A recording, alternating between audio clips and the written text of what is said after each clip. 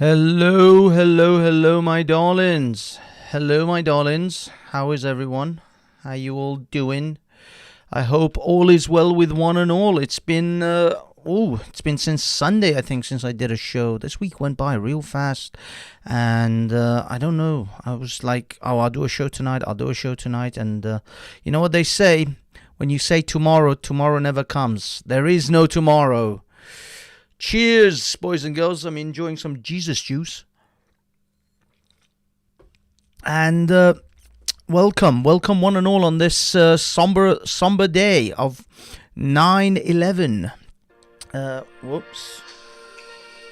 Sorry. Always get the call at the worst possible time. It's like almost they wait for me to start a friggin' show before they call. So kids, yeah, it's a somber day. 19 years ago today, bunch of people from the religion of peace showed us how peaceful they are. They displayed their peacefulness to us all. So yeah, that happened a while back. But for now, tonight we have a fun-filled show for you kids. Yep, it's a fun-packed show. Of course, being, the commemorating the 9/11 event, of course, David Wood went and did an interesting a piece of origami, which I will share with you all, which is kind of cool. I suppose really that's all I have, to be honest with you. That's all I have in the bank. I'm going to talk about Hatun a little bit and her little antics at Speaker's Corner and the fact that we are now at another lockdown, boys and girls, or a semi-lockdown, a restriction, shall we say, maybe not so much of a lockdown, but more of a restrictive point in which, let me see, Yes, there is a couple of things actually that I could share with you. I just realized one of them I have to load something for, but in the meanwhile, whilst we're waiting, there is so last Speaker's Corner of possibly this year even, because the government is due to review the rule of 6 BS. They're not going to review it until December, so we're certainly not gonna hear about it or know anything until December. So there's a good chance we won't get any. Sorry about this. I'm just copying some things. Just trying to open a few things that I found. I found something for, I guess you could say there's something for everyone in this show. I even found a board game for the Ralphs and the Mark Colettes of our world. So they're gonna have something for them in this particular event. And then for the rest of us, it's various other things. Yeah, I'm so distracted because I've got so many things I wanna play. Okay, number one, we're gonna start off with something humorous but somewhat serious. It's humorous and serious all in one. My friend, he was trying to send me this for ages, and then he found it on the tubes. It's resurfaced. Maybe it got banned. Maybe it was taken down. I don't know, but it resurfaced, and it has over nearly 3 million views. And it was awesome. So I'm going to start with that little clip, and then we'll move on to the Cardi B song. I want to cover a little bit about the Cardi B song. I know a lot of people have done that to death, but I think it's an awesome song, and I think it deserves a fresh look at, and then, or at least a Banksy style treatment, shall we say. And then we'll get on to the origami session, and then we'll see. We'll open the panel, maybe see if anyone wants to have a chit chat, have a little natter. Although I believe there's a few other people streaming, so they've kind of screwed up the ratios around here, because we all dip in the same pool of audiences when it comes to this YouTube game, the Speaker's Corner game, and there's several people who have now started their stream. So we'll see how we do, kids. We'll see how we do. We'll take them. I think we can take them, boys and girls. I think we can take them all.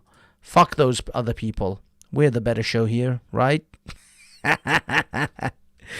Well, I'm going to keep drinking. Admittedly, this is not alcohol, and I think I'm going to have to switch to alcohol. This is just Ribena, but I just love this wine glass, so I just had to go for it because it just looks amazing.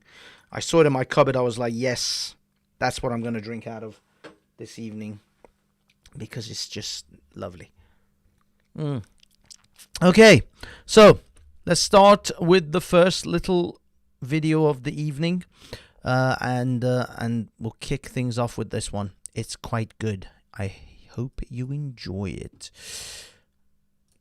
Greetings from the cockpit. This is your captain speaking. Our AV system isn't working today, so we can't show you the $2 million safety video that an ad agency did for us. But since very little of what that video tells you will actually save your lives, I'm going to do it instead. The FAA says that 60% of you ignore the safety talk. Today, you'll hear the real safety talk you should have been given years ago. You don't want to miss this one. Here's the big thing to remember. If we crash or make an emergency landing, statistically speaking, 95% of you will survive. If it's a serious crash, 55% of you will survive. So if this plane is going down, concentrate, because your life may depend on some smart decisions. Keep in mind that 80% of accidents happen within the first 3 minutes and last 8 minutes of the flight. So that's when it would be wise to keep your shoes on and put your laptops away and stay focused. The safest seats on this plane are the ones facing backward, like the ones the flight crew are seated in. No, that's not a coincidence.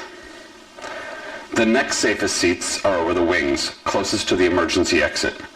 If you're not in one of those right now, that's a bummer. But here's what you can do to help ensure your survival. Look where the nearest exit is. Now count the rows between you and that exit. If the cabin was full of smoke or upside down, or full of smoke and upside down, how would you get to the exit? Take a moment to visualize yourself doing just that. Now, look at your seatbelt.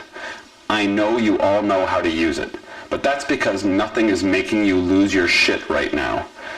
It's common for people in emergency stress situations to try to open that thing by pressing a button that's not actually there, like the seatbelt on your car. So take a moment to imagine yourself lifting the flap in an emergency. In fact, do it now just to get used to the motion. Emergency evacuations on the runway are more common than crashes. In the event of something like an engine fire, we need to get you all off the plane in about 90 seconds. This means you need to leave your fucking bags in the overhead bins and get off the plane in a quick and orderly way. Those bags will bring the evacuation to a virtual halt. Oh, by the way, as he says that, look at the image in front of you. Look at how many people have bags in their hands.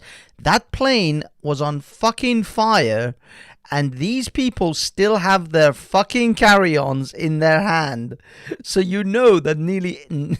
At least these cunts here have ignored that exact message of leave your bags in the overhead compartment because they're carrying their shit on their hands right now.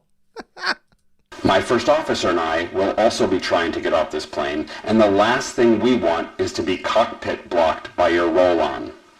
Now, you're probably well aware that there's a life jacket under your seat. Forget about it. They're less likely to save your life than those little airline pillows. Sure, there was the famous 2009 emergency water landing on the Hudson, but there were boats on hand immediately, and no one actually needed a life vest. There was a flight that ditched in the Caribbean in 1970 where 40 lives were likely saved by the vests, but there was also one off the coast of Ethiopia in 1996 in which many passengers put them on too early and then couldn't get out of the flooded fuselage. To put it another way, if we replaced those life vests with a box of chocolates, it wouldn't alter your survival odds. Let's take a second to talk about those oxygen masks. Here's the thing. If we lose cabin pressure at a fairly low altitude, no big deal. You can breathe just fine. If we lose cabin pressure at cruising altitude, you can't. If that happens, here's what I'm required to do. I'm going to push the nose of the plane into an emergency descent. That's going to feel like a roller coaster drop, and it's going to scare the crap out of you, but it's not dangerous. I've practiced.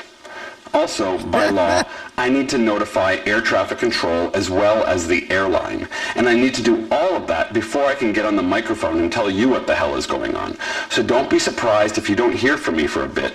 I'm just doing my job, and you're going to be fine. For those of you who didn't manage to get your masks on in time, you'll probably pass out and then wake up in a minute or two when I get the plane to a lower altitude. You want to know what the biggest danger is? That you won't get your frequent flyer points for this flight. Just kidding. No, the biggest danger is actually that your luggage or those duty-free bottles you purchased and put in the overhead compartment will fall out when you open it and hit someone on the head. There are actually several thousand reported injuries from this every year in the US alone. By contrast, the FAA only reports 58 or so serious injuries from turbulence. So one could easily make the case that we should be handing out a helmet and skip the seatbelts. Another big risk is the drink cart. Seriously, it weighs over 100 kilos when fully loaded, and every year passengers get their elbows and knees and feet broken when the drink carts slam into them. So keep your arms and legs tucked away. Why haven't the airlines put some safety padding on the drink cart? No idea. Seems pretty basic. Same goes for the spill-proof coffee and teapots and cups with lids. Every year, some poor passengers get hot coffee or tea in their crotch when there's a bit of turbulence. But until the airlines fix this, I'm afraid you're on your own. Pro tip, never order tea or coffee on a plane, especially if you are expecting turbulence. Always order cold drinks. I never order a fucking tea or coffee. The second the fucking plane jumps up and down. It's like ordering a coffee on a fucking roller coaster. What is wrong with people? Anyway. Now you're probably wondering, how can this bucket of bolts stay in the sky if we can't even get the AV system or the latch on your tray table to work properly? To be honest, we sometimes wonder that as well. But the stats speak for themselves. The actual risk of dying in a plane crash is about 1 in 11 million, according to the Harvard School of Public Health's 2006 study. So you are far more likely to be struck by lightning or killed by a shark. And it's certainly much safer than driving. Right after 9/11, many were scared to fly. 12 to 20% fewer people flew. But because more people made driving trips instead of flying, a German professor estimated that an extra 1,595 people died in car accidents in the year after a 9/11 just in the US. Just a little reminder that we'll probably keep the seatbelt sign on for nearly the entire flight because our flight crew doesn't like to be bothered in the galley, and they definitely don't like trying to squeeze by you in the aisles. Please sit back and relax while we take forever to serve you a drink and barely edible meal, and then leave the tray on your table, making it nearly impossible for you to squeeze out of the chair and get to the toilet. Look forward to flying with you again. Hey, yes, indeed. So that was a video that I thought it was definitely important to share with all of you. For those of you who wish to know, it's how to make a not how to make. Sorry, the actual name of the video is Honest Pre-Flight Safety Demonstration Video That Airlines Are Afraid to Show You. So yeah, there's actually a whole bunch of other stuff on this. Brutally honest airport security announcement. So yeah, there's a whole bunch of these. And it's Rethinking Tourism. Big up to Rethinking Tourism for that video. So yeah, so if you guys want to catch that chap, go to Rethinking Tourism. Now the next video that I would like to share is it's actually, I mean, I'm just gonna go into it. It's the Cardi B video, WAP. That is a wet ass poontang. It's wet ass pussy. it's wet ass pussy. I mean, the video is on YouTube as wet ass pussy. So if they can put the video on YouTube as wet ass pussy, I can say wet ass pussy, right? Can't I? And this is the video. It starts off with a gate with WAP written on it, and it goes through. It goes through, and there's a rotating statue of two women, which I presume is Cardi B, and I believe it's the lady that she's doing the song with is Megan Thee Stallion. And yeah, it's basically softcore. It's softcore porn. Let's be honest. Oh, actually, the camera is. Oh, there's water just gushing out of this place. And it does kind of look like Willy Wonka and the Chocolate Factory, or some kind of Alice in Wonderland corridor. It's wonky. It's off center. It's just some weird thing. And the lyrics start off by, because I can't actually play this, otherwise, I don't know, I'll either get struck or I don't know, YouTube will have a shit fit. There's a repeating man who says, "Whores in this house. There's some whores in this house. There's some whores in this house. There's some whores in this house." I said certified freak 7 days a week. Wet ass pussy. Make that pull-out game weak. I mean, how can you not love this song from that first paragraph? Immediately you have to, I will thumb up this video immediately for that. For those lines alone. You don't even need anything else. Those lines alone make this worth the fucking entrance fee. I said certified freak 7 days a week. Wet ass pussy. Make that pull-out game weak. Yeah, you fucking with some wet ass pussy. Bring a bucket and a mop for this wet ass pussy. Give me everything you got for this wet ass pussy. Beat it up, N-word. I can't say some of the words in this thing. There's some shit that I can't even say. Beat it up, N-word. Catch a charge. Extra large and extra hard. Put this pussy right in your face. Swipe your nose like a credit card. Thank you, Lord. Thank you for this song. It's this is everything I love about the West. Swipe your nose like a credit card. Hop on top. I wanna ride. I do a Kegel while it's inside. I don't even know what a Kegel is. Spit in my mouth. Look in my eyes. This wet ass pussy. This pussy is wet. Come take a dive. Tie me up like I'm. Tie me up like I'm surprised. Let's role play. I'll wear a disguise. I want you to park that Big Mac truck right inside this little garage. Make it scream. Make it scream. Out in public, make a scene. I don't cook, I don't clean, but let me tell you how I got this ring. I will allow you guys to enjoy the rest of this song on your own time, but only suffice to say that Ben Shapiro had a go at this as well, so I'm going to share that one with you. Whores in this house. There's some whores in this house. There's some whores in this house. There's some whores in this house. I said certified freak house. 7 days a week. There's some wet ass pussy. Make that pull out game weak. Yeah, you effing with some wet ass P word. Bring a bucket and a mop for this wet ass P word. Give me everything you've got for this wet ass P word.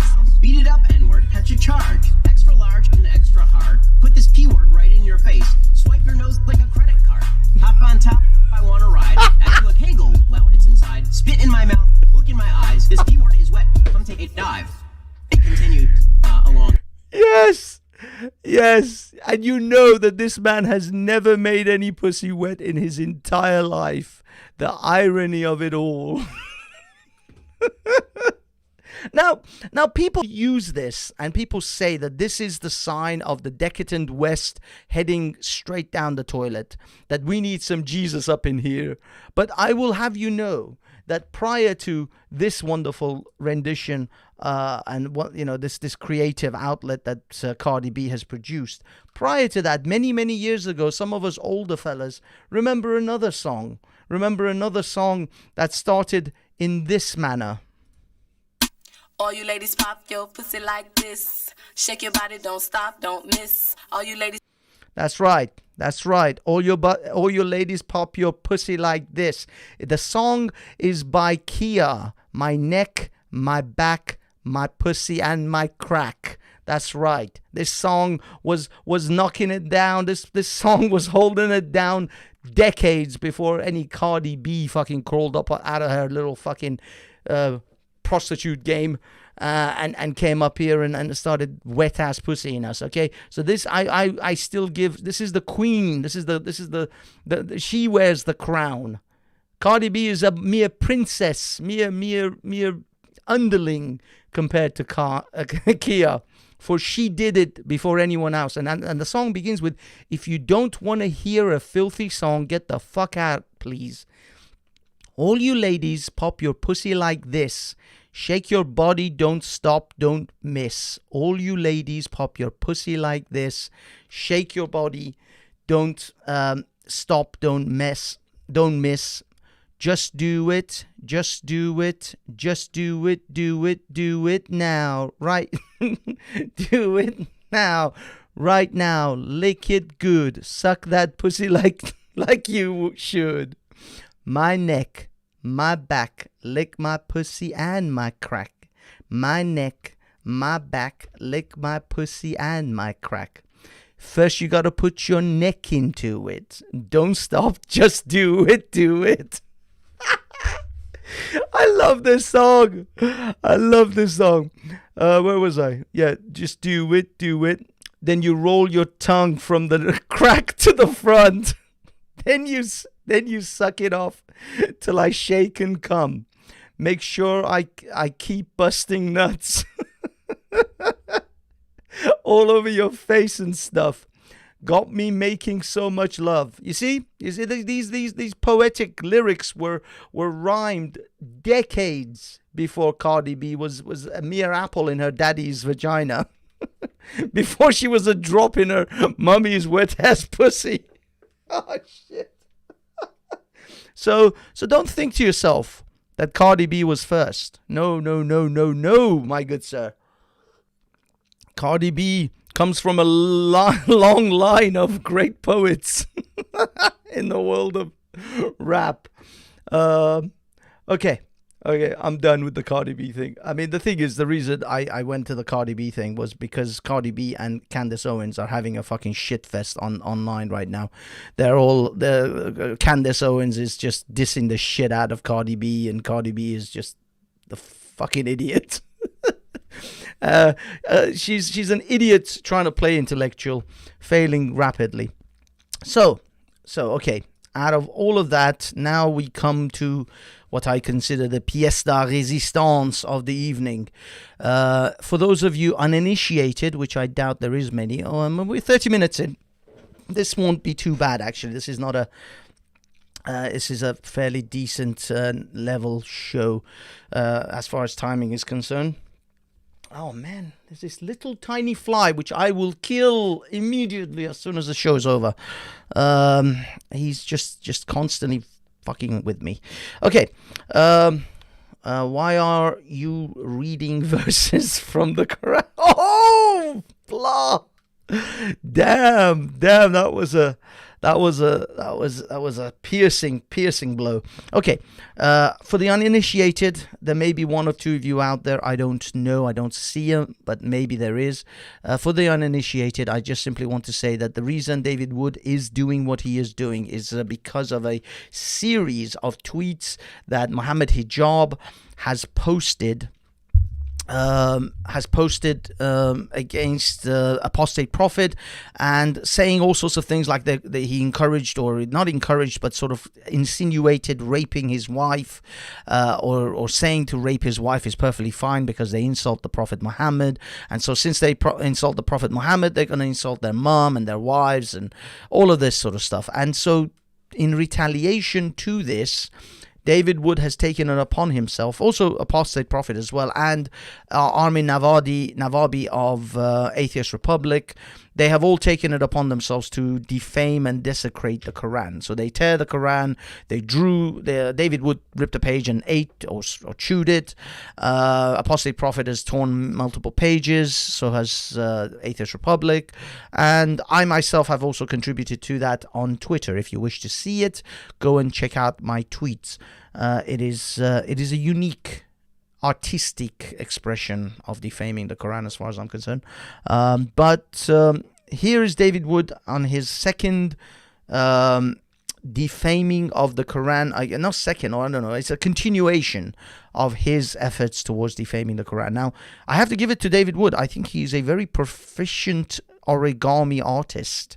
His folds are amazing and very accurate. I think he does this as a hobby or whatever regularly. I don't know, but he's very good.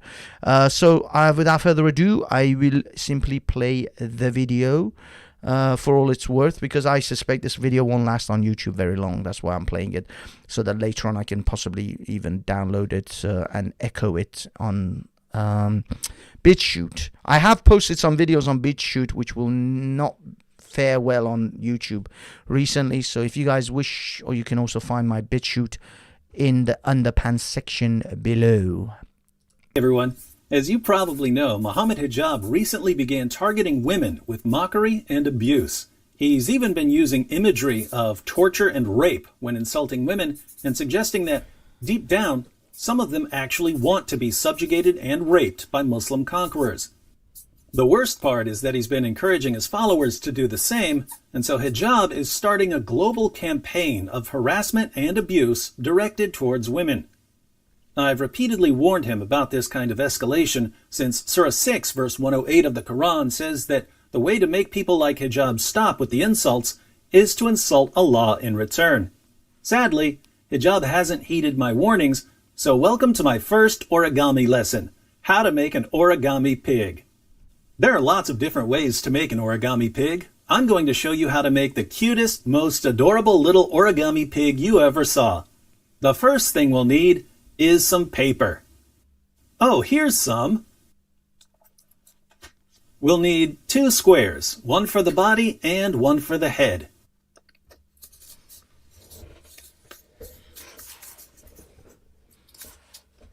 You can do this with scissors. I have a paper cutter, so I'll just use that.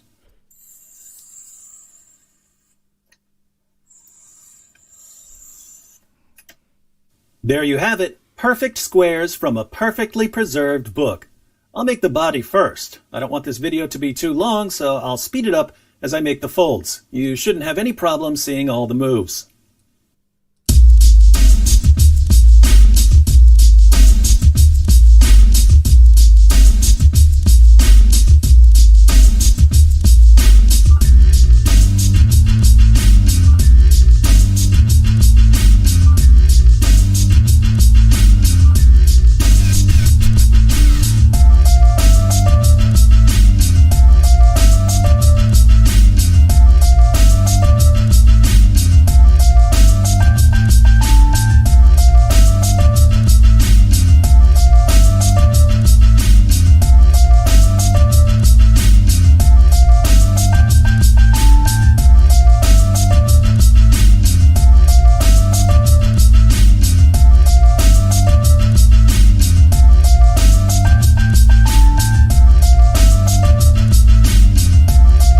Well, for the purposes of potential copyright issues, I will just simply interrupt and say, for the purposes of potential copyright strike issues, I will interrupt.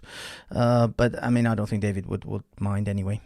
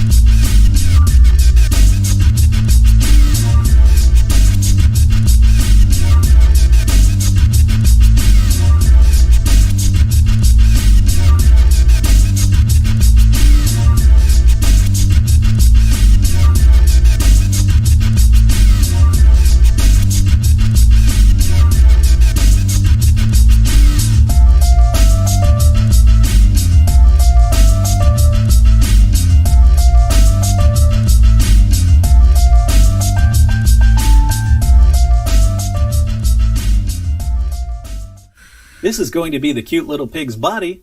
We can go ahead and draw a little pig tail.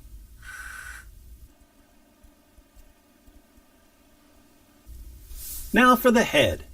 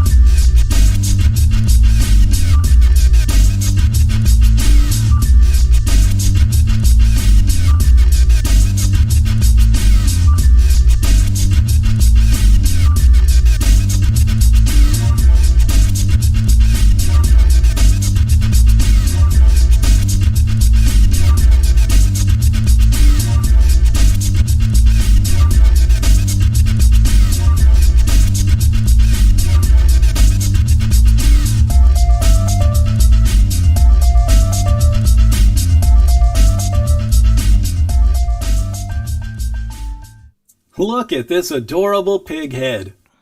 We can finish the head with a pen.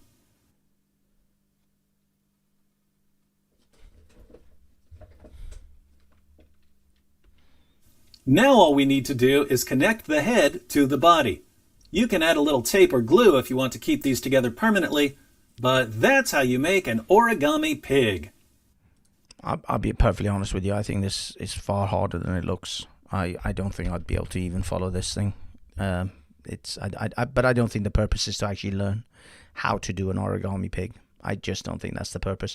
Now, given this this particular situation, things are going to get, I guess, even more heated come come Sunday. Hatun again said she will, because I actually asked Hatun if we could do a little interview in on the stream. Now, Hatun has not, she responded saying, I'm not sure, let me think about it until Sunday and I'll see you on Sunday. So she's still a bit hesitant on getting on this show. I can understand it. I can appreciate that. It's this is a kuffar show, and also it is a very risque show. So I can totally understand why Hatun would have some some hesitation. But we'll see. If she does come on the show, it will be awesome, because I want to talk to her about obviously her attack and the fact that she was she's a victim of a robbery, effectively a mugging, if you will, at Speaker's Corner. Now, the funny thing is, muggings don't seem to carry a lot of weight if you're carrying, if the thing that they stole is your Quran. It seems you can have your item, your personal property stolen, as long as it's an offensive thing to Muslims. This is ridiculous. But anyway, in the meanwhile, whilst I'm covering the last two things, I have a link for the stream. Now, the stream is not the usual link. This is a different, new. It's not a new one. It's an old chat program that I've used, or a sort of a Zoom type program that I've used in the past. But it has improved. They've added some new features. I want to test those features and see how they go. So if you guys wish to have a chat, do pop on by. I would actually like if if people, if at least one person gets on, so I can actually test the new features. So that would be good if someone could come on just for the sake of it. But in the meanwhile, whilst we're waiting for anyone to show up, I would like to introduce the audience to a new board game that is available to buy on Amazon. This game is available to buy on Amazon. It's the Secret Hitler board game. I don't know if Mark Collette or Ralph are actually promoting or have actually created this game, but this is the game. You can have the president, the chancellor. It is literally the Secret Hitler board game, it's called. I'm astounded. This is available on Amazon right now. You can purchase it for $24.99. And I presume this is the game that Mark Collette, Laura Tyler, Ralph, and all the rest of them sit around and try to, masturbate to on a nightly basis. They probably crack one out over this particular board game. I don't know, but this board game exists. This is a real thing, and somebody, I don't know who it was, someone gave it to me on a Discord, and it was awesome. And I thought, yes, I must share this. I must share this with the world, for the world needs to see this shit. This exists. It's a real fucking thing that exists in the world. The Hitler board game. The Secret Hitler. This is awesome. I'm not sure what the game entails, but it's all about the Nazi. So there you go. That happened. And on another note, whilst again we wait for anyone to show up, I'm not sure. Is anyone even trying? Hold on. People are trying to come on. How is it I can't click on them though? Okay, I have someone in the back, in the sideline. Here we are. Let me. MC. Let me see. Hello, MC. Whilst again we wait for anyone to show up, I'm not sure. Is anyone even MC? Hold on. Oh, hi Banksy, that's me. Hey, how's it going, dude? Oh, good. Actually, so interesting. Let me let Ned on as well, and we have Ned, Ned is on as well. Hey, Ned.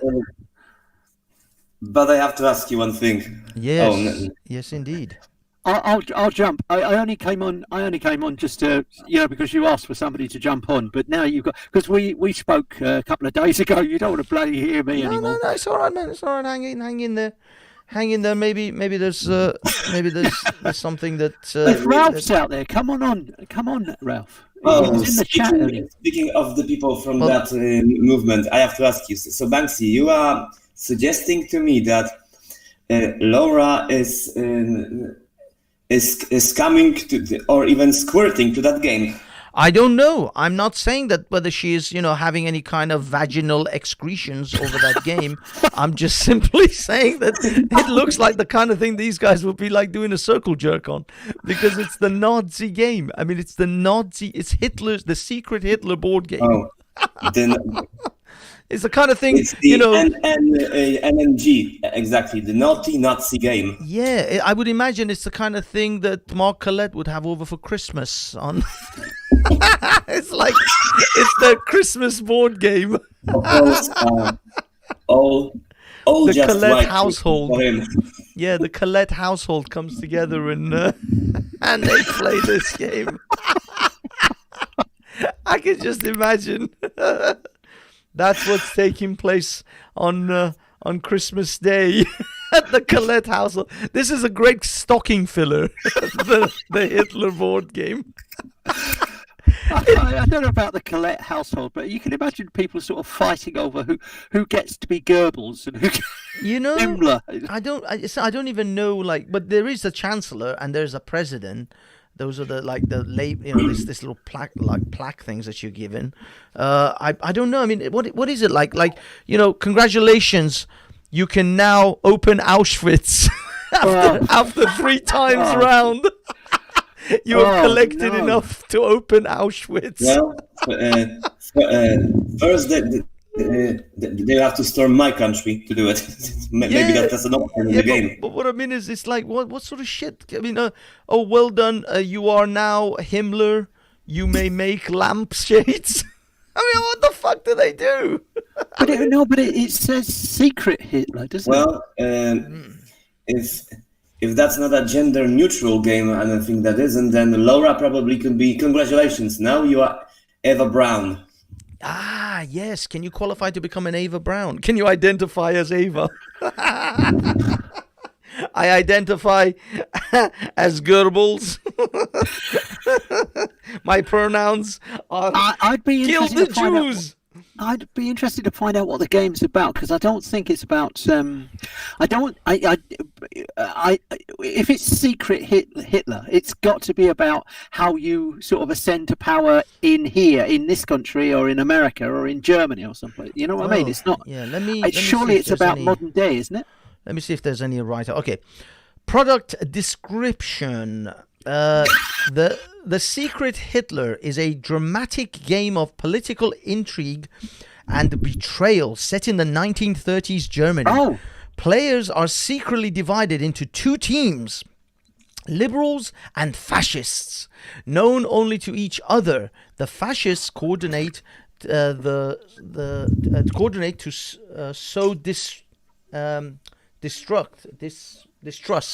They distrust and install their cold-blooded leader. The liberals must find and stop the secret Hitler before it is too late. So basically, there's two groups, and it's secret which group you're in. So you can't tell the Hitlers that you're the fascists that you're liberals, and the fascists can't tell you that they're the liberal. Well, I mean, the thing is, there's two groups. It's like, if you're the liberals, it's the easiest fucking you know the other group are fucking Hitler, the fascists. So okay, that deduction, you don't require to be what's it called? Man, I forgot. Sherlock Holmes. Okay, you don't need to be Sherlock Holmes to figure out who the fascists and who the liberals are. Whichever side you are, then they're the other side. But you have to identify who is their Hitler before they can bring their Hitler to power. So you don't know which player in their team is Hitler. It doesn't ring true. I mean, it doesn't ring true. The thing is that the Nazis in the 1930s were in your face. They didn't do it surreptitiously. They were up front saying, we want to take over. We're going to abolish democracy. We're going to... He wrote a book in which he actually sort of predicted an awful lot of things that he later did. He wasn't quiet about it. He wasn't trying to like fly under the radar with it or anything. But the thing is, though, I don't think he started with day one. Let's kill the Jews. I think he worked up to that one. Well, yes, he did. I mean, he did. There are numerous theories about that. There are numerous theories about that. Why and how he started his Jew hatred, but. Doesn't matter anyway. Nobody taken him seriously, so he proven that he should be taken seriously. Yeah, there you go. I mean, the game. It says how to play. Each round, players elect a president and a chancellor, who will work together to enact a law from a random deck. If the government passes a fascist law, players must try to figure out if they were betrayed or simply unlucky. Secret Hitler also features government powers that come into play as fascist advances. The fascists will use those powers to create chaos unless liberals can pull the nation back from the brink of war.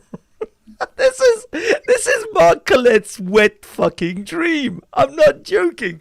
This is the shit. He would love to come round the Colette household on Christmas Day. Come on, kids.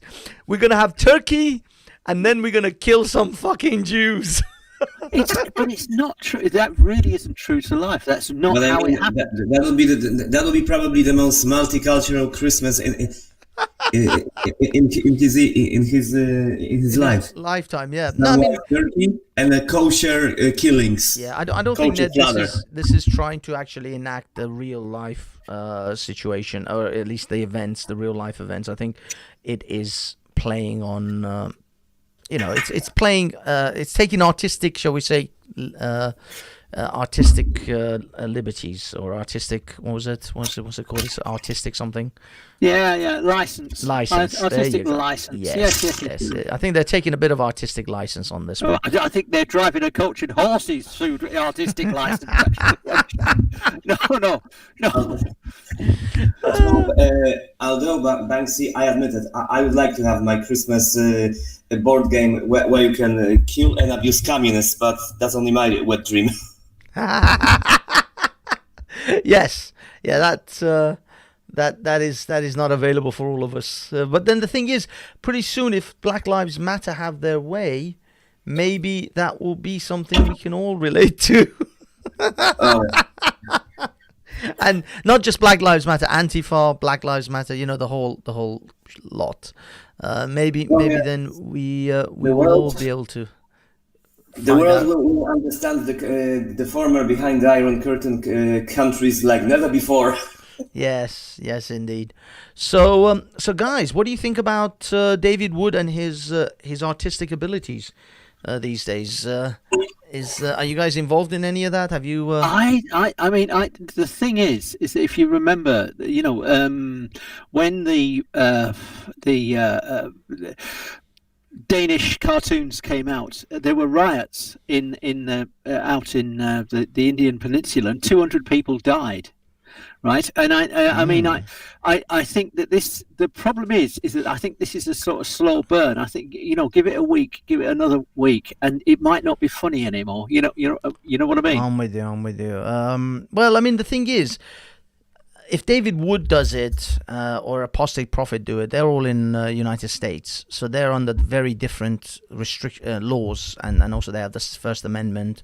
So they have a lot of other system and other protections. Things. Yeah, protections. Not only protections, but also the fact that Muslims are 1% of the population in the United States. And most of them are doctors or engineers or scientists. You don't well, there's that. No, they are. No, seriously, they are. I mean, the thing is, to get American citizenship, unless they've gone for a rigorous to actually prove that they're refugees, they're real refugees, not bogus ones, real refugees. The thing is that most of the people that get into America have to be scientists, doctors, something that contributes to the country. Okay. Yeah, but I mean, also they're all mostly huddled up around an area called Dearborn, Michigan. Yeah.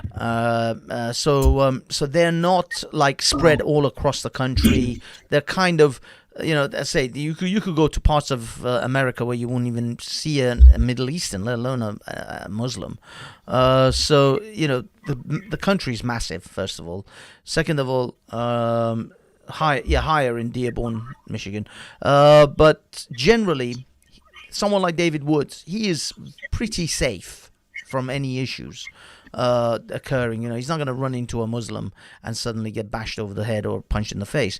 Now, the case with Hatun is a very different situation. Yes. And this is why I'm more concerned about Hatun than I am about David Wood.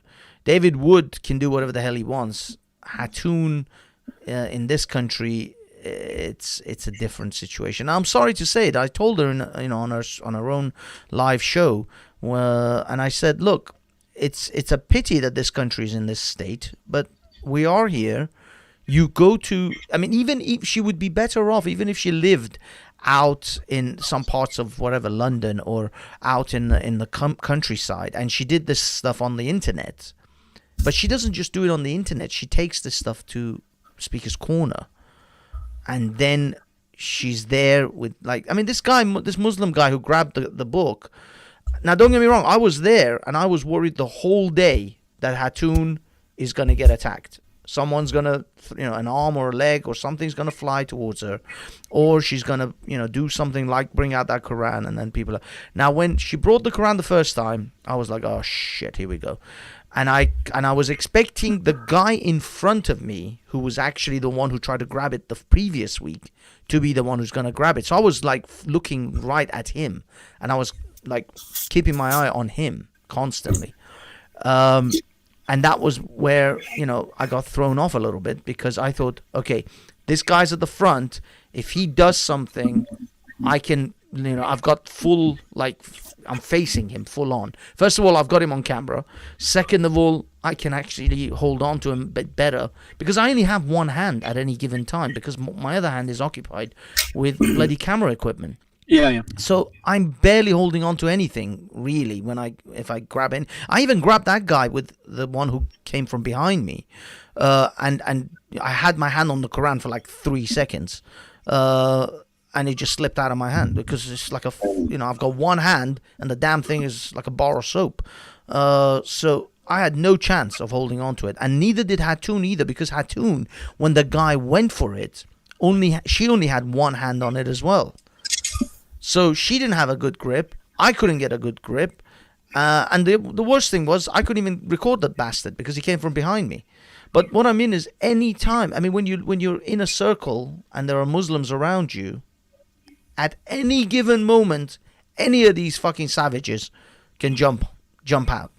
And it could be at any angle, at any direction. So, I'm they say you got to be glad of the small mercies. I'm just glad that Hatoun only had the Quran stolen off her. And admittedly, one of her fellow Christians got punched in the face as well. Or did he? Who? Do you know who? I don't know. There was a massive crowd of people, and I know there was some younger lads, short, younger, sort of Somali-looking lads, but I don't know. I didn't actually see the punch even. I know that he was lunging backwards towards the fence. I saw, as I say, ruckus. And then Hatoun said her friend got punched, her Christian brother. There was this white-haired guy. But do you know which Christian got punched? Oh, yeah. In the video, he is, he's kind of wearing a creamy white jacket, and he's got like a whitish hair, and he's got a beard and mustache, and he's wearing glasses. He's not the old guy, the old guy that's a bit of a tiger. He goes after people. I don't know. No. I mean, don't worry. Don't worry. I can share my screen and I can show you. Actually, I can find it. But yeah, you guys keep talking while I find it. Oh, okay. Well, one of the things I've seen from the clips that I've watched, it may be just me, but it seemed that there was a lot of people that I've not seen there before, and I'm wondering whether people came in partly because of COVID, because of, it's a break from COVID, it's an opportunity to get out and socialize, right? But also, I'm wondering whether a number of people came down because Hatoun was there and the things that she was doing. To be really honest with you, I was really a bit surprised that she drilled holes through a Quran. Not because, look, people do things to Bibles, and people might say, well, that's a bit, why'd you do that? But nobody's actually going to do anything extreme. But if you do something to the Islamic holy book, to the Quran, that can have very serious consequences, as I'm sure you're aware. As you may I may have already said this. There was a gentleman who burned a photocopy of a page of the Quran in this country, and he went to prison for it. Now, whether seriously. Yeah. Check that out. He went to prison. It wasn't a fine or anything. He went to prison. I think what they got him on was a public order offence. Oh, that guy. Yeah. This is the chap who got punched right in front of us. Very meek and mild looking dude. I mean, I thought, of course they would attack this poor guy. They wouldn't. You see this guy in the orangey sort of top. Now, this guy looks like he could fucking fuck people up. He could twist those fucking little Muslims into pretzels. So no one went for him, funnily enough. No one went for him. They never had somebody that they feel threatened of frankly can feel the danger immediately. Yeah. So no one touched him, but they did go for that poor sort of meek-looking chap with the glasses, and just generally he looks like let's be honest, he doesn't look like a fighter. He doesn't look like a vicious. You knock those fucking glasses off him, he's blind, he can't see shit. I'm sure he's a very lovely man, but the words, letters WAP spring into my mind for some unknown reason. Wet ass pussy. No, I'm sure he isn't. I'm sure he's a very lovely man. No, he's a nice guy, but he's a meek, soft, pudgy looking chap. Yeah. He doesn't look like he's gonna be able to do anything serious damage to anyone. Whilst the other guy in the orange, which I was hoping that he would be the one, but he wasn't there. This is the weird thing. At the time when the guy lunged for the book, which this is I Hate It Here. He actually did the what's it called? No, he was there. The orange guy, the guy in the orange was there, because look, there he is in the back, the orange. Now this chap in the blue, he was much closer, so obviously he went for it, I think, harder, whilst the other guy didn't really go for try to get the crown. But here's the guy's hand. It's coming in, bam, and there's Hatun. She only has one hand on it, so it's really hard for her to hold on to it. So he grabs it. She doesn't get a chance. Now, by the way, in slow motion, things always look like you have more time. This whole thing happens in seconds, so you really don't have the kind of time you think you have. But the guy in the orange, I was surprised he didn't actually do as much as I thought he would. I thought he'd be proper bodyguarding. I think he was more concerned about Hatun than he was about the book, maybe. But anyway, so the guy runs away. I've got one hand. There it is. I'm trying to, my fat sausage neck back of the head, try to get it. It's gone. It just slipped out of my hand like nobody's business. Now, the big guy actually goes for him. He's got him. He should hold on to him. Now, this I don't understand. The big guy actually has the man with the book, but for some reason, he doesn't end up getting the book. I was shocked because, look, the big guy's got him. The big guy should have held on to him. But the other guys, you see these little shits here? These little, there's a guy with the cap and another curly-haired guy. They all start to pull the other guy who's got the book away from him, from the big guy, and they kind of distract him, and I think that's why. Yeah, you see, they distract him. They kind of grab him, and look, they're all grabbing and pulling him. This cunt's the guy who did it, and that's why he gets away. Because I think the other guy should have just tackled him to the ground. But look, there he is. He's got the book. I mean, to be honest with you, though, this is a win-win situation for the Christians and Hatun and them. It just makes Muslims look like savages and like thieves. And eventually, this is going to go to the police. The police are going to come. And, I mean, this guy's going to be banned from Speaker's Corner anyway. And possibly some charge of theft. I mean, I'm sure Hatun will press charges if she has the option. So it's not something that the Muslims really lose out on this sort of stuff. This stuff is a win every time for the non-Muslims, because Muslims react, and it just, they can, and the non-Muslims have a field day for weeks about how Muslims are savages, effectively. Now the funny thing is, Ned, when you said this guy went to jail for ripping the page of the Quran, I don't know the circumstances. I'm sure there must have been some other unique circumstances, because Armin Navabi has been ripping pages of the Quran for weeks, and he's in the UK from what I understand. I don't think he's in the US. Arvi, is that Armin? To be honest. Sorry? To be honest, that is something new to me, and that is shocking to me that he haven't got to jail for that. I know, but I mean, I'm going to have to check that out. But I'm sure that that's the case. That somebody went to jail, and within the last couple of years, he went to jail for ripping to burning a photocopy. And I believe what they got him on was because there's no blasphemy law. They got him on public order. Well, this is what I mean. He must have been out in the streets somewhere. Or some sort of public event, like if someone takes, like if you take a page of the Quran.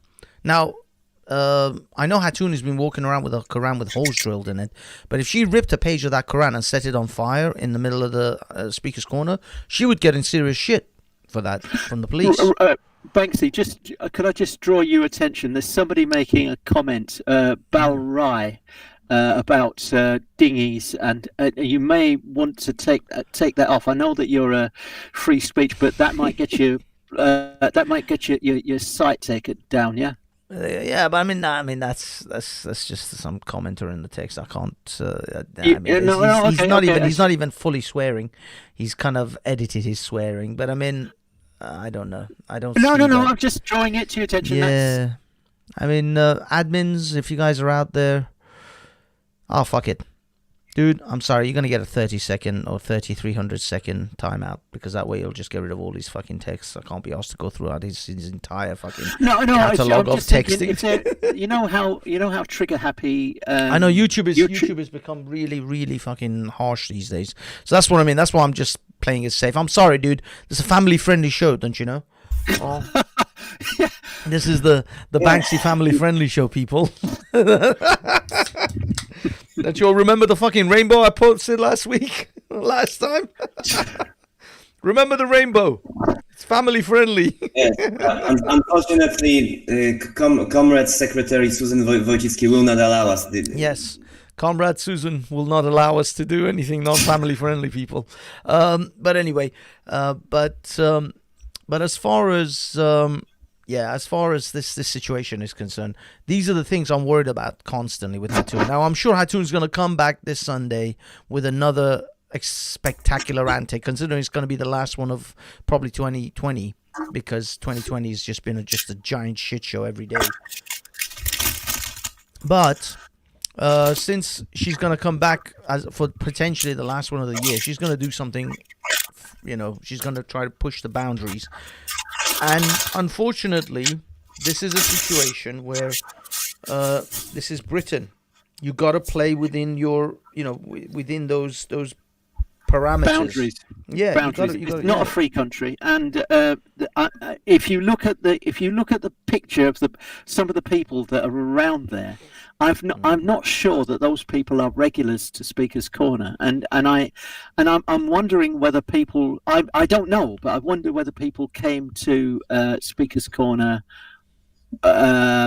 specifically because of Hatun. There's a clip of Atheist Steve, and a group of lads are really sort of going into him. No, I mean sort of verbally. Mm-hmm. And there's like an edge to it, and people emotions are heightened because of COVID. But I think also, I think that what Hatun is doing is, I think that she's sort of whipping people up. You know what I mean? She's sort of stirring up emotions even more. She's an extremely brave woman. Don't get me wrong. This is sorry to interrupt. Just 1 second. This is where that poor guy gets punched. Actually, you can see it in this clip. If you look to this area, just 1 second. I didn't realize you can kind of see him. Look. You see this little shit with the bag on his back, rucksack. He's the one who throws a punch at him. Look, boom. He threw. That's where he threw the punch. Was that a sucker punch? Was he actually looking at him at the time? I mean, it's commotion. A lot of shit is happening. But I can't believe this little guy. He's like 5'5". But look, he runs in. Punching. Yeah, I mean, he does. But I mean, the other guy should have just. He was so passive. The other chap is such a passive chap. You could just tell he's not going to do anything. This big guy, they kind of neutralize him though. He doesn't do anything. I mean, if he was there, I'm sure he would have stopped it. But then, loads of people gather and it's just a shit show from that point onwards. But that little fucking guy that little shit, I swear to God, I will fucking have some serious verbal shit to say. Oh yeah, this guy, by the way, this is it. This is him with the Quran in his jacket. By the way, you can see it in his jacket. So that's why. That's what I hated here. He kind of saw him again. I didn't. The weird thing is, I was looking for this guy afterwards, and I couldn't see him again because I totally forgot what he looked like because I never paid attention on what he looked like the first time.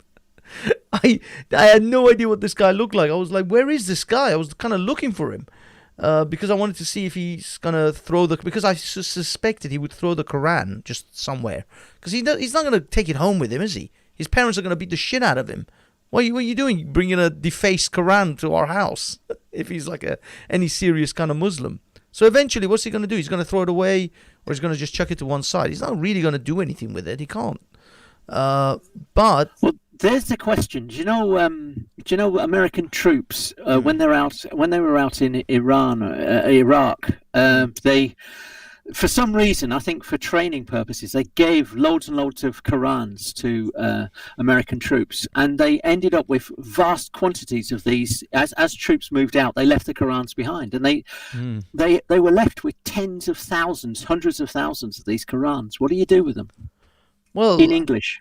I mean, most of the time, even Muslims themselves, if a Quran is worn out or tattered or, just generally gone, it's just looking bad, they just burn them anyway. They do. Hey, look in the center of the picture. Look at the center of the picture. Is one of the guys that did the punching. Hold on. There's one. He's like got a. He's got a white. He's got a lot of fuzz, isn't he? Yeah, Fuzzy he's got hair. a very fuzzy, bushy sort of hair. Yeah. Oh, there he is. Little The fucking guy. The cheeky bastard. He even came back after he did it. He even came back. As I said, I didn't know what he looked like. I totally forgot until I just saw this. And I don't know what he did with it. Someone took the Quran off him, obviously, because he's taking it now. The only thing I could do was tell Ian, look after, stay where the Hatoon's bags are. Yeah, look, there he is. Yeah, look, and they seem to be a group. Are they not a group? Well, Hatoon has a few Christian friends and No. What? I mean, behind the Christians. Yeah, all the group, all that. Is that not a group? Yeah, I mean they are kind of Muslim grouping, but yeah, this is the guy. But I mean the videos are very clear, who this guy is, and so hopefully the police will do something. Oh look, they even tried to grab her photo as well. Look, this little fucker actually tries to go for a photo too, because she holds up this little image, but they're too. Yeah, he's too far away. She's too far away, and there's too many people in front. But he kind of even lunges for that too. I mean, to be honest with you, though, it just shows Muslims exactly for like people look at this and go, "Fuck you know." Now we know why we need stronger immigration fucking policies. And there was another guy who did a little bit of pushing and shoving as well, but I don't think this one was recorded on this. I'm not sure whose camera this is. Is this mine or is this somebody else's? I'll be honest, I'm not entirely sure. I don't watch my own streams afterwards, so I don't know what's transpired. No, it's not mine. Banksy, no, I'm in the shop. I'll be banned from the speaker's corner after a few of such cases, because I will probably go violent. To be honest. The thing is, it's gonna forever perpetuate. It doesn't end. It's not like, oh, you punch someone this week, then that's it. The whole thing will come to an end. No, it perpetuates forever. You punch someone next week, he'll come back and he'll have two extra mates, and he'll punch you, and then you come back with two extra mates and you punch them, and it goes on forever. There's no end to it. Look at Palestine and fucking Israel. 70 years, still going. as the club, the Bloods and the Cribs in America. Yes, I know. You know what I mean? It's the same really, shit. My experience with Muslims are like that. I never met even one, honestly, that wanted to fight with me one-on-one. Never. Well, I mean, it all really depends. If you want to go up against Mohammed Hijab, I'm sure he'll be happy to take you on. I mean, he's larger than me. I do admit that, of course, but I wouldn't be afraid to fight him if I would have to. The thing is, this is immature, childish shit. Mohammed Hijab has kind of exposed himself for the immature kind of individual he is by constantly inviting everyone to have a bloody some sort of MMA fight with him, because he thinks he's this does not increase it. You got to realize the game here has to be played just like the game we play with the far right. It's about winning friends and influencing people. It's not about who's going to beat who up or who's going to punch who. It's about optics. Exactly. It's about winning friends and influencing people. If you can win friends and influence people, it's actually a great expression. Once Ralph said a great thing. One of these Muslims came up to him on Speaker's Corner and knows that he was all about PA and hates Islam, all that jazz. And he said, the Muslim said to Ralph, "Can you stop a punch with your face?" And Ralph went, "Can you stop a bullet with your face?" It's like, what? What are you gonna do? Are you gonna punch me? I'm gonna shoot you. But I thought that Ralph has sort of taken the Shahada, hasn't he? I mean, he's suddenly very, very, very Islamic, isn't it? I mean, isn't he sort of? I've seen him on Veli's streams. Yeah, he's trolling the shit out of them. I don't think he's serious. But the funny thing is, this to me. Sorry, hold on. This to me is amazing. Some of the Muslims, like for at least a heartbeat or a split second, they kind of buy in that shit. They have sort of bought the Kool-Aid, or they've started drinking the Kool-Aid that Ralph has been dishing out, because some of them started to kind of like, yeah, Ralph, and I'm like, are you guys serious? You have got to be fucking joking me. Ralph's solution to the problem of Islam is to stick every one of you cunts on a fucking boat and push you out into the Mediterranean. You must be fucking joking me. This man will fucking deport every one of you fucks in a heartbeat. Now you're all about Ralph. It's like... I see that they are responding well to people with tyrannical and insane hate solutions. Yeah, what the hell was going on earlier in the week when you were on a stream with him and you said you don't believe this you were saying don't believe this crap. That was the one. That was the one. I was like, are you joking me? Because they were all like, they initially start off a slight hostility towards Ralph. Then Ralph starts talking about the Shahada and not the Shahada, Islam and the conservative aspect of Islam and how great and Then you start to hear their voice soften, their attitude. He's been doing it all week. Yeah, and he's trolling the shit out of these people. Ralph will fucking deport the ever-living shit out of them. Ralph will put these fuckers quicker in camps than China.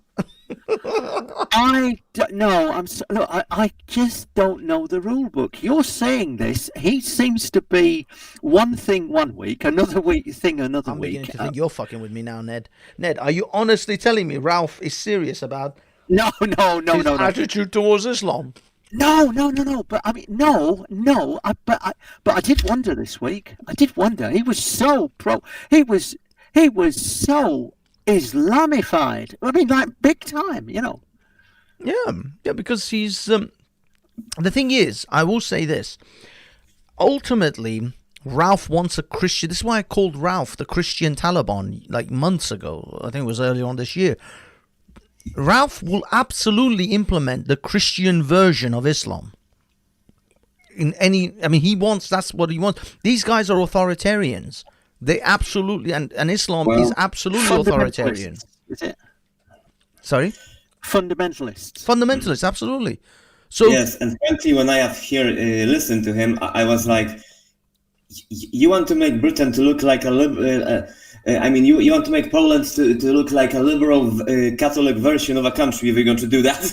I was thinking that when he was saying all the shit what he wants to do. And by the way, it's funny, you have mentioned China and its the treatment of Uyghurs.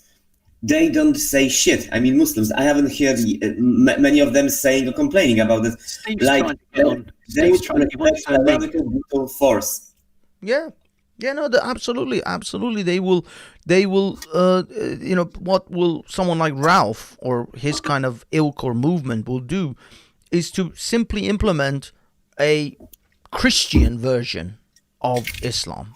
They have no interest in liberalism. The reason he was arguing with me so heavily was because he was trying to knock my ideas and my principles of liberalism. He was constantly saying, your liberalism does this and does that, and this corruption and this degeneracy and homosexuality and pedophilia and all of these. He puts all of those blames at the feet of liberalism. Oh shit! He sounds. And basically, the Muslims will eat that shit up because the Muslims 100% agree with this. Islam is conservative.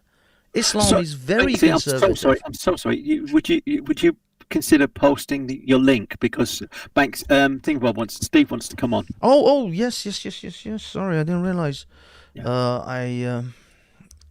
Now, the weird thing is, I noticed this just now with this chat program that we're on, guys. We have a further 2 hours and 32 minutes left before, I believe, this chat... Actually, no. Is it 2 hours and 30? I don't know. Actually, there's a clock running that says 2 minutes and 2 hours, 32 minutes and 23 seconds. I don't know whether it's going up now. It was going down before.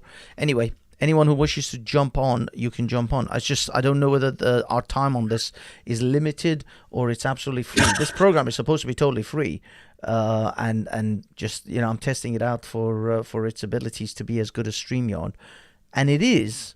The only thing is StreamYard does give you the icons, the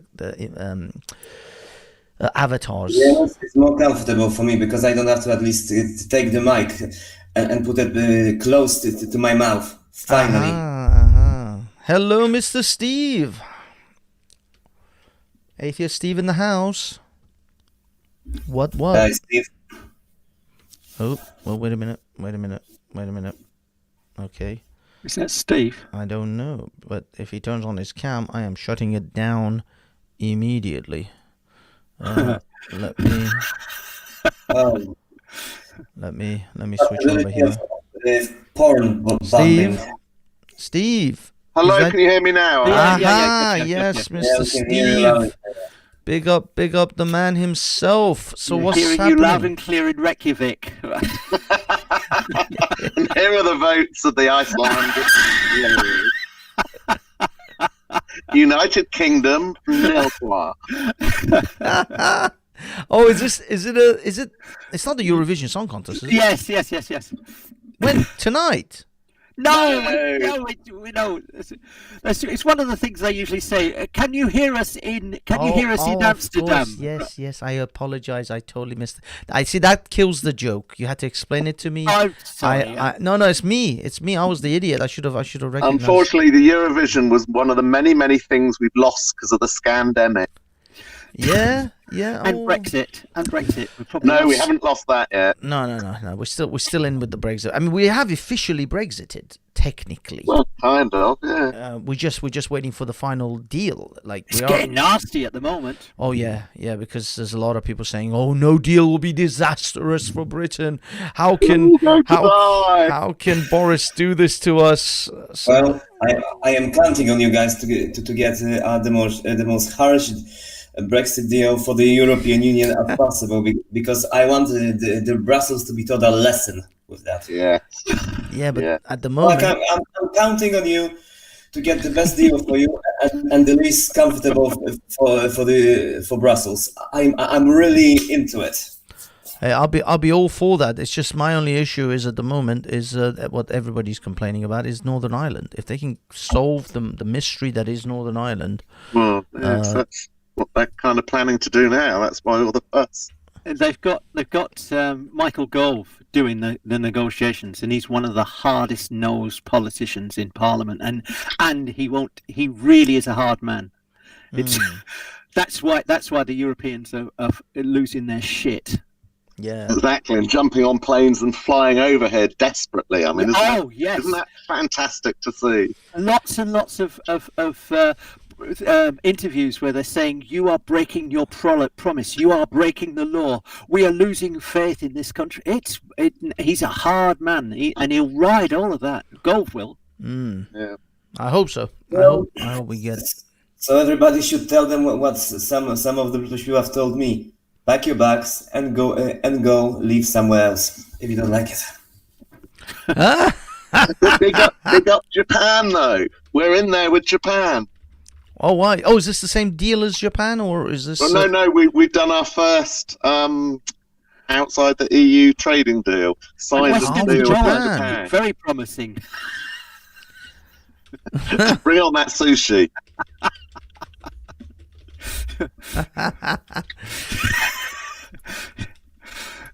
Damn. So Japan is in. Japan is in. The votes from the Japanese jury are in. You see, this is the shit that I'm constantly. This was the stuff that I didn't buy when it came to this bullshit of the world will just ignore us. Why would they deal with us when we're just this tiny little country? Japan is already on board. What more do you fucking want? America, we got Trump, which is, he's going to get 4 more years. And he's going to get 4 more years, dude. He's going to get 4 more years. There's no way. There's no way they're going to elect a geriatric fucking dude who's got Alzheimer's. If they elect an Alzheimer fucking outpatient for the president of the United States, then effectively what we're guaranteed is that Kamala Harris is going to run the fucking country. There's no way. Biden, I have a video of Biden introducing himself as Joe Biden's husband. The man doesn't know where the fuck he is. I want that link. I want to see. Yeah, it's on my Twitter. I tweeted it. I'll find it. I'll find the Twitter and I'll post it for you. He literally goes, "Hi, I'm Joe Biden's husband." Look, there's loads of those. There's loads of those. There's absolutely loads of them. The guy is an idiot. He's not an idiot. He is suffering from Alzheimer's. He's old. He's gonna die. He's never gonna make 4 years. There's one where he's live on screen, talking to the nation. Oh, sorry. Hold on, one time, guys. I have seen a meme that tells everything about Biden when Biden and Obama are talking. And Joe is saying, I will increase the sexual minimum wage to 15, and Barack is telling him, wage, you fucking idiot, wage. Minimum wage is the minimum age. There's one clip where he's live on national television, and he completely freezes up. He just stares into space, and his wife has to come into camera, and just touch his elbow, and it's like the on switch has come back on. There's a little bit of a jolt, and he starts looking around. Saying it's time for a nap. No, there's loads and loads of those clips. If you put down Biden FUPA, Biden, there's loads of them. But this is what I mean. The guy, it's not that these are faux pas. I mean, I don't mind if he makes a faux pas here and there or says the odd wrong word. It's that he's saying shit like he doesn't know where he's at. He doesn't know what's going on around him. He's losing track of what's happening. Now imagine he's doing that on just regular low ball sort of extremely comfortable interviews. Now imagine he's in the fucking war room and shit's about to go down with China and North Korea or something. How is this guy going to respond in those situations? This isn't even like pressured environments he's dealing with. We will respond with that in the case of China. We will introduce the Chinese as a second language of the United States. That will be his response. Yes, Mandarin. Everybody is now going to have to learn Mandarin. I wouldn't worry too much. I mean, the thing is that Reagan was functionally senile for most of his second part of his presidency, and that is a matter of record. And the country ran fine. Because there's so many people around those guys, and they just step in and they just everything fine. But Reagan was always a strong alpha-like individual compared to Biden. It's not just that. At least Reagan was elected when he was of sound mind. They didn't elect him. He got re-elected. Maybe he was functionally senile when he got re-elected, but by then he was incumbent. But this is the first time round that Biden is going for this. I don't think Biden's going to make it. I think they put Biden in this time round because they don't want to. Reagan was younger and healthier, but Biden is basically on his way to the grave. That is well. But it's not just that. I think they put Biden in because they wanted. Did we lose Steve? Well, it looks like we lost Steve. Too bad. But I think they put Biden in because they know they're going to lose, so they might as well just throw it to Biden, and if he wins, then fine. But if he doesn't win, who cares? They're going to keep their better candidates for. Anyway, the leftards in the US are very desperate because now Twitter have also made us. I mean, they haven't said it directly, but indirectly that they have actually said that they will do everything to make Biden to help Biden winning this election. I mean, indirectly. Well, no, I mean they're gonna put everything behind it, sure, but I think it's hilarious. I think they're just figured if he loses, so what? I don't care. We'll just throw this one to the wolves. We'll throw Biden to the wolves, and then we'll keep our good candidates for the next 4 years, when Trump is out. They have no good candidates. They have the geriatric party now. You've got to actually sort of think, was there nobody better than Joe Biden? Was there absolutely nobody better? You've got to actually think, what is wrong with the American system that the best they can come up with is Joe Biden? Was there nobody?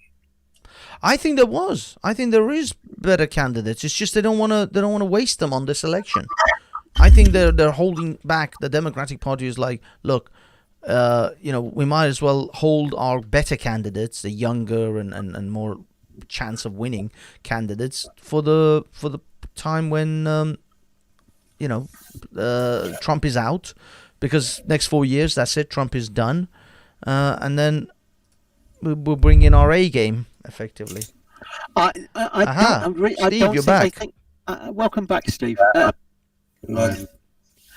I don't think it works like that. If you're in the Democratic Party, you fight to win. You fight to win the presidency. You don't hold back your best candidates if there's somebody there and they push them forward. Yeah, no matter what the circumstances are. And by the way, there is also a danger of another Republican being elected after Trump, even after Trump presidency ends. Why? Then such things have happened in history. After Ronald Reagan, because of his good years of his presidency, after all those ideas and his successes, they have elected George Bush Senior. That's right. That's true. But COVID has really messed up Trump. It's really messed him up. Apparently, there's loads and loads of people out of work. They don't have the same safety net that we have in this country. There's no health care. So if you're out of work and you're losing your home and you get COVID and you suddenly need a respirator, you can't just go to a hospital and get top flight treatment. If you don't have the money, you're in serious life-threatening trouble in America. Well, I mean, because they will call that socialism. But sorry, with respect, leaving that aside, the thing is that people are suffering in America, and I think they sort of could put up with Trump. But the thing is that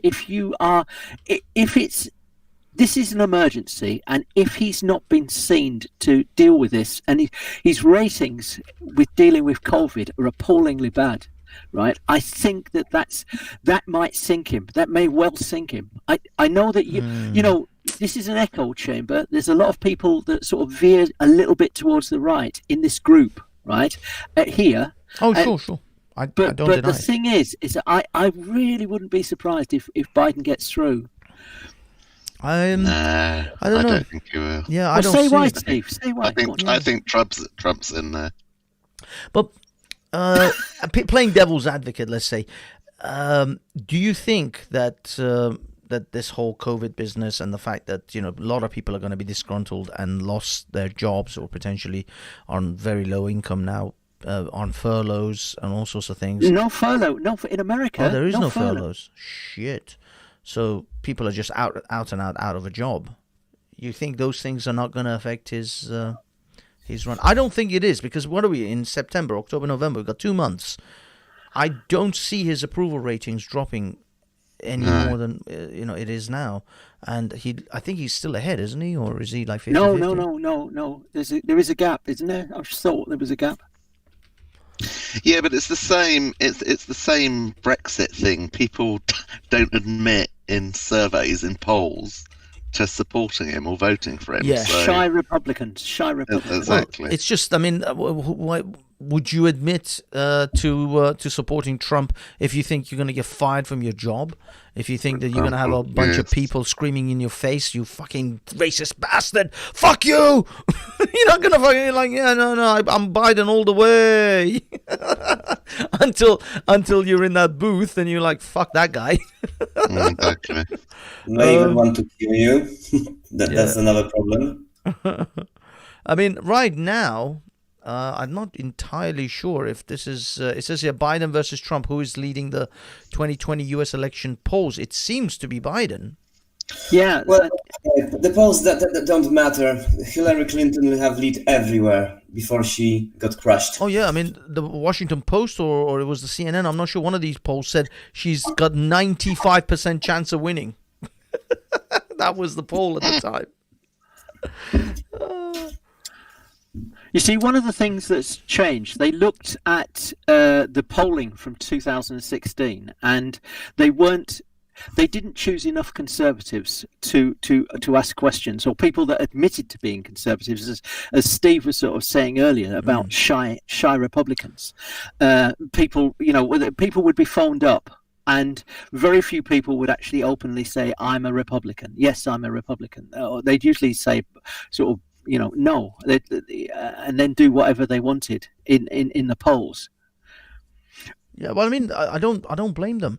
Again, nowadays you can seriously get injured and attacked, even killed, by simply wearing a MAGA hat, by wearing a Trump Make America Great. Recently, a guy got shot by a liberal, by some Antifa guy, because he was wearing a MAGA hat, and some people say it was a retaliation to that Kenosha kid who shot 3 Antifa BLM protesters. And over his dead body, somebody shouted out, "I'm not going to lose any sleep over a dead Nazi." That's right. I mean, would you actually admit you're going to vote for Trump if they're going to call you a Nazi? Well, and there was the other footage recently of quite an old elderly guy walking along who was being attacked and quite viciously treated. Yeah. I mean, there's just endless. I mean, if you just type MAGA man or person being attacked for wearing MAGA hat, there's just endless amounts of videos. Do you know what? I've just checked one statistic that I had no idea, and it's quite shocking actually. Apparently, only 55.7%, so just over half, 55.7% of the voting age population voted in the 2016 presidential election. Wow. Only 55%. Yeah, I mean, this is the thing. Voter apathy is a huge thing. So that shows you it's getting the people out to vote that wins you it. And this is why Bernie Sanders never gets anywhere, is because Bernie Sanders has a lot of 19, 20-year-old, young socialist university student sort of supporters. That's his base. His base never show up for those boring-ass internal voting for the Democratic Party. Those caucuses and shit they run? Yeah. Mm-hmm. The students are like, I'm getting high tonight. You must be fucking kidding me. I'm not going to stand in a queue. To be honest, and thank the non-existent God for that. Yeah, exactly. Well, that's exactly why parties like Liberal Democrats, like Bernie Sanders, people of that sort of group who covet the young vote, people are like, oh, the young people support Bernie and the Liberal Dems overwhelmingly. Yes, they support you. They'll even come and go roo roo roo roo and have a little day out in the park, screaming your name. But when it actually comes to voting, they're like, fuck that. They just don't show up. I will get high or get late tonight. Fuck that shit. They just don't show up. They just don't show up because they can't be asked to go through the boring parts. You see, the marching and the rallies and the protesting, these are all exciting things for young people. They're like a little adventure. Oh, we're going to go out. We're going to stick it to the man. Fuck the man. And all that crap. But when it comes to actually standing in a queue for 3 hours to vote on some by-election or some caucus in order to get Bernie through and make him the Democratic nominee, no, they don't show up for shit like that. They're all like, fuck I'd be that. fascinated to know who are not voting. I mean, I wonder whether it's a question of IQ. I also wonder whether it's a question of people have got such busy lives they just can't be asked with politics, so they just get on with their lives. I'd be fascinated. I don't think it's necessarily busy lives. It's just not interested, switched off, apathy, not buying into the process. Voter apathy. That's another thing. Yeah. You know how many people I spoke to after the Brexit referendum? I spoke to multiple people, my gym instructor and several other people. So you guys want to vote? You guys want to vote? Nah, man, I couldn't. Nah, fuck it. It's pointless. I'm like, dude, this one was the only one that would actually matter. Your vote would actually have an impact. Yeah, sure, the regular first past the post bullshit, you may not make any dent in that. But this was a referendum. Each vote actually made a difference. The turnout, I've just checked, the turnout for the Brexit vote for the EU referendum was 72.2%. You see? So still 1 in 4, more than 1 in 4 didn't vote. But you know that's down to analytics. That one of the things that, remember that they weren't aware, people weren't aware of analytics, and that one of the things that Dominic Cummings did was that he used analytics to identify precisely those people that weren't voting, that might vote for Brexit. Ned, can I just pick you up on something? Yeah. You didn't say peace be upon him after you said Dominic Cummings. I will not stand for that. Subhanallah. How could you, Ned? Oh, I'm sorry. I'm so sorry. Don't do it again. Now speak to the jinn on your left shoulder and the angel on your right shoulder. I must melt back into the internet now and try to hide my identity from here on in. Yes. So sorry. Anyway, you were saying Dominic Cummings. Peace be upon him. Peace and blessings. Banksy, you're almost blaspheming as well. I said peace and blessings. Okay, I'll let you off. I don't know whether you saw. There was a great drama documentary where they showed the making of how they won the Dominic Cummings, peace be upon him.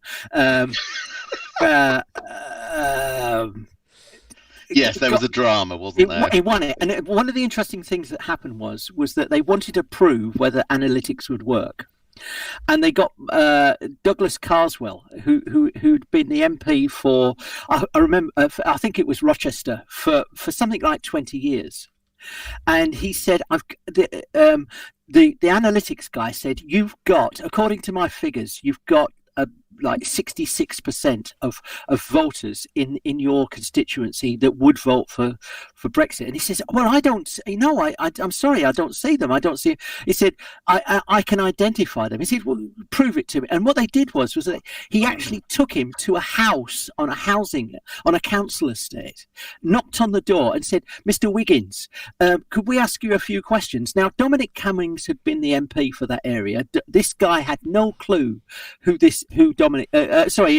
Carswell had been MP.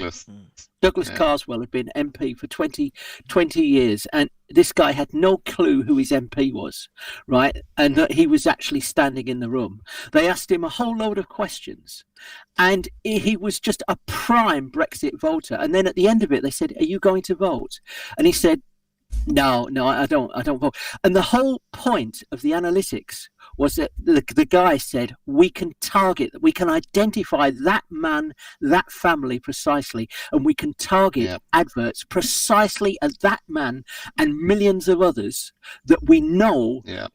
And they did it from their sort of choices, from the purchases, from the kind, from the things that they bought in shops. Well, there you go. Nowadays, if you think about it, especially online shopping, there's like a ton of analytics with all that stuff, and also, of course, your internet cookie history and all the rest. So is it all connected to the fact that I shop in Lidl? That might be it. The Lidl shoppers, the Brexiteers. I don't know. I honestly don't know. And the Waitrose shoppers are the Ramonas. Yes, it all fits into place. No, wait, I know. Look, I honestly don't know. But this guy was able to sort of say, he was able to pinpoint somebody in Carswell's constituency. And he said, this man, as far as I can tell, this household, they will vote Brexit. And they said, prove it. And they went. And apparently that happened. They actually went to this guy's house. Now, that's one of the things that's been stopped, because it turned out that nobody could work out why Trump was spending so little money on the first election, the 2016 election, and it was because he was paying Cambridge Analytica to do the same sort of thing. Apparently, they did the same sort of thing for Brexit. And the Democrats hadn't picked it up, and the anti-Brexit referendum people hadn't picked that up either. Trump and Cummings, peace be upon him, were both onto that. Yeah, the thing is, though, although they can predict who might vote a particular way, my concern is that they still haven't really accounted or haven't managed to figure out how are they going to overcome the voter apathy and actually get these people to turn out to vote. Because you said yourself, even that chap that they went to, he said he would vote Brexit, but he would probably not vote at all. But they got out. That's the thing, isn't it? So you identify them as a group, and then the challenge is getting them off their backside. Yeah. But it worked. But it worked, didn't it? They got a very high vote out. I mean, in comparison to a general election. But that's again why I think that's how we won Brexit, and I think it's how Trump won. It's getting people off their backsides who haven't voted previously. Because, whether it's here, the 25%, whether it's there, nearly 50%, there's swathes of people who don't vote. And if you can get a relatively small proportion of them to get off their backsides and vote, you win it. But didn't that happen this time last year, at Christmas last year? I mean, wasn't that precisely what happened? Why Boris won? Oh. Yeah. Well, no, I think Boris, the Brexit thing had already skewered that vote heavily. I don't think the Labour Party. The election last year, I also think that when I have seen the way the Labour Party and the leftist media in Britain have behaved, it is obvious for the people to see that they are desperate and they would like to force the population, especially the Brexiteers, to vote once again as they would like to wish. In other words, for rejoining the European Union if they could. We can see that I mean, the people are seeing that, I think, and that they basically have voted twice, yes, once again for the Tories to make sure that this Brexit will happen. Yeah, I mean, as I said, I think the Brexit thing had made last year's or last Christmas's election extremely special. I don't think that's a reflection of general elections. The Brexit thing had made that one, skewered that one badly. The Brexit thing and the brilliant leftist idea, by the way, of insulting the people in the country, and the brilliant leftist idea of insulting the people of this country for the way they have voted as fascists, Nazis, and the scum of earth. Well, yes, brilliant leftist. Yeah, you have made Brexit cemented in reality, basically. Yeah.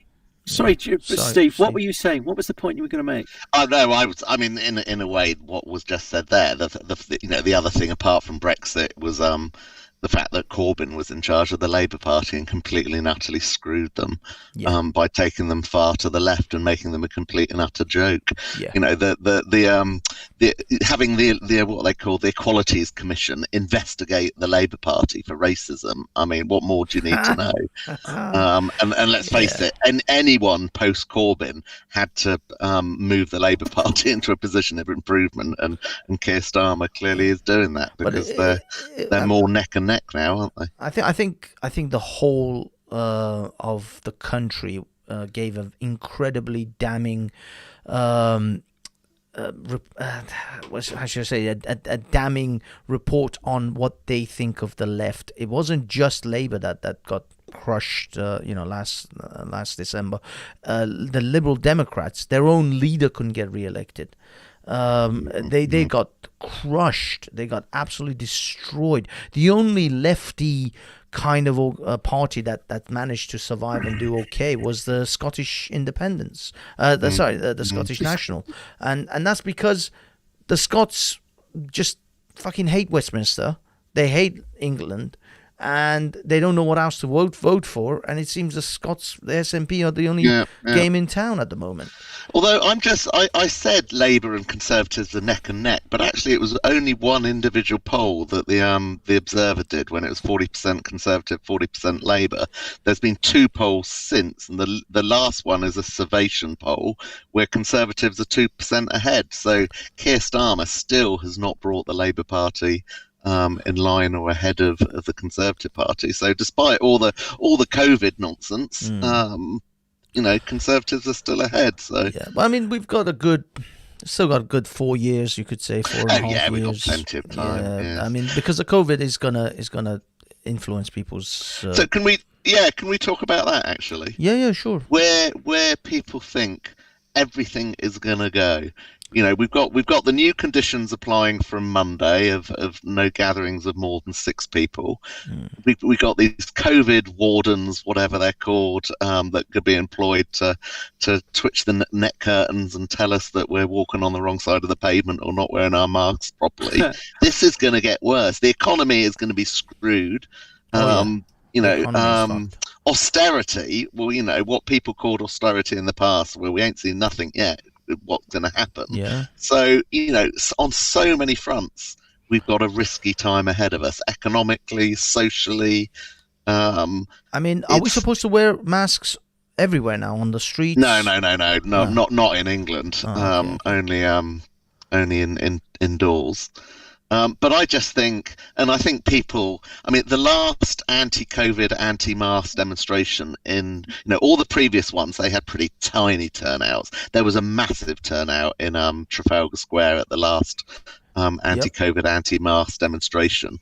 Also, Piers Corbyn's unfair sort of targeting as well. Yeah, no, absolutely. That he got a £10,000 fine. The very same weekend that there was a Black Lives Matter protest that no one got fined, as far as I'm aware.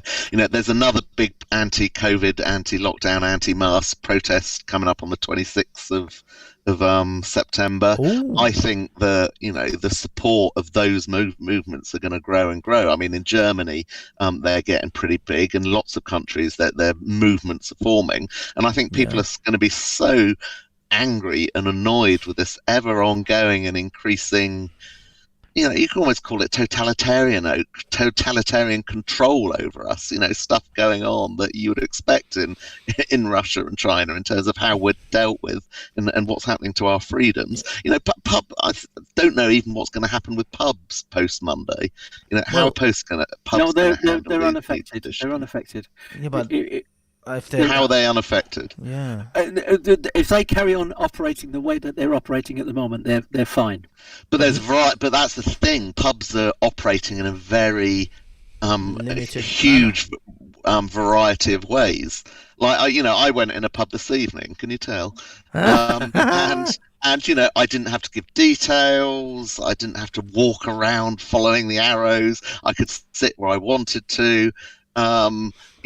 And then other pubs, you have to give your bloody name and your telephone number and scan your thing for the track and trace. So it is being managed very, very differently across different pubs and across different towns, I found as well.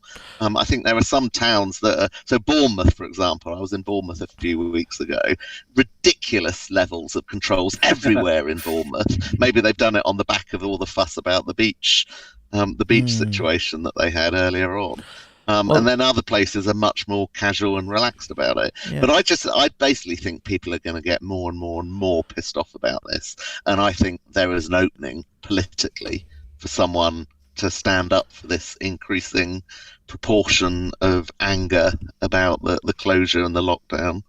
Yeah, well, I mean, the thing is, this is my concern is first of all, yes, you're right. I've seen increasingly lower levels of control and people wearing masks. Like I went to Asda a few days back, and I wasn't even sure whether the law about wearing masks in supermarkets still applied, because so many people just did not wear anything. And I was like, does this apply? I mean, I wear it anyway because I would wear it whether the law was there or not. For me, it's just a personal thing. Now, I don't mind if people choose out of their own free will to wear a mask or not. That's on them.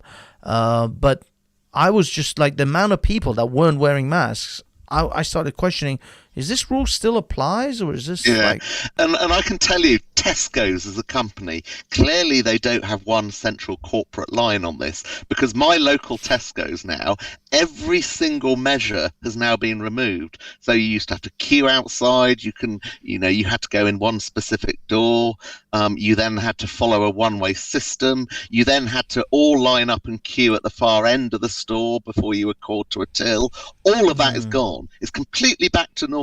You can enter and exit via any of the doors. There's no one standing there controlling it. But that might be the time of week when you were shopping. No. I've been there all times of week. I've been in the morning, I've been in the evening, I've been in the afternoon.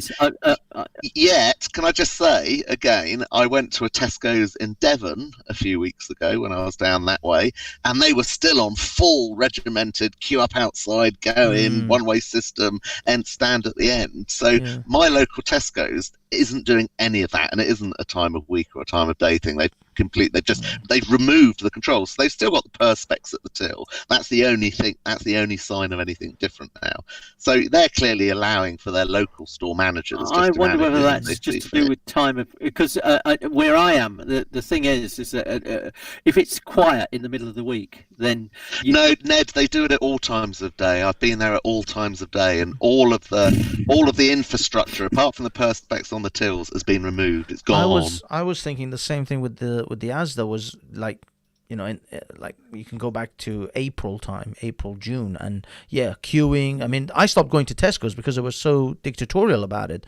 They were like proper supermarket Nazis. Like, they had people, when they have these aisles that you can only go down and another aisle you can only come up. They had people at the end of them. Like, if I wanted to go down an aisle that was supposed to only come up, they wouldn't let me. I was like, and again, I can imagine Tesco's corporate head office have just said, manage it locally, because different localities, the people of different localities are managing things differently. And like you say, and I should imagine this is probably the same in my local Tesco's, that the people were getting angry and didn't like it, and we were ignoring it. I mean, again, when I go to Tesco's, most people are wearing masks, but I'd say a good 10% of the customers are not in masks. And actually, a lot of the staff, particularly on the tills, are not wearing masks. Well, I stopped going.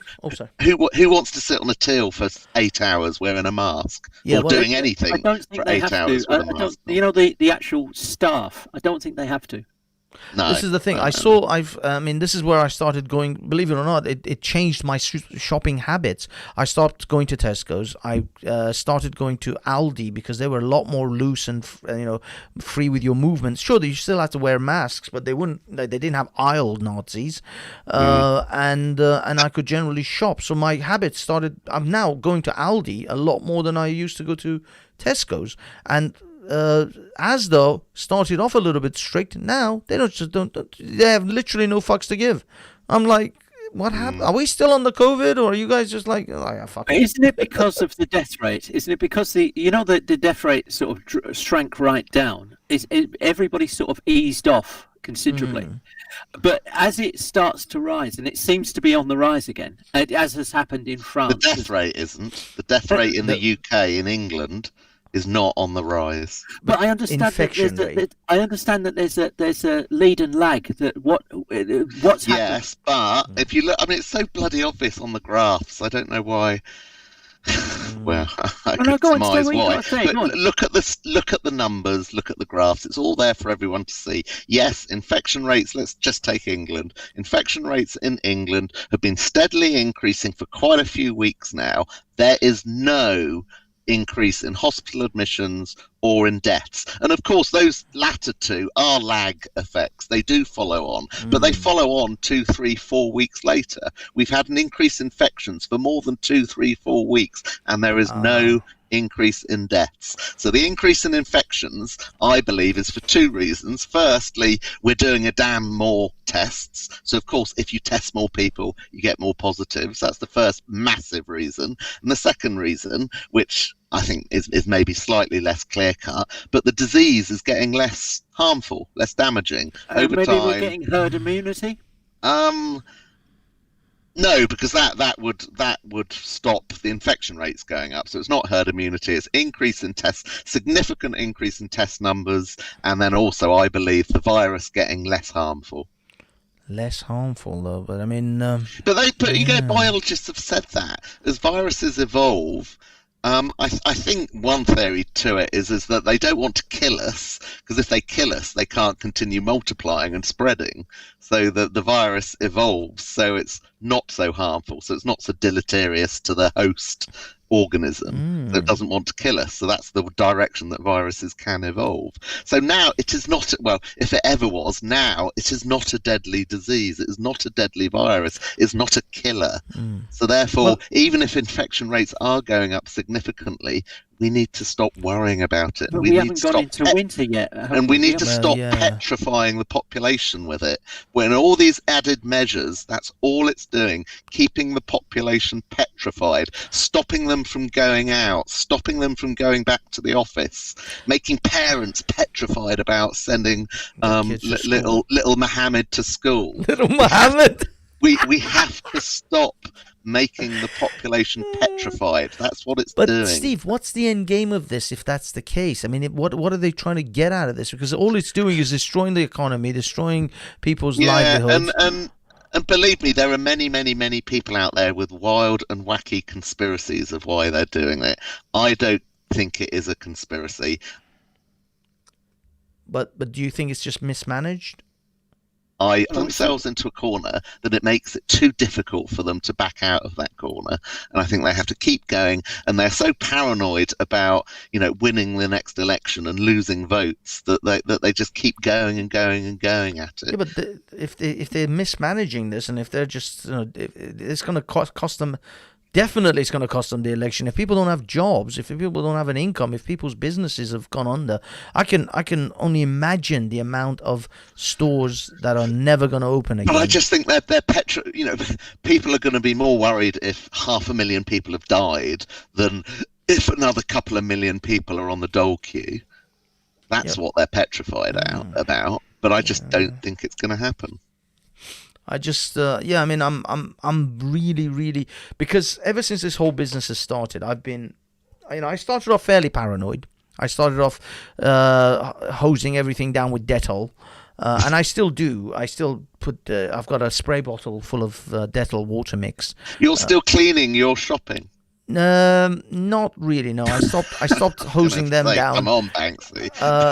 I know people who still do bleach their products when they come home. That is just I have to say that is just the most ridiculous thing. But that's what's happened. They've petrified people into these behaviours, and so many people are still in this psychological situation where they think they're going to die if they don't bleach their shopping. It's seriously not going to happen. The rates are low. The virus is not a deadly virus anymore. Well, let's say I don't bleach the items, I never bleach them. I always wipe them with look, before, as soon as I know I'm only one person. That's not a very good statistical analysis. But ever since lockdown, ever since the most tight aspect of lockdown finished, I've been going to the pub regularly. I've been using public transport regularly. As Ned knows, I've been going to Speaker's Corner regularly. I ain't got it, and I have actually been tested. I've been tested twice, and maybe that was me being a bit paranoid because I just had a bit of a sore throat. And to be honest, sore throat isn't even one of the main symptoms. But I thought, I'll go and get tested. Is it relatively easy to get tested now? Yeah, very, very well. I know, again, it's been reported in the press that there have been challenges, but both times I did it, and they were both separated quite out quite a long time. And the last time was... How long ago was the last time? 4 weeks ago or something? Basically, I went online. I booked an appointment at a local drive-through, which was less than a mile away, and got an appointment the next morning. So I booked it at 7 p.m. and got an appointment at 10 a.m. the next morning. Are you a key worker? Are you a key worker? No. It's been for everyone, not just for key workers. No. I just want. Yeah, no, I'm not a key worker. So basically, got a test within sort of 12, 20 hours. And then got the results within 24 hours the first time, and got the results within 48 hours the second time. So very efficient, very quick, very I've heard it suggested that a lot of people that are catching it at the moment are younger, a lot younger, and that it's less life-threatening if you're younger. I mean, most of the people that have died have had pre-existing conditions like. No, I think it's something like 97% of people that have died had pre-existing conditions, or were overweight, or were over 80. So whatever it is, 3 or 4% of the people that have died are people that didn't have pre-existing. And they reckon that a lot of people that have testing positive at the moment are quite young, and it expresses itself as quite a severe flu or whatever, but it's not life-threatening. No, it's not even a severe flu, to be honest. I mean, don't forget, also there are people that are asymptomatic. So there are swathes of people that are asymptomatic. What does that mean? As in they're carriers, but they don't have no symptoms. Sorry. And those people that are getting symptoms, people aren't being admitted to hospital. People aren't on ventilators. The overall, the total number of deaths as a total population for, deaths for all reasons are currently, I think it's something like a 5-year low. So, fewer of us are dying overall than normal. Let's face it, in London, literally more people are currently dying because of stabbings than because of COVID. Let's get things in proportion. Really? Yes. Wow. Well, I mean, I say last weekend there was a whole number of stabbings. Last weekend, Steve. No.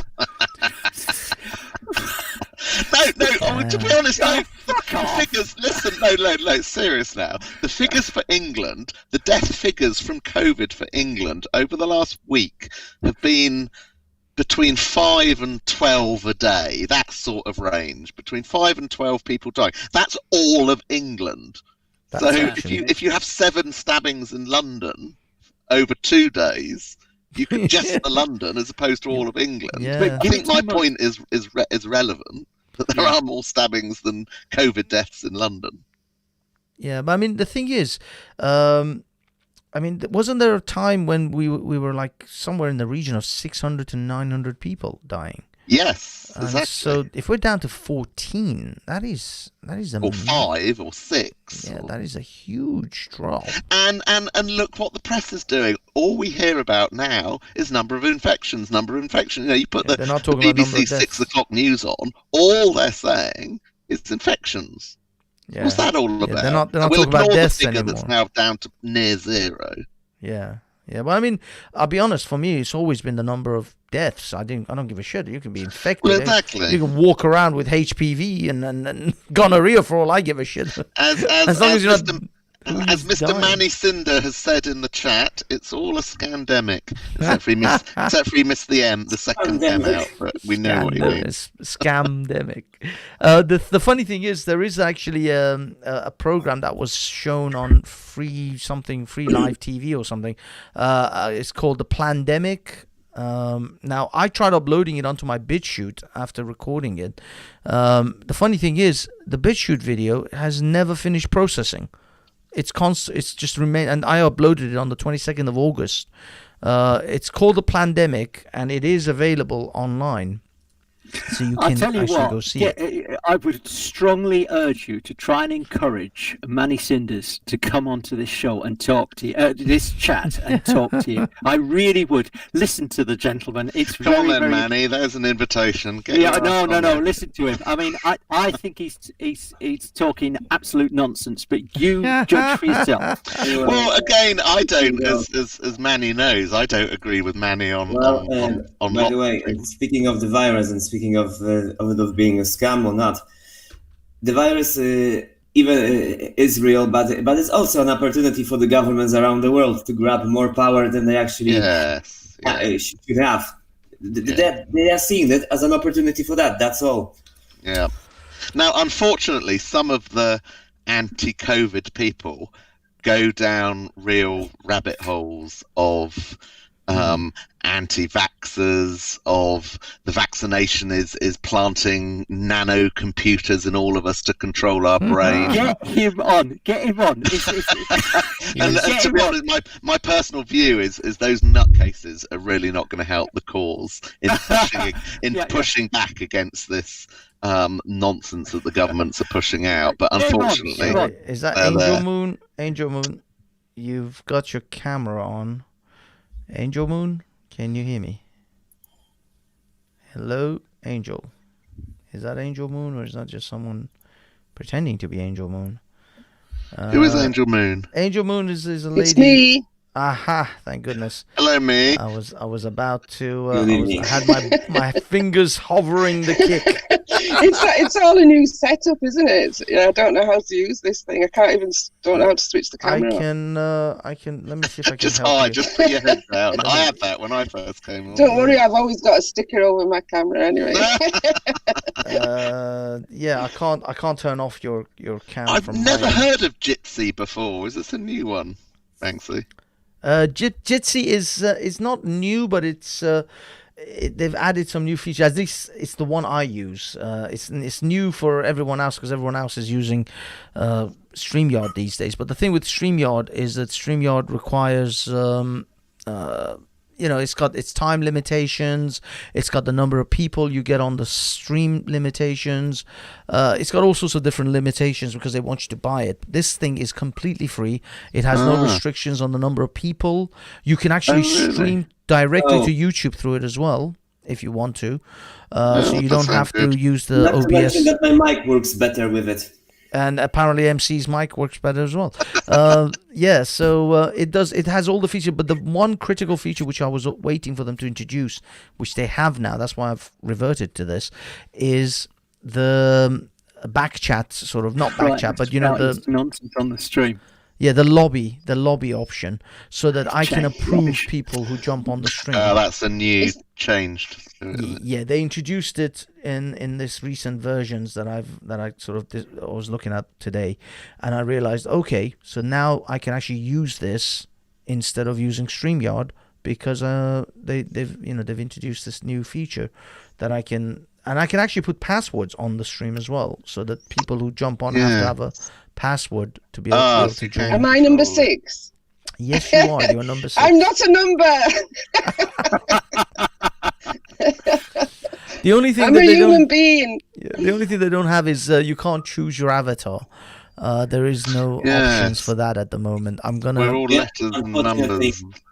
Yeah. And also have been made to an M6. What's that, by the way? Sorry, which one? M6. Where did that come from? Oh, M6. I don't know. It's because you got your first letter is 6 and your last. First letter is M and your last letter is 6. MC. You're bullshit, Banksy. Well, I know. I picked. There's an eye missing off there. Come on, don't lie. Entire look. You guys didn't even. I don't know. I'm amazed. Nobody else spotted the fact. I picked BS as the whole thing was BS. Most of my streams are called BS Thoughts. Hey, Banksy, we can. Against the guys who accuse you of hate speech or anything else, you can say to them, look, let's make it clear. What's my avatar? BS. Exactly. Bullshit stuff. I'm talking BS the whole time. How can people possibly take my shit seriously around here? all I'm doing is talking. My interviews are called BS interviews. My streams are called BS thoughts. It's like everything is BS. In fact, I'm thinking about making a whole new T-shirt called. I wanna have like a cow. But the cow's body has BBC, CNN, MSNBC, all of that in it. And then at the tail end, it's BS. And it's like, I want to have my logo. Actually, I was going to ask you. To be a bull. Yeah. A cow. Yeah, a bull. I was going to ask you, Banksy, how is the merchandise going? The merchandising, we're shilling as we speak. Ladies and gentlemen, go to the spreadshirts. The link in the underpants section below, as always. Yeah. So yeah, shill, buy my shit. Yeah. our famous. I am always willing to do Yeah. massive shilling. Yes, yeah. I mean, you guys are worried just now. We're talking about COVID. Do you feel that you're out of a job? Do you feel that the prospects of the future are bleak and that you may struggle to feed your children? Forget that shit. Buy my shit. Because you need to go to my merch store and spend your hard-earned money on my shit. You got any special offers yet? Buy one, get one free. I had a 15% discount thing that Spreadshirt gave for a while, but the problem is I have to go into the more in depth into the Spreadshirt to see if I can put any offers myself. At the moment, that was the only offer they offered, and that finished like within the first 15 days. Steve wanting an offer straight. Yeah. I'm actually thinking about. I'm looking into sunglasses companies because I want to actually produce a BS sunglasses. I think everybody would want to wear this year's BS. You've got 25 viewers, and you think you could go to Ray-Ban and say, I can make it happen. Will it be possible to ship them to another country? Yeah. Will it be possible to ship them to another country? All I'm saying is, fuck your Oakleys, fuck your Ray-Bans and your police. You want the BS sunglasses is what you want. That's the one. All I need to do is get Beyonce to wear one pair. That's it. That's all I need is for her to wear one pair of that sunglasses. I am made for life. But yeah, I mean, it's just I was bored, and I was thinking. The thing is, I wanted some of this merch for myself. I actually wanted to buy some of this stuff, and I thought if I'm going to create it, I might as well just create them. And just advertise them a little bit. But it's, yeah, you're right. 25 viewers. I'm not going to... they say you only convert 1% of your audience towards any financial gain. So at 25, I'm looking at about half a person. 24 now. Quarter of a person. yes. I'm looking at about a quarter of a human being, possibly a midget who's going to buy a baseball cap. Yeah, well, it's sort of it's one leg and half a bollock, isn't it? That's pretty much. One leg and half a bollock. I'm sorry. So one of Ned's legs and one of Ned's bollocks equals a quarter of his total body mass. That's quite impressive. I don't know if we can make any bollock warmers for you there, Ned, but I'll look into spreadsheets, see what they've got. Single-sided. Winter's coming up. There you go. Yeah, winter draws on. There you go, kids. That's right. At the Banksy merch store, you can find the perfect gift for your loved ones this Christmas. Banksy's Y-fronts also double up as masks. Whatever you want, baby. Whatever you want. Just wash before use. I don't want one of Banksy's gussets across my mouth. Thank you very much. Many a ladies would love that. Forget about catching COVID. It's all the other diseases you got to worry about. COVID is the last disease on the list. If Banksy's posing pouches don't fight off the COVID, nothing will. Exactly. I have mankinis and thongs, leopard print. On the subject of which, I think I read the other day that there's a particularly virulent strain of gonorrhea going around at the moment. Particularly virulent. No, people have obviously not been following the lockdown, have they? Yeah, they haven't been social distancing. But this is the thing, like the whole social distancing, all that larky. I was showing my friend the other day the footage from Speaker's Corner on Sunday. Nobody gives a shit about social distance. There is no social distancing going on. That place yes, but you know, particularly after last Sunday's shenanigans, the authorities and the police were particularly worried about Speaker's Corner. Now, I guess the government's kind of solved the problem for them by bringing in this 6-person legislation. But if that hadn't have happened, there was a lot of concern about the direction Speaker's Corner's going. Yeah. Did you not think that there was an edge this last Sunday? Not? Yes. A nasty edge of like just a tremble of possible violence. I mean, leaving aside her tune. Absolutely. Oh yes. I saw one video where you were facing up to about 6 guys, and it just seemed to me that they weren't there for they were there for a particular purpose. Oh yes, I agree. And Raj got it as well. Did he? What happened? He wasn't attacked. But when I say got it, no, he didn't. He wasn't hit. There wasn't actual violence, but there was a lot of intimidation and close thuggery, I would say. There was one guy that was right up in your face, and I just got the impression he was really up for it, you know? I can't remember. I mean, I get so used to it, to be honest, from week to Mrs. week. Banksy was saying somebody exposed themselves. The guy in the phone. Yes, the guy in the pale brown jacket, quite a short ass. Yeah, he was very aggressive, him as well, wasn't he? Yeah. No, he exposed himself, apparently. To who in particular? To Hatoun. To Hatoun? Did it? Oh, Holy for God's crap. sake. Damn. Oh, dear. Now, you see, this is what I mean. I kept telling Hatoun. I mean, admittedly, Hatoun's been putting up with this kind of shit for years. She's had people rubbing up against her and grabbing her and all sorts of bullshit. Now, imagine if that was a Muslima. If that happened to any of these hijabi Muslima types that would show up at Speaker's Corner, those Muslims would lose their collective shit. But isn't there a word? Apart. Isn't there a word for it in the Islamic world? It went on in Egypt. In what's the square in Egypt? Oh yeah. Takus. I know what you mean. Yes. Oh, Tahir No, Square. No, not Tahir. Tahir.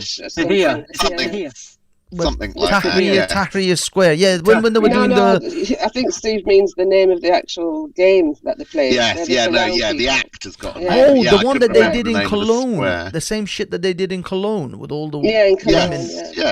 Yes. Oh shit, I don't know what that's called. Begins with T. Yeah, I think you're right. It does. Yeah.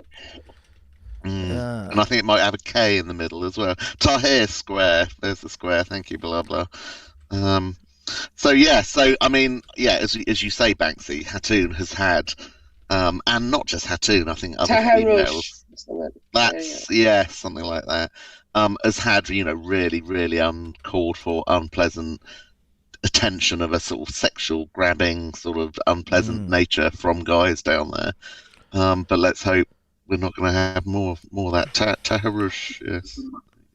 Yeah, my fear, and we'll stop if you don't want me to continue with this. But my fear is that she's sort of crossed a line by damaging the Quran, and I fear that has provoked extreme violence in the past from certain quarters, and I really, really fear for her safety. It's not. Look, it's one thing to actually go and sort of attack beliefs, but I'm not. The thing is that but the actually defacing a Quran, people have died for doing that, and my fear is that is that she really has crossed a line in some in their simple minds. I fear for her safety. I really do. Oh, I definitely fear for her safety, but unfortunately this is the reality here, and we should stop fearing it, though, shouldn't we? I think it shouldn't be not even a thing, to be honest.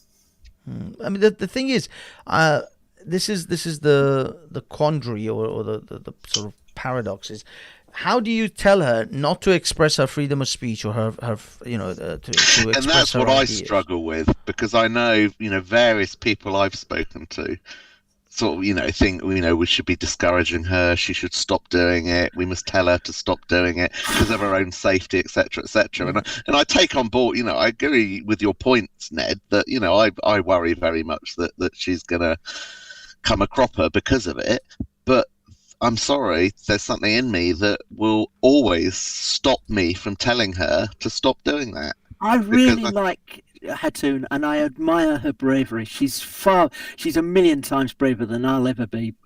But oh dear. Apparently you're a lefty bum pussy. Oh yeah. Well, the secret is out. It's always bum sex for these people, isn't it? It's always bum sex. What is it with bum? Lefty bum pussy. Apparently, I have never heard of a bum pussy though. I haven't either. That is something new to me. So anyway, yeah, but I've really triggered Manny. Just think, I've really triggered Manny. Oh my goodness gracious me! I've just noticed. Oh, he's throwing so many toys out of the pram. Look. Oh, we've got the war kettle in tonight as well. Oh, big up war kettle! So anyway, I just personally think she has not overstepped the law. She is. So, sorry, but he's calling me a feeble clown. If you're so strong, come on the chat and come show over me here if you think you're hard enough. I think that's the way of saying it. Yes, it's you're a bum pussy. Come on and tell me. Oh my god. No, anyway, good. Sorry, go on, carry on. Yeah, so I think she's doing it within the law. And you know, she might be pushing the boundaries of free speech, but like Tan pushed the boundary. Well, not push the boundaries, but Tan utilized free speech to very fully, and so is Hattoon. And I don't think any of them should be stopped from doing that. And just because some nobody's like calling out. Annoyed. They're not calling out Ali and Mohammed Hijab. Look what they've done. Well, exactly. It's disgraceful what they've done. I mean, yeah, that's true. To stand there and look people in the eye and say there can be a situation where it's okay for a 40-year-old man to marry and have sex with an 8 or 9-year-old girl.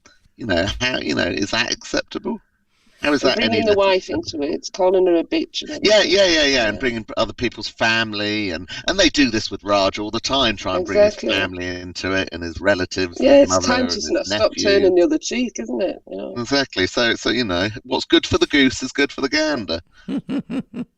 Well, the thing is, this is not the game that they play, though. It's not that, it's all even, it's all fair and square. No, it's not. They don't play that fair and square game. They play the game of, I get to say what I want, but you don't. That's the whole point of this dictatorial thing. This is the problem that Ralph always mentions, is that when it comes to liberalism or liberal people, they have the care harm principle and also fairness as part of their main pillars. Conservatives or super conservatives, I guess, in the case of Islam and right wingers, they don't necessarily consider equality as a major milestone or major pillar. It is a pillar, but authoritarianism, or obeying authority, paying a lot of respect or attention to purity and their traditions, shit like that.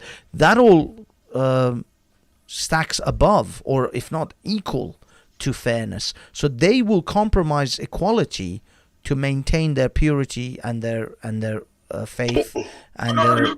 I would say it shows the indoctrinated cult mindset, basically. Well, it is, but what I'm saying is that when we talk about, when Mohammed Hijab says something about, like, insinuates raping of someone's wife, well, I can then take a piss on the Quran. No, it doesn't work that way. They don't see it that way. They see it as, I get to say what I want about your thing, whatever, your wife, your mom, but you don't get to say the same thing about my prophet.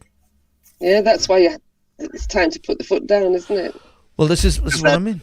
Because their brains have been so addled by such nonsense that logic goes out the window. Yeah. Well, that as well. But I mean, generally, if you think that you are trying to play the fair game with these guys, like, equality and what's good for the goose, good for the gander, they don't actually operate on those principles.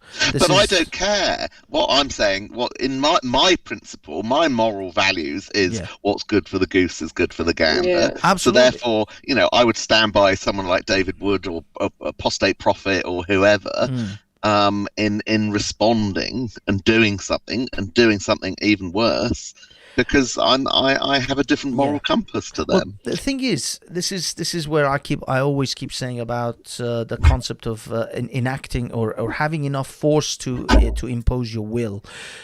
The way I see the Muslims operate is that someone like David Wood in the United States or Apostate Prophet, they can do what they can do. They can do what they do in the United States because of the circumstances that they have and the fact that they can actually call on the police to actually protect them or at least the government and the laws of the government can protect them.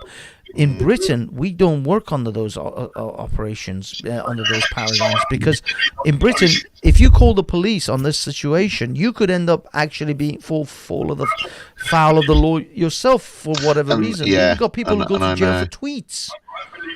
Yeah. We have the auspicious Manny Cinder himself on the panel. Yeah, big up Manny. Ned, I believe your nemesis has arrived. Oh my goodness gracious me!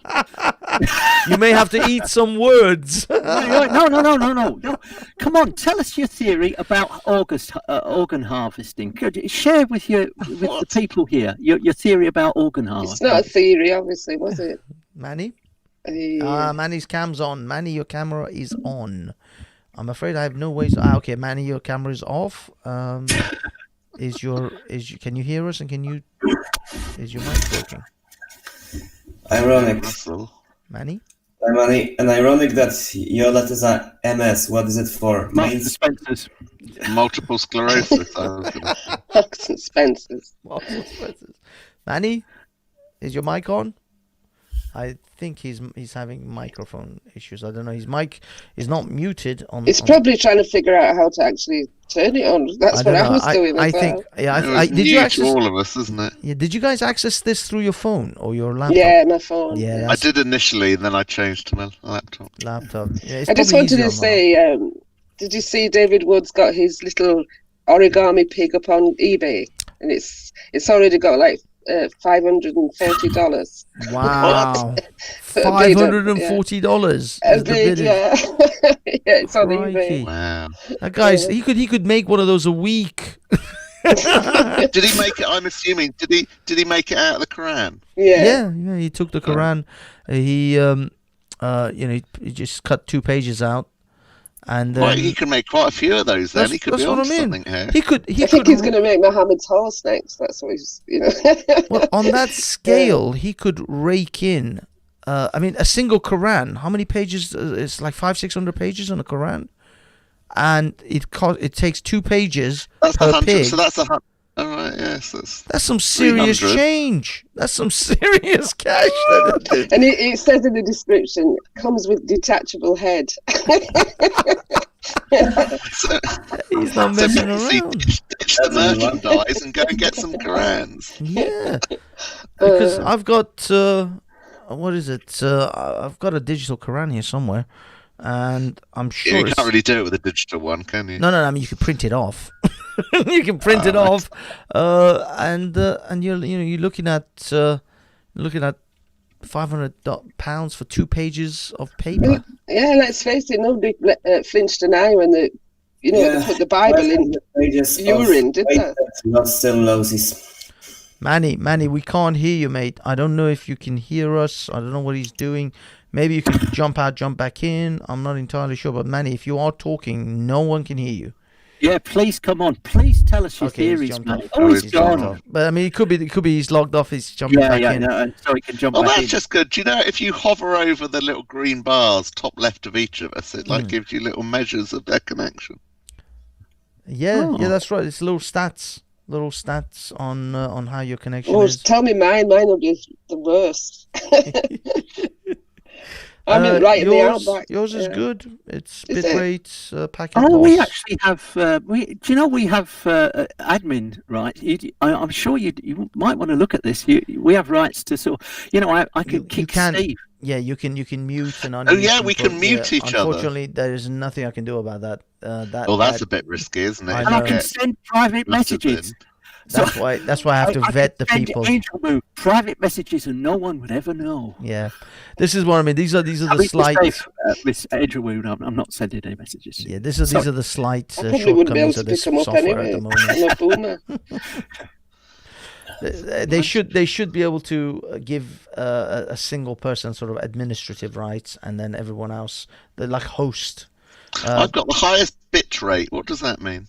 That means that your connection is and very COVID good. resistant. Very yes.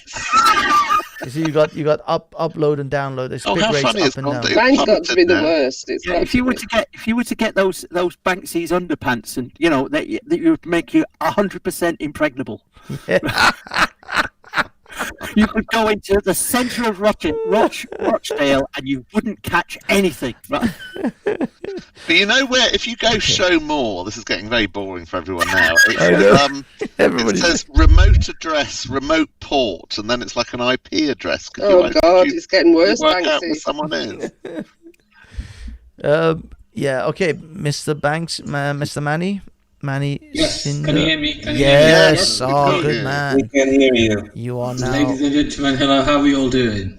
Good. Hi, Manny. Good, thank you. How are you, Manny? Ned's anxious.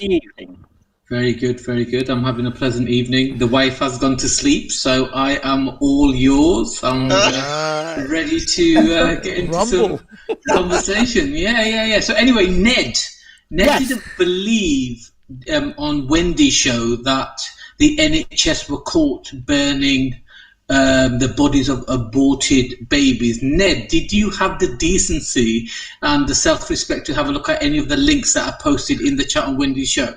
Right. Yes, I did. The thing is now, that... do you owe me an apology for being right? I'm just asking you a simple question. Let me have you owe me an apology for being right. Ask me a question. How should they dispose of them? Yeah, thank you. Are you joking me? To bury them. We got disposed of them some way. Sorry, just stop. Just everyone stop. Sorry, Steve. Did you just say how do you think you should dispose of them? Yeah. And then laughed. But these are the fetuses, right? But it's the same as adult bodies. You have to dispose of them. You have to dispose any form of. Okay, let me enlighten you, Steve. They were actually doing this to heat the hospitals up. So they're what's the volume? You're not going to heat much up. 1 minute, Ned. I'll get back to you. You're not going to heat much of a modern hospital with some fetuses, are you? Crazy. No, but it's not very funny though, is it, Steve? But I don't believe that. That's nonsense to say that. Look it up. Then join Ned in the stupid club and look it up. How do you think they heat hospitals? Look it up. Seriously, how do you think they heat hospitals? No, but the thing is, are they cremating the fetuses? One bum pussy at a time. I can't talk to you all at the same time.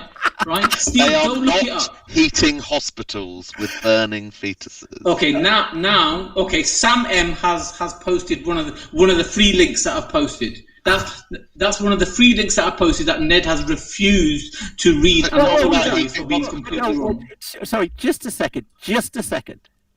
The thing is that I tried to actually make a point on that stream with what's her name? Thingy. And Wendy, the thing was I just got shouted down. I just got a torrent of abuse, and I was told to fuck off repeatedly. Yeah, right? You were talking shit though. Oh, no, I wasn't. No, okay, in your opinion, but in your opinion, I'm a bum pussy. In your opinion, I'm stupid. In your opinion, Steve's stupid. Yeah, I rest my case. Right? I've also called Steve very intelligent in the past. I've also called Steve a great guy in the past. I've even bought him a number of pints, which, by the way, Steve will still owe me. Okay. Do I? Okay. Right. Come out on Sunday and I'll buy you back. I'm not going out with you anymore. That's it. Oh no! So I'm laughing at burning fetuses. I got shouted down. I couldn't actually get to make a sentence, to actually finish a sentence. I was told to fuck off repeatedly. Listen, why don't you go put the lipstick on and let the men talk? Doing it again. Okay. I listened to you in quiet, silent. You're talking nonsense. Nobody wants to hear about how you feel. Nobody wants to hear about what you're wearing. Nobody wants to hear about your feelings. Exactly what happened. This is exactly what happened. Okay, Ned. 2 minutes of just not uninterrupted. Well, actually, 60 seconds. 2 minutes is. Oh yeah, 60 seconds. I mean, the thing is but the point was that I was on this stream, and Manny came out with this suggestion that babies were heating up. Hospitals. Now, there are incinerators in hospitals. It's my understanding that aborted babies, in my understanding, and I'm not an expert on this, but they are not classed as human beings before birth.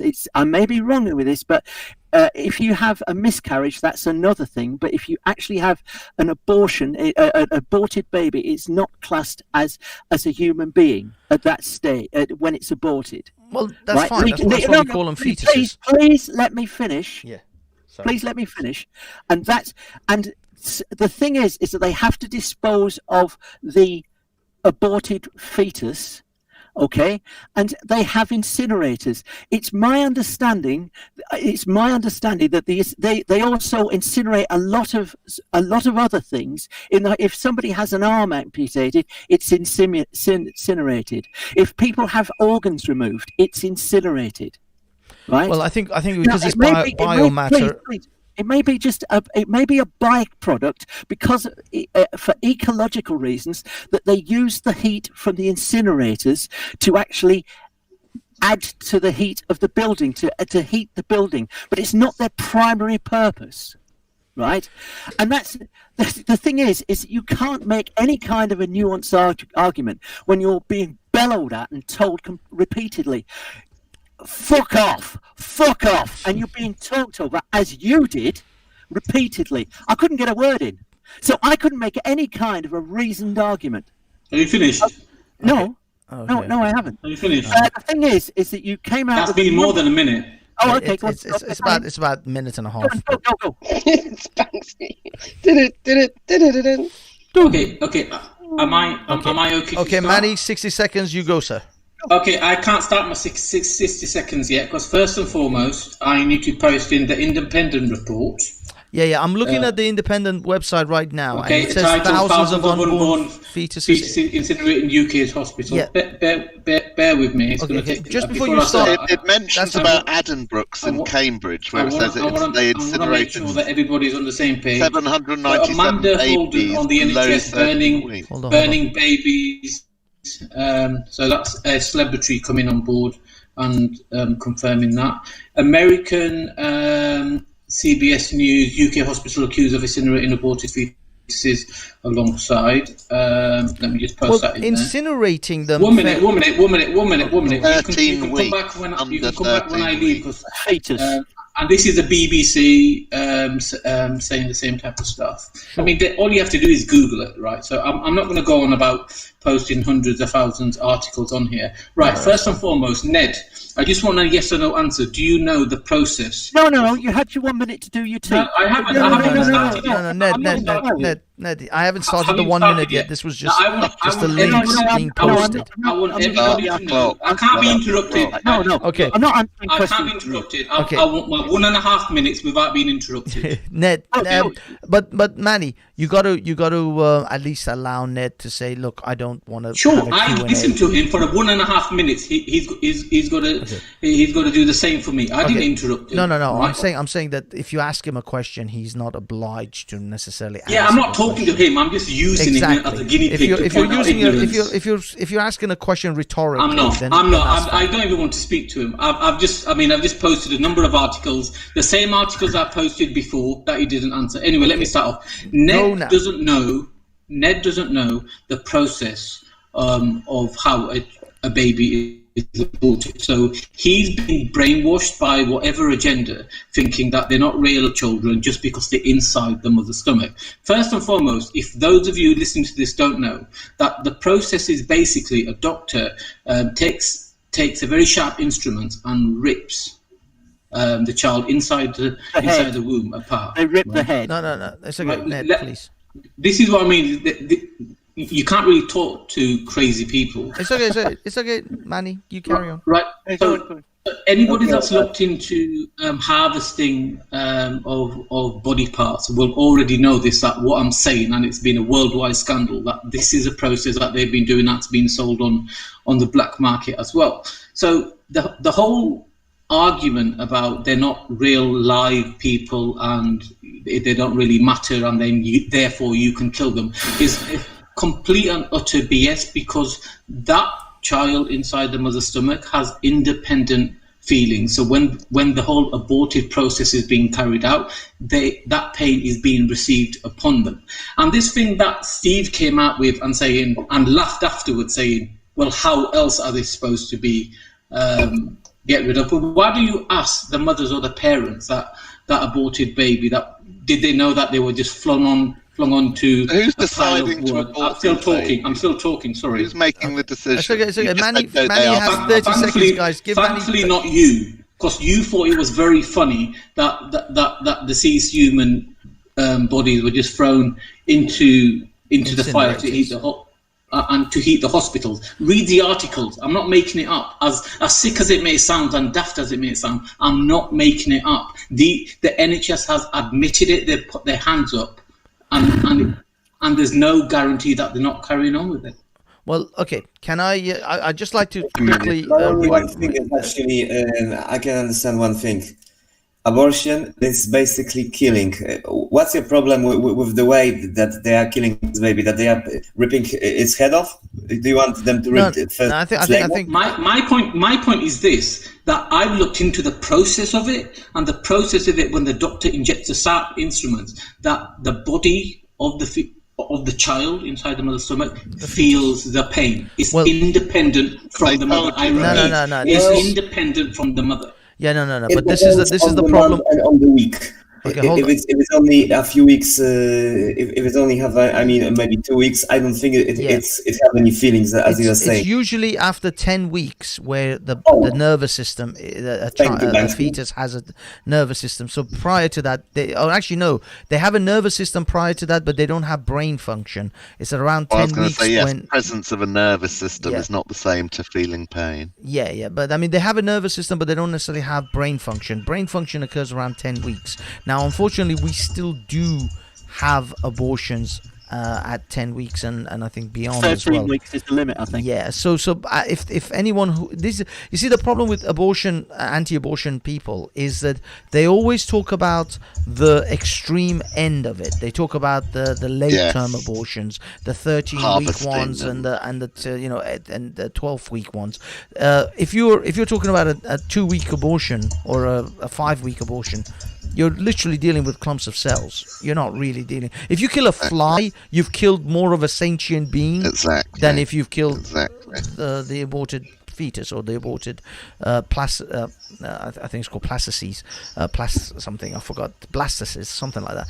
But it all depends on which stage you're committing the abortion. So that's, as far as the pain thing is concerned, that all depends on the stage that the abortion is taking place.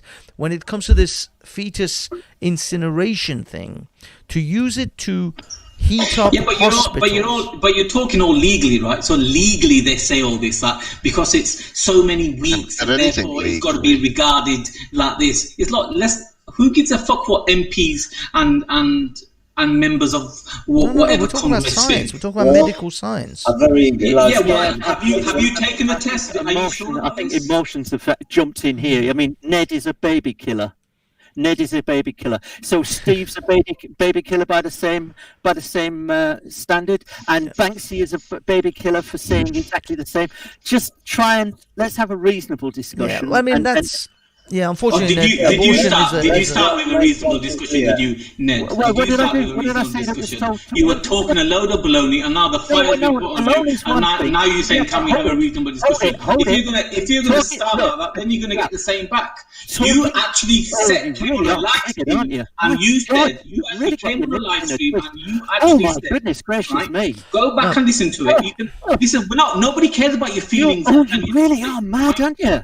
I'm trying to get through to you that we don't care what your feelings are, and we just want to know what you actually say. Yeah, me talking to me about feelings. Look. All I'm trying to say is, there's, first of all, when it comes to abortion, is he crying there? Sorry, is he crying? Is that him sobbing? No. Oh, sorry. Shut your mouth. It's background noises. Well, I take that as 1-0. Look. All I want to say in regards to this incineration thing. Now I'm still reading these articles. Is Ned going to apologise for saying that I was wrong and that the NHS have been doing that? Is he going to apologise, or is he going to run like a little girl? Let me just push back a little bit against this. Yeah, but I didn't come on for you to control the conversation. I came on to confront Ned. I know. Ned, what is it that you got to say? Are you going to apologise, or why are you going to look like a twat? And I don't think you listened to me. Hold on, Ned. What I'm trying to say is this incinerating business if you think that they're using this to heat up hospitals, it would be the most inefficient way of heating a hospital, because the amount of heat you have to generate to actually, the energy you have to put in order to burn those bodies. It's besides the point if they're using it. It's not. It's besides the point. It's the whole inhumanity of the whole process, dude. It's like saying that it's inhumane to burn cattle. These are not human beings. We don't count them as human beings. You don't count them. The society doesn't count them. But you don't. No, you don't speak for me. I know, but the society that which we live in doesn't count them as human beings, and the only way to get rid of medical, that's not true. Banksy, that's not true. You just. Manny, I will ask you one question. Do you consider a baby to be a human being from the moment of conception to the natural death? Generally speaking, yes. So the minute. So can I come in on a point then? So do you stand against the pill, Manny? I don't. I'm not pro-pill. Because my understanding of the pill, please tell me if I'm wrong, anyone on this, the pill stops a fertilized egg implanting into the womb. So the egg has already been fertilized, the sperm and the egg have come together, the cells are starting to divide, and what the pill does is stop that implanting in the womb. Like I said, I'm not pro-pill. Well, I'm not sure that's the way it happens. Well, no, I think most people. I think maybe the morning after pill, that maybe that one, but not the actual pill. Well, okay, the morning after. It could be. Yeah, I mean, there's two different types of pills, and there's also a similar contraception called the coil, which operates in the exact same way as what. Isn't it going to apologize? No, the coil makes the womb feel as though it's already got a baby inside it. So. No. What it does, the coil stops the blood. The coil went off on an earlier rant. I thought you said you weren't going to speak to me. I've already explained right at the start exactly my position. I thought you invited me to onto a debate. I didn't realise you invited me to chat me up. Talking to me, dude, I'm married. You weren't talking to me. I'm not interested in anything. And when you were talking earlier, there's something else that you actually talked about, which was you seem to have talked about harvesting organs. Which organs are being harvested? Yeah, you're deflecting. You brought that up. You mentioned that earlier, man. I did. I wanted to probe on that. I'm saying, what is the harvesting? You're deflecting. I want you to apologize. You deflected then, man. No, I'm not. I'm just not changing the subject. You brought up harvesting the seed. Steve, I know your period has started. Just there you go. Why do you keep coming out with this misogynistic let me finish with Manny. Why the misogynistic abuse? Why the misogynistic abuse? Are you going wearing dresses? Ned, are you going to apologise? What have I got to apologise for? You said that what I said about the NHS heating their hospitals with fetuses. Fetuses was incorrect and it was bullshit. But I think heating hospitals with them are a bit suspicious. But listen, I agree that is a grey area. But you said the entire story. You said the entire story was a load of BS. Did you not? But I think you were so heated. I think you were so animated. You didn't actually listen.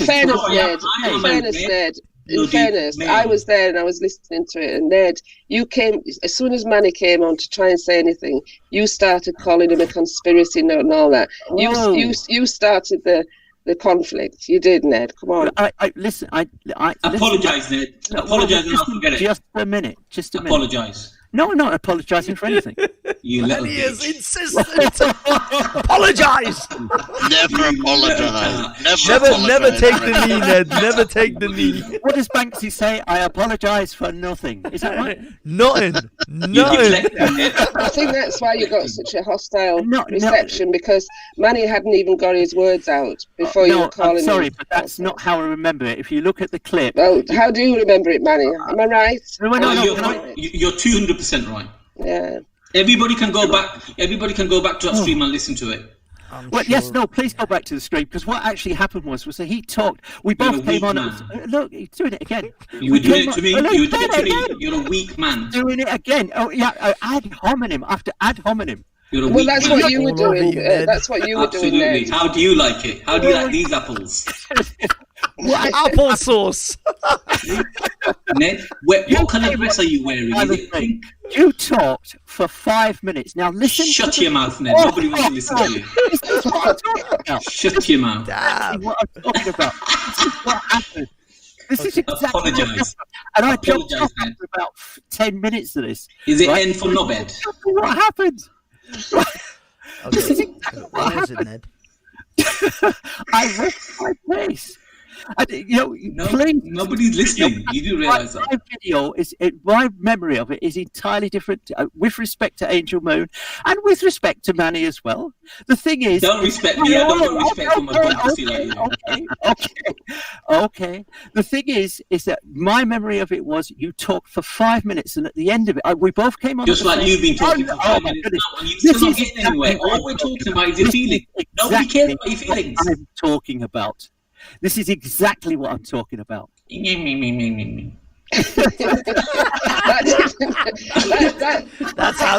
That's how you refute him in a mature way, man. Absolutely. That's how we do it. It's fair. I'm not going to take any sides here, but it was true. Manny didn't finish telling his story, and you called him like a load of bullshit. It was a conspiracy theory. You did. And then when he stopped talking after 5 minutes, he didn't stop talking. Come on, Ned. Be honest. Come on. Holy shit! Listen to the video. I was there. My memory of it, please. My memory of this is that he talked for 5 minutes, and then when there was a break, which I took him to, that he'd stopped. I actually said, "This is just a load of conspiracy theories." No, you didn't say it like that. You were condescending, talking over him and saying that he was talking bullshit conspiracy theories. Well, okay, listen to the video then. Just apologise then. I was actually there. Apologise and fuck off. No, I'm enjoying this.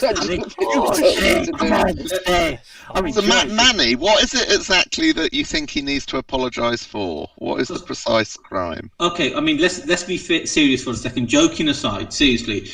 But when somebody presents information like of a certain delicate nature, right? This is my gripe and why I was rude to you as well, Steve, today. It's like you've got to have the maturity to kind of say, well, all right, where's the evidence? Where are you getting this from? Let's discuss this. If you don't agree with it, if you just come on like a lefty lunatic member of the Antifa and start saying conspiracy, nutcase, and blah blah, and I'm there in the chat actually putting in the sources of my information and all the other person. I mean, look, if any of you guys have ever met, and I've met a number of women that's, from university to even recently that have had abortions or they have lost children, it's kind of like, grey area, because with women it's a completely different thing altogether, right? And that's just my conception. I haven't even given birth, obviously, because unlike Ned, I was born a man. So rather than identifying as I took it down a few levels. I apologise. Surely, Manny, it's the case that 99% of abortions are chosen by the woman. How many abortions are enforced? Right, that's a good point as well. But my concern is this, and I just before I answer that, that last comment was needless, Ned. I apologise. I know I was talking serious, and I no, you made a lot of needless comments. You just carry on, Manny. I'm enjoying them. All right, sure. So in regards to carry on, mate. Sure. I just think, Steve, that a lot of the decisions made by those women are made in semi-ignorance, in the sense that they don't really know the procedure and the right information isn't shared with them. And I don't think, for example, like I've been saying, that after a number of weeks that the pain threshold of the fetus inside the baby inside the stomach is independent from them, and this type of information is not given to them. and I think it should be. Do you support, Manny, the people that stood outside abortion clinics harassing women as they go in, showing all those nasty pictures that they hold up in big blown up posters and what have you? Do you support them doing that? No, I don't. I think there's a far better way of getting getting the right type of education and information over to them. Of course, I mean, nobody in their right mind would support that. I mean, you guys know me. I mean, Ned doesn't know me. I mean, the way I'm kind of treating Ned is not generally how I converse about matters that are serious. It's only because he was being rude and obnoxious on Manny, the show if I can explain why I reacted, and I reacted I didn't even hear this debate the other day, so this is all new to me. Well, obviously abortion isn't new to me, but your specific discussion is new to me tonight. My reaction was because you used the word, or I interpreted you to be saying, they're using fetuses to heat hospitals. That was the way you presented it. So it might be fact that they have, that's the impression he gave. Hang on, Ned. It might be fact that they dispose of fetuses via the incineration process, but they're not doing that in order to heat the hospital, because fetuses are very small, and that was my point that I immediately chopped in. It's not going to produce much heat. So well, it's not just that. They're doing it for the purpose of disposal, which you disagree with. I can understand that. They're not doing it for heat. But Mike, before Banksy comes in, if that's your opinion, that's your opinion. I'm not definitely saying that that's why they did it. My whole point is on why I argued with you was like that whatever the reason is not morally right. It's not humane. It's not how we should be treating any of. Can I ask you a question? And you might say this is a dumb question, but I'm going to ask it anyway. I also want to ask you one question.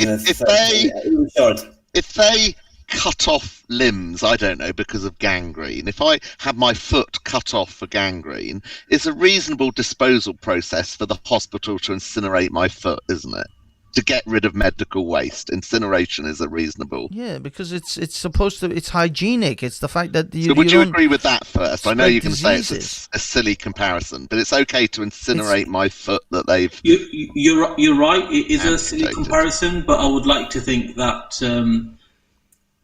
I mean, it's less of a tragedy. It's still not right. Okay. I still think there should be options. If a woman chooses an abortion, and okay, you might say she's making that decision because she's not aware of the full facts, etc., etc. But if a woman chooses, or if a couple, let's say, if a couple decide that the woman's going to have an abortion, how do you think they should dispose of what is probably going to be a very, very small?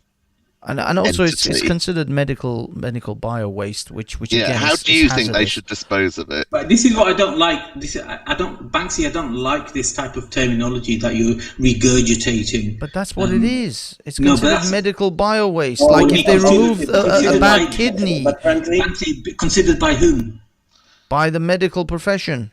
And who are the scientists? By the medical professionals, by the people that are not religious, like us, like me actually. Yeah, they're just medical people. This is ludicrous. No, the medical profession and the industry is controlled, but by the legal statutes and the regulation that they abide under. That article.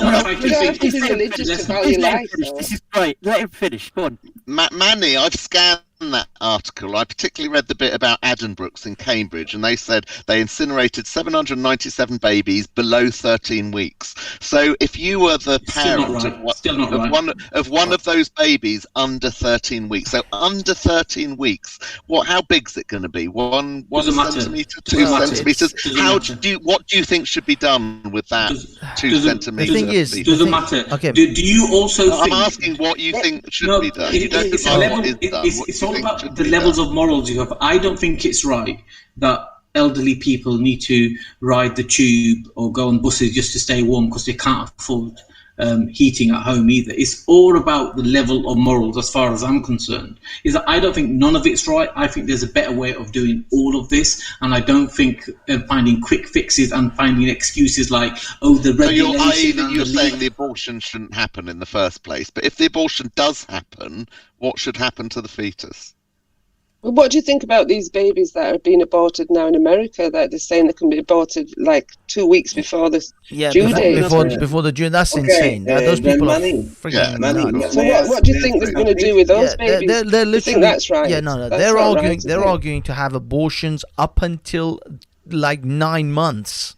That's like a viable human being at that point. No, but those do you think people they should be thrown because in the they're incinerator? insane. Those guys are nuts. I mean, we can all agree there's a line to be drawn. Now, a lot of people argue that 10 weeks or after 10 weeks should be the line because of brain development and brain function. Now you can go, you can debate. Abortion should be legal and should be allowed because frankly. Yeah, I mean the thing is, Manny, I'll give you my personal story. I know 3 women. 2 of them had abortions. One of them lost the baby, was stillborn. One of them, the ladies who had an abortion, was my mum. The other one was an ex-girlfriend, and my auntie had her first baby born stillbirth.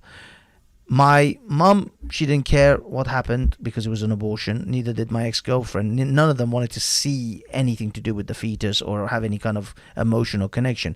My auntie, her, I think it was a son, that was born still, she had a funeral. And it was an incredibly traumatic moment for her and time because she felt that she lost a child. My mum and my ex-girlfriend did not feel that they lost a child. They didn't feel anything, in fact. And my mum went on to have further children and everything was fine. I'm not really sure what's happened to the ex-girlfriend.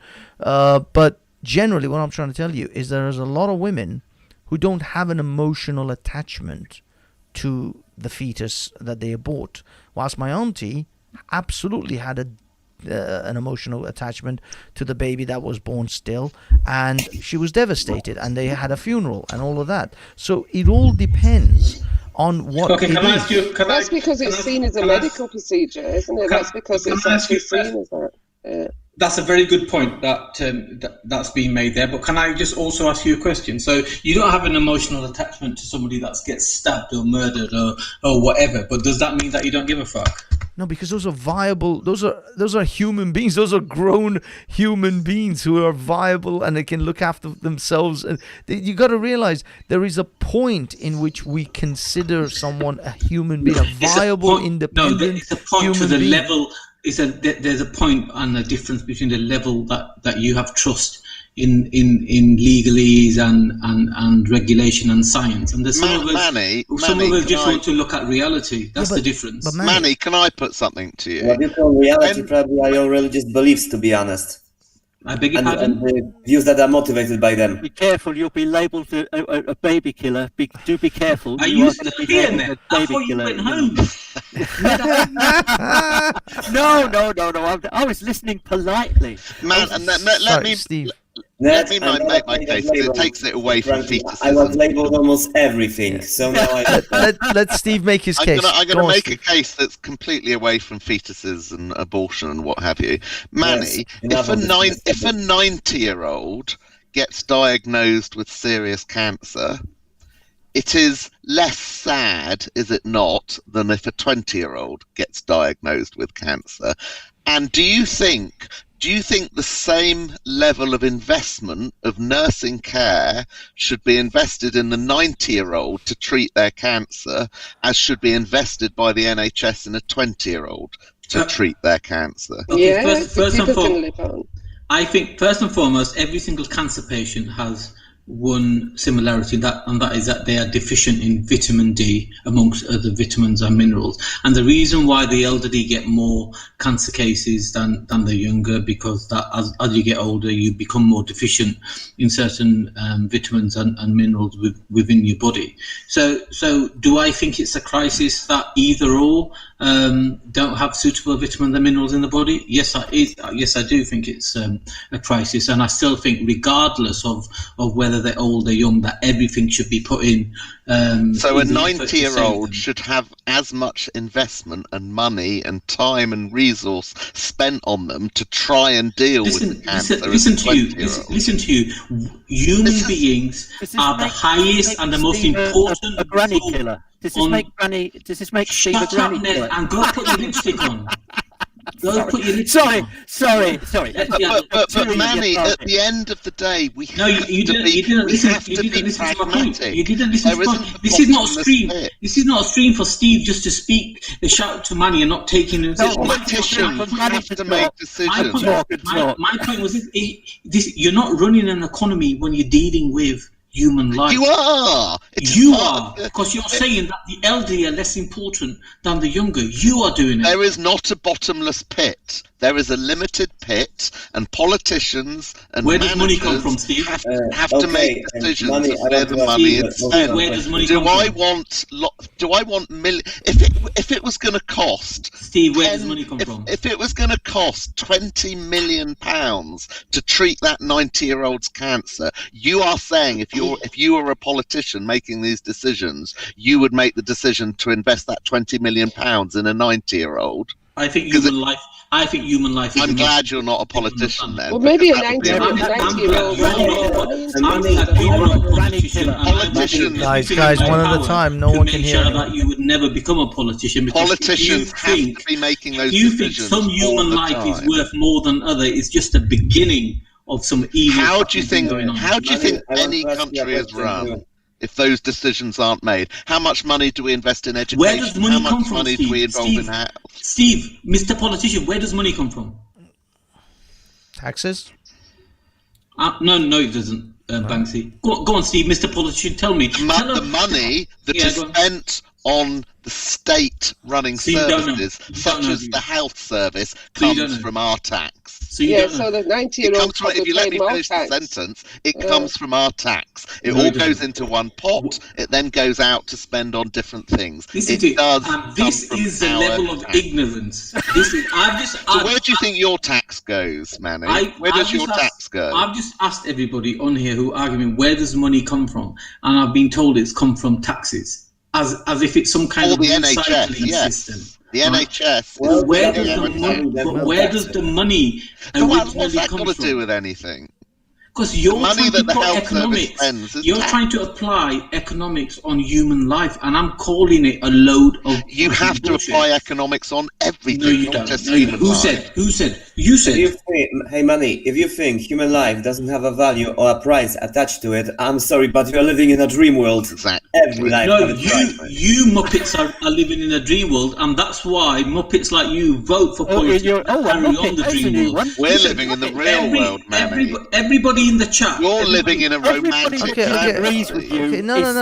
Manny, with all respect, Manny, you are living in a romantic dream world. Well, no. The thing is, I know Manny is not a socialist. He's a consummate capitalist. But I want to know that if you want to actually fund, let's say, the NHS for everyone at all ages, at all levels, how would you go about actually doing that then? Okay, does this wonderful panel know that how much in terms of monetary finance the NHS grows each year? Could you answer Banksy's question? I am answering the question. Oh, okay, you need to. Okay, let's say I don't know. With a question. It's okay. Maybe Sometimes you have to ask some rhetorical questions in order to get to the point. Okay, let's take these as rhetorical questions. Let's assume we don't know. Well, isn't the totality of the health service 134 billion? On average, over the last 2 decades, 134 billion total annual spend. On average, over the last 2 decades, the NHS requirement for funding has grown on average 5%. And on average, government budget has grown less than 3%.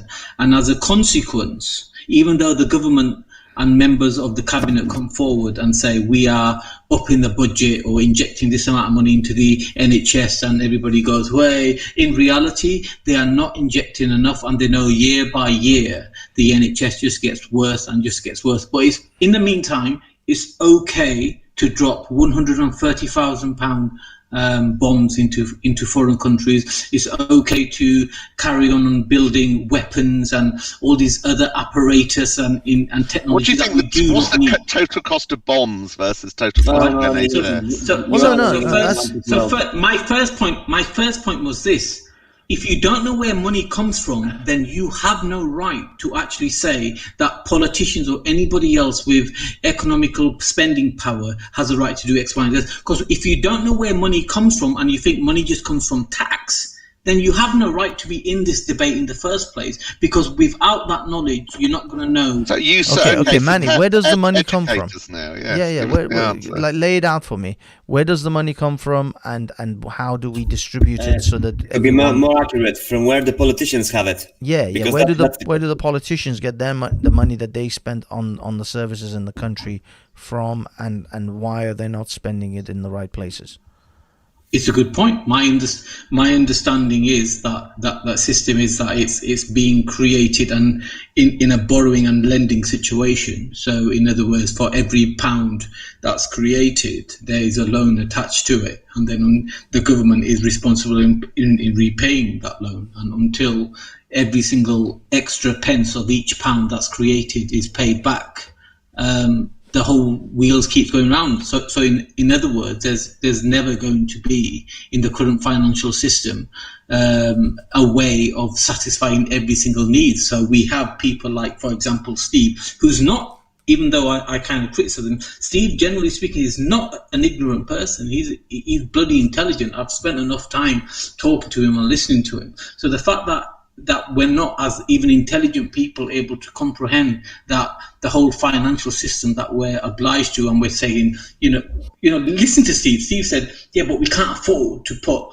enough funds into old people as well as the young people. Hold up, these old people are the ones that made the country for what it is. Why? Because there's more debt, essentially, what we're talking about, than there is money in a given country. Why? Because every time the government create through a central banking system any type of funds to put into the economy, there's more debt attached to it, and as a consequence, here we are.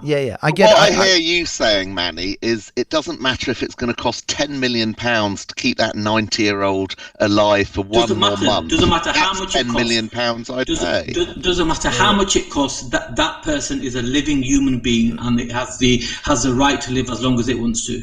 Even if it costs until they run out of money, until the NHS runs out of money. When the NHS even if they run out of money, they can't treat they can't. And so you actually have. Oh, come on! You've done a lot of talking now. This is exactly what happened the other night. He just dominated the. I can't get. Okay.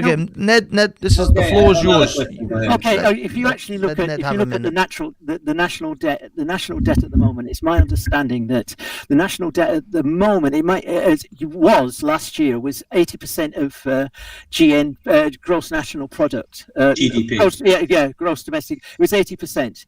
The thing is that by comparison, I think Germany's about 50%, France is about 70%, Italy's something like about 125%. I understand that with COVID, this is our national debt has rocketed, and I believe we're something like about 130 now. National debt is as a percentage of gross national product. The problem is that the whole business about money is that if you don't try and keep some kind of control of the purse strings, then people lose confidence and in the currency, and I understand there's a run, and so you get situations as happened in Zimbabwe, where you got inflation rates of something like 10 million % in a year, like ridiculous inflation rates, because the financiers lost confidence in that particular government. Please, can I just continue? The thing is, because I have listened to you quietly. Yeah, but what's your point? No, please let me finish, will you? The thing is, we've heard all this before. No, don't worry. I'm sure there's a point. Come on. There is a point. The thing is that politics is the art of the possible. Right, and governments work within the amount of money that they actually have, right, and they have to make hard decisions. And if you just throw money at a problem, right, a country will go bankrupt, and it has happened in the past. I actually agree with Ned. I thought he was going to go completely. No, that was my point, and I think that's I agree. I agree with you. I mean, you didn't kind of deliver it in the right way as accurate, but you're right. No, of course, because I'm ignorant, and I carry on. Yeah. Okay. Ned, do you know what my career has been in? Oh, I'm sure it's in banking. Yeah. I think you're a top-rate banker. Yeah, carry on, please, carry on. Yeah. So if I was a little bit short, it's because I get these lectures all the time. The minute they hear you're in the finance game, it's like all of a sudden they become the banker. So I was short with you then in that regard. Fair enough. You did make generally a good point, and the whole thing about bailing people out and the rest of it is just a complete and utter.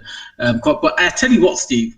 I'm shocked that you actually thought that it's an economic issue, and you would prefer to keep the younger people alive. With respect, Manny, how can you say that when you've just agreed with what Steve has just said? Surely. I agree with you that in the current financial system. 1 minute, Steve. So I agreed with you that in the current financial formalities and system paradigm, yes, that's a good word for this, that doing what they're doing is going to create the extra issues. I get that. That's why the minute the Rishi, whatever his name was, came out and said, I'm just going... Yeah, whatever his name is. Rishi Sunak. He came along and he said, everybody can have free money. All the traders in the world were just buying anything related to gold and commodities straight away. And look at the price of gold has been shooting up. It was a no-brainer because you knew that whenever governments prints money, the commodities, especially gold and silver, are going to shoot up. And look at the price of gold. Gold is supposed to be going down right at this moment. And the way you look, and when you look at the charts and you look at the analytics, it should be depreciated at least another 20%, but it's not. Why? It's not because people are just jumping in, buying it because they know there's a second wave coming in second shutdown coming in October, or certainly some kind of mayhem is coming in October. And I've never seen charts like this for gold. Gold should be shooting down and it should be making a second buying opportunity, but it's staying there. But can I just say, M6 has been wanting to come in and ask me a question for a while now. Yeah. M6, come on in. Let me know what you got. Yeah, come on to Manny's chat. Guys, please let MC. I want to ask you, but I know, just for a moment, returning to this abortion stuff, are you also against the rights of women and people in general, families, to have the ability to abort a baby that they know for certain that the baby will be born a cripple, dysfunctional, or retarded, or you understand me, with a fatal genetic disease that they would have to struggle with? It's a very good question, and it's a very humbling question, I must admit, because you're really kind of. I don't really feel that I want to answer it, but I don't feel I have the kind of how can I say, the righteousness to answer that. The truth of the matter is I wouldn't want to answer that, because who am I to even kind of decipher or try to decipher in that situation what's right and what's not? It surely has to be the decision of the parents and whatever. I'm quite surprised with that answer, Manny, because up to this point you've been telling us all night every human is sacred, whatever age, etc., etc. Now you're suddenly moving away from that. No, I'm not moving away from it. I'm just. Or not giving such a clear cut. Yeah, I'm just putting my hands up because, come on, look, I know I'm amazing. I know I kind of know everything. But they are very humble. So humble. I do have kinks in my armor, and I'm just saying to him, look, I said to first him, that's a very good question, and then I followed by saying, look, I don't think I have the ability to answer that. I don't know everything, believe it or not. So I'm just gonna let you guys One thing I will tell you, Manny, and anyone out there who's pro-life or against abortion, as technology has given us the ability to have abortion, because abortion is just another step in our ability to control birth, just like the pill. Well, yeah, birth and death and all that in that sort of scenario, just like the pill and the coil and all the other contraceptions that we have. Technology will also help, if you will, save you guys and your conscience, because eventually there will be what will be considered birthing chambers or artificial wombs, and once we take away the monopoly effectively women have on childbirth, and we we centralize it, then you can effectively say a person who doesn't want to have a baby, a woman who's got pregnant, and they don't want to have. Sorry, can I correct you? Can I correct you there, Banksy? Sure. Can we describe people with wombs rather than women? Yeah. Sorry. The people with wombs, those who identify as whatever the hell they identify as, but they carry. Let's not be rude. Ned knows more about that than anyone. Another jab at Ned. Oh my goodness. But generally, once we have. We can also go. But what is it about women? Are you a woman? The providers of placentas for Kim Kardashian's dish. The table. Oh damn, yeah. But once we have artificial means of growing or having children without necessarily having a woman to carry it, then women who are raped, who have babies from incest, all these other scenarios, or women who just want to have an abortion, they can have the embryo taken out of them. Or the fetus, or whatever stage that they happen to be in, and have that baby still grow in an artificial scenario, in an artificial womb, and that baby can go into the adoption system or whatever. We don't have to necessarily. But already, you say it can go into the adoption system. Already, we have loads and loads of kids and babies and toddlers for whom there are not adoptive parents out there. There is already a huge shortage of parents. A lot of kids that have gone through council care end up in prison. I mean, the thing is, and that's not. I'm not trying to disrespect people that have been in council care. It's they think that there's some connection between like an upbringing that's going from house to house to house with no stable upbringing. That it does actually affect their group, their maturity. Yeah, I mean that is an entirely different question and an issue that we have to deal with societally, which is raising children that are being raised in single parent households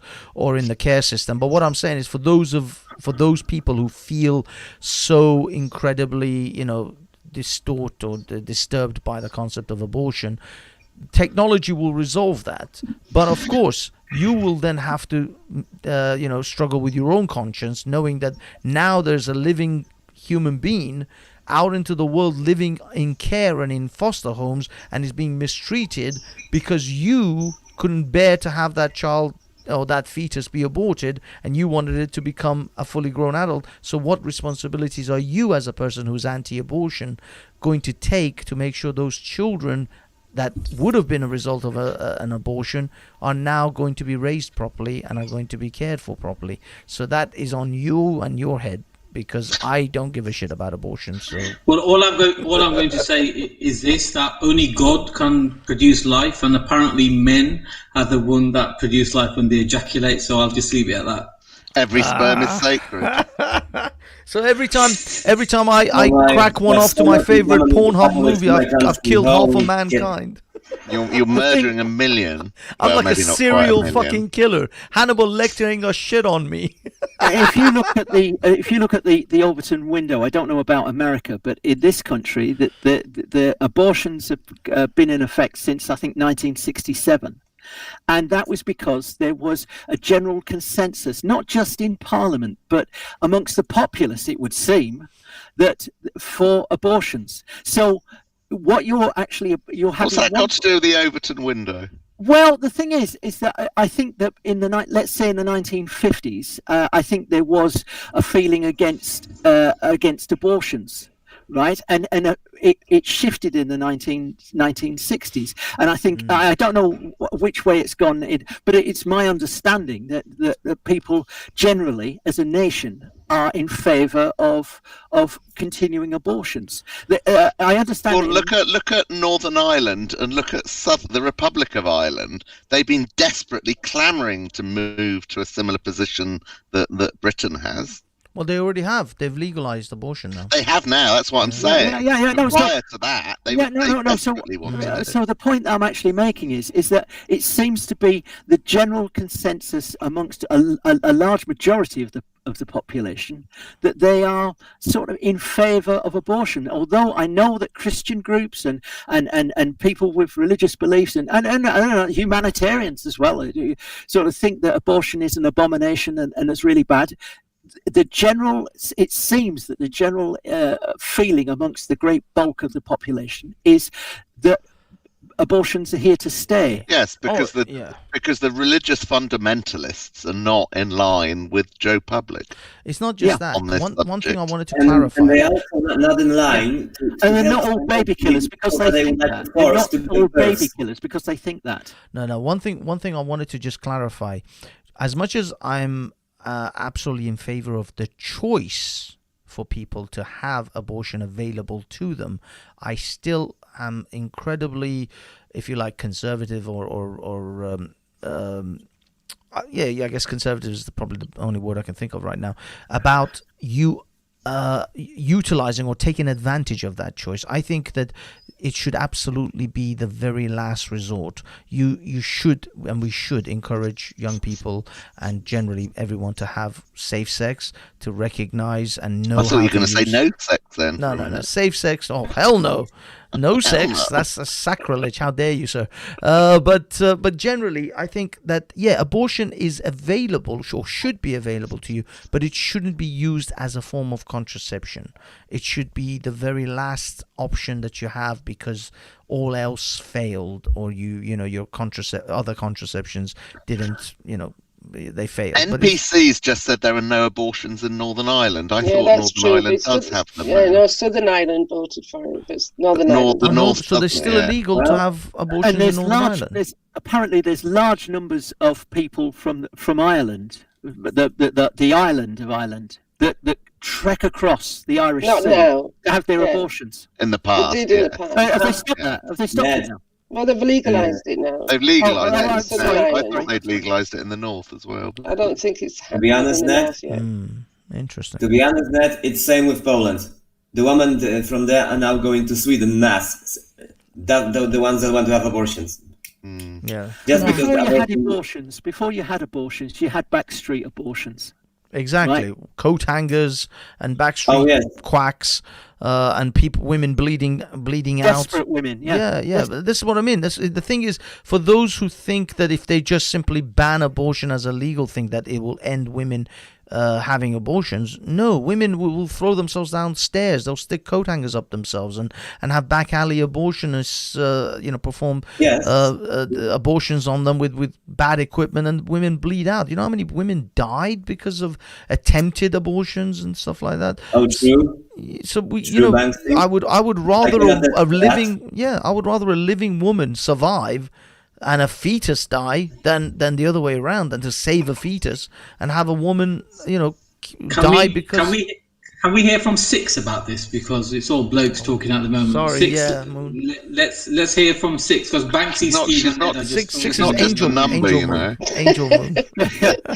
Number 6. I'm not a number. Yeah, as a person with a womb, please carry on, Six. Exactly. She's not the only one with a womb. There's you as well. Even though I'm not a religious person, I do think life is sacred. Yeah. Yeah. But I do understand, but I think there's plenty of contraception out there for us now, isn't there? Plenty. There shouldn't be any need, and like what Banksy says, only in very special circumstances. It shouldn't be used as a contraception at all.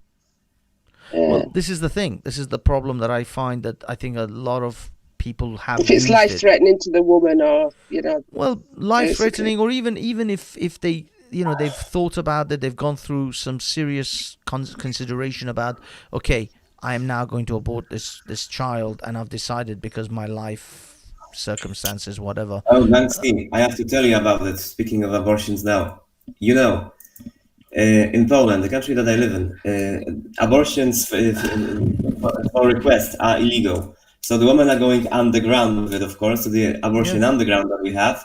But it's extremely dangerous there too for them, because first, they cannot sue a doctor from a public healthcare institution, or because they will go to jail for that. And second, they have to bribe the doctor to give them the abortion. But if you go to screw up or make them infertile, there is no way they can ever sue anyone for that, and there is no way the doctor will ever pay for that. To be honest, thanks also to the corruption of the Polish healthcare system, the state-owned healthcare system. Well, that's what I'm saying. The woman could become infertile. They could die. They could have all sorts of their a lot of women get mental health through having abortion. Well, mental health issues. There's issues of that as well. well. A lot of women have mental health for having babies as well. So it's not. Do they really? Postnatal depression. Postnatal depression. I mean, can be extremely serious. That was very short term.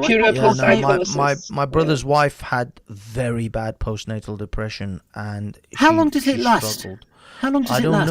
I don't know. Well, but it can. I mean, a lot. I think more often than not, it doesn't last a huge amount of time, but it can do under worse. The worst. Well, you've got your baby blues, haven't you? Which happens maybe 3 days after you've given birth, and that's because a lot of your hormones are changing to bring the milk through. But then you've got like puerperal psychosis, which is like quite a severe depression. After having a baby. Yeah. That's funny because I often get blues after my milk has come through too.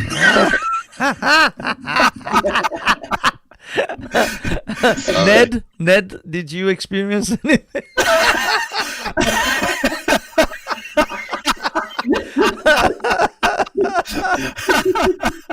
I'm sorry. Just in case you're wondering, sometimes feel a slight downturn in my mood on a Monday morning when I've got a week of work ahead. Yeah.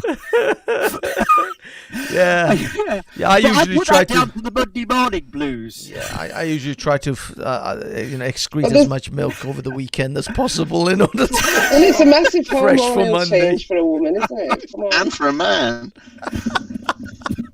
All right. Anyway, but I see that other people here assume that also women after birth are like immediately having those hormones flooding down their brains and their organisms, the hormones of love to their child. No, that's right. Yeah, the release of DMT.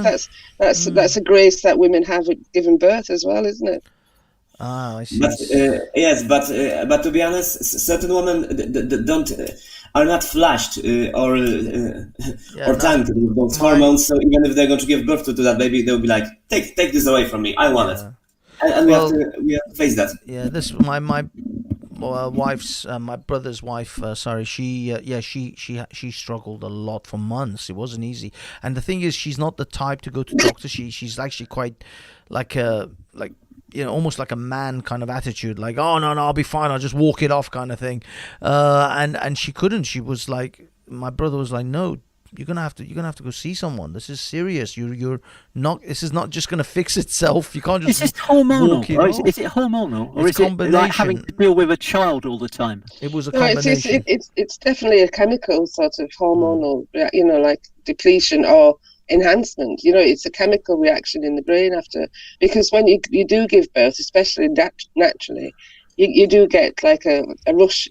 It is like love. It's called the DMT, isn't it? Women get that's right, because it's there, from my understanding, that no matter what the child looks like, the mother will love it. Yeah, it is. Because the child needs protection, and it gets the best protection from its mother, and they create that bond, and that's where it goes on from. So it's very, very important, and that's why that even when a mother loses a aborted or miscarriage or whatever, they still have that missing, depressing feeling because those hormones and those chemicals are still there. Yeah. I wondered whether it's, if you've suddenly got a baby and you look, and for the next 20 years you're going to be looking after that. I just wondered whether that actually makes you feel like profoundly a bit drained, because you're no longer independent. You've always got someone else to. No, that's what that hormonal gift gives you at birth. Because you can imagine the pain that you go through to give birth. Yeah, it's horrendous. But as soon as you actually give birth, you get this massive euphoria. And that's why people will have another baby, because if you didn't get that, I doubt if you ever would. You wouldn't go through that pain again. You know what I mean? Yeah. But now you'll always sort of then love that child unconditionally. Yeah. And also, no matter what the child does, it's virtually impossible for the mother to stop loving her own child. That's true. Yeah. It's true. Little feckers. Manny Cinders, please. You mentioned about organ harvesting. What exactly do you mean by that? Are you going to apologise? I've been there. Well, I've got nothing to apologise about. But okay, the organ harvesting part from the fetus, because I'm not entirely sure a fetus is really got any organs that can be harvested, unless you're talking about stem cells and possible things like that. Yes, partly, yes. So is that the kind of organ harvesting you were talking about? They're not actually. But I thought you were referring to COVID, people that died from COVID. Nah, you're talking out your dressing. No. I noticed there was a slight upward inflection because you did talk for a long time. I mean, listen to it on the video. It was for 5 minutes. On the Betamax. Yeah, it was covered. It was covered for quite a long time, but I might be mistaken about that bit. But you did mention organ harvesting. No, what I said was that what's been happening in India is, do you know, like in the UK and in America and in Europe, where they're not allowing family members and loved ones to cremate or bury anybody that supposedly or apparently died of COVID. Yeah, with me so far, we all in agreement to that. Yeah. Sorry, could you repeat? You said they're counting what? So basically, what's been happening, that anybody that's died supposedly from COVID-19, the body is not handed to family members or loved ones. Okay, yeah. Okay, and well, not straight away, yeah. Well, it's not from my understanding, but I'm just trying to get people's attention onto exactly what I'm about to discuss. So in India, what's been happening is the same type of process has been happening, where they're saying that no, you can't have the body of your loved one. He or she has died of COVID, and this is mostly for middle-aged or sometimes younger people that have gone into hospital for other reasons, and then the family members are told that we can't release them, you can't see them, they've got COVID, blah blah blah. Very similar to what's been happening in Britain, and there's been a few occasions, 6 from the stories that got through to me, where family members have forced themselves into the hospital, retrieved the bodies of their loved ones, and found that the bodies have had operations onto them, and they've done further investigation, and the organs are missing.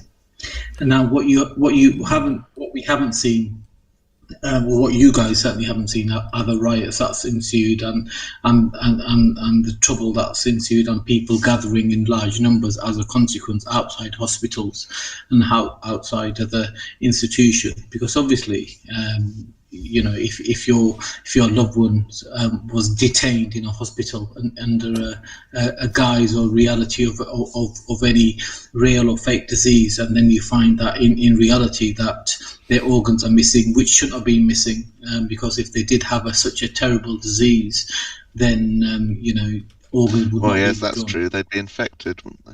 Exactly. So again, I mean, India is a tyranny. India is a fascist country, and it's only made worse since the Modi government has taken control. And this is the state of India at the moment. I mean, they've been doing that with the Falun Gong for a long time, haven't they? In which way India is fascist? Because it well, one thing I will say. Sorry, MC, your mic's cut out. Just dropped off. Can you hear me, MC? His machine froze. I'm going to check out now, everyone, actually. So take care, Mr. Steve. Thank you for coming. Good night, Steve. Awesome. Cheers. Good night, everybody. Thank you. Hopefully see you on Sunday. I can't say it was a pleasure today, Steve, but thank you. It was, and I'll buy you a pint back. Don't worry. I'll see you hopefully on Sunday, Steve. Yeah. See you Sunday. Take care. Be there or be square on Sunday.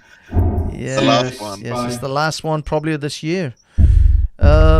Whoa, we lost like 2 all of a sudden. Bam. I think MC's connection dropped. So now we have 2 men and 2 girls. Okay, hold on. Let me put the reaction. Behind is that women are in some ways look inferior. That difference. That's the message behind that. Nobody is inferior. Ned. No. You're actually sort of saying you're actually suggesting that I'm a woman, and the inference behind that is that I'm inferior, that a woman is inferior. It's a lesser.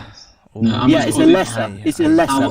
Yes, in my loving humor, I was calling you inferior, but only in humor. You're loving your humor. You were showing your misogynistic tendencies. My masculinity. Your masculinity, really? My toxic masculinity. Really? My toxic masculinity, exactly. My dominance over you. Sorry, we have right reaction. Banksy, can you hear me? And now, yes, MC, you're back. Good Thank man. Is Mr. Right Reaction? Are you with us, sir? Are you? Assalamu alaikum. Assalamu alaikum. Wa alaikum assalam. My dear Muslim brother from another mother. I was just doing a flyover on this auspicious 9/11 ceremony. I thought I'd just fly over a bunch of panels. So. Are you just doing a short flyover over different panels? Are you? 9/11 flyover. It's good to know. Have you mentioned it to the tower? Have you called in already? Hey. It's something NORAD didn't do, isn't it? Anyway. It's one night you don't do the flyover. Anyway, they should remove a building in New York near the Twin Towers Memorial. The ground zero mosque. You know about that? This conversation is not gonna go well. I can't see who else is on the panel, man. I just see strange icons like I'm 6. sorry. And stuff. Yeah, this Angel Moon. We've got Manny Cinder. We've got Ned, MC. MCADHD666. Don't ask. And me. This is a new. It's an alternative to StreamYard. It is actually 100% free, and it does everything StreamYard does as well. What's it called? It's called Jitsi. Jitsi Meet. It's one I used ages ago. One of my friends introduced me to I remember you sent me a link to it. It was like, I think, older person. Anyway, anyone can use it, and you can just set up your own. You can actually download the server, build your own server with this, and totally customize it if you really want to go that far, and just launch from your own server. You don't even have to use their server. How secure is it? Well, I mean, this particular one, you can password protect it. The only reason I started using it was because they introduced a new feature called a panel. Like right now, I'm about to let Hassan on. So there's a panel and there's a lobby feature which wasn't available before. Anyone could just jump on as soon as you give the link out. And there is Mr. Hassan. So this one had like a holding pen. My Turkish brother from definitely a half Turkish mother, which is where I'm a quarter. Big up, Hassan. How's it going, dude? We can't hear you, Hass. You're gonna have to unmute yourself, mate. Hello guys, how are you, man? There you go. Yeah, we're. I don't know. At one point we were at on the whole abortion thing. Actually, Ralph, you are a Christian man. I presume we can assume where you stand. Christian, like the rest I thought he was a Muslim now. Well, Muslim, Christian, yeah. But are you Muslim or Christian? I don't know. When did you take your Shahada?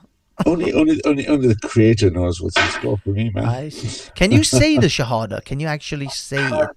This is interesting. I don't think I want to do that for obvious reasons. I would love to hear your well, I would love to hear your accent. I just want to because I don't think. Does that make you a? Oh God, don't even promise you.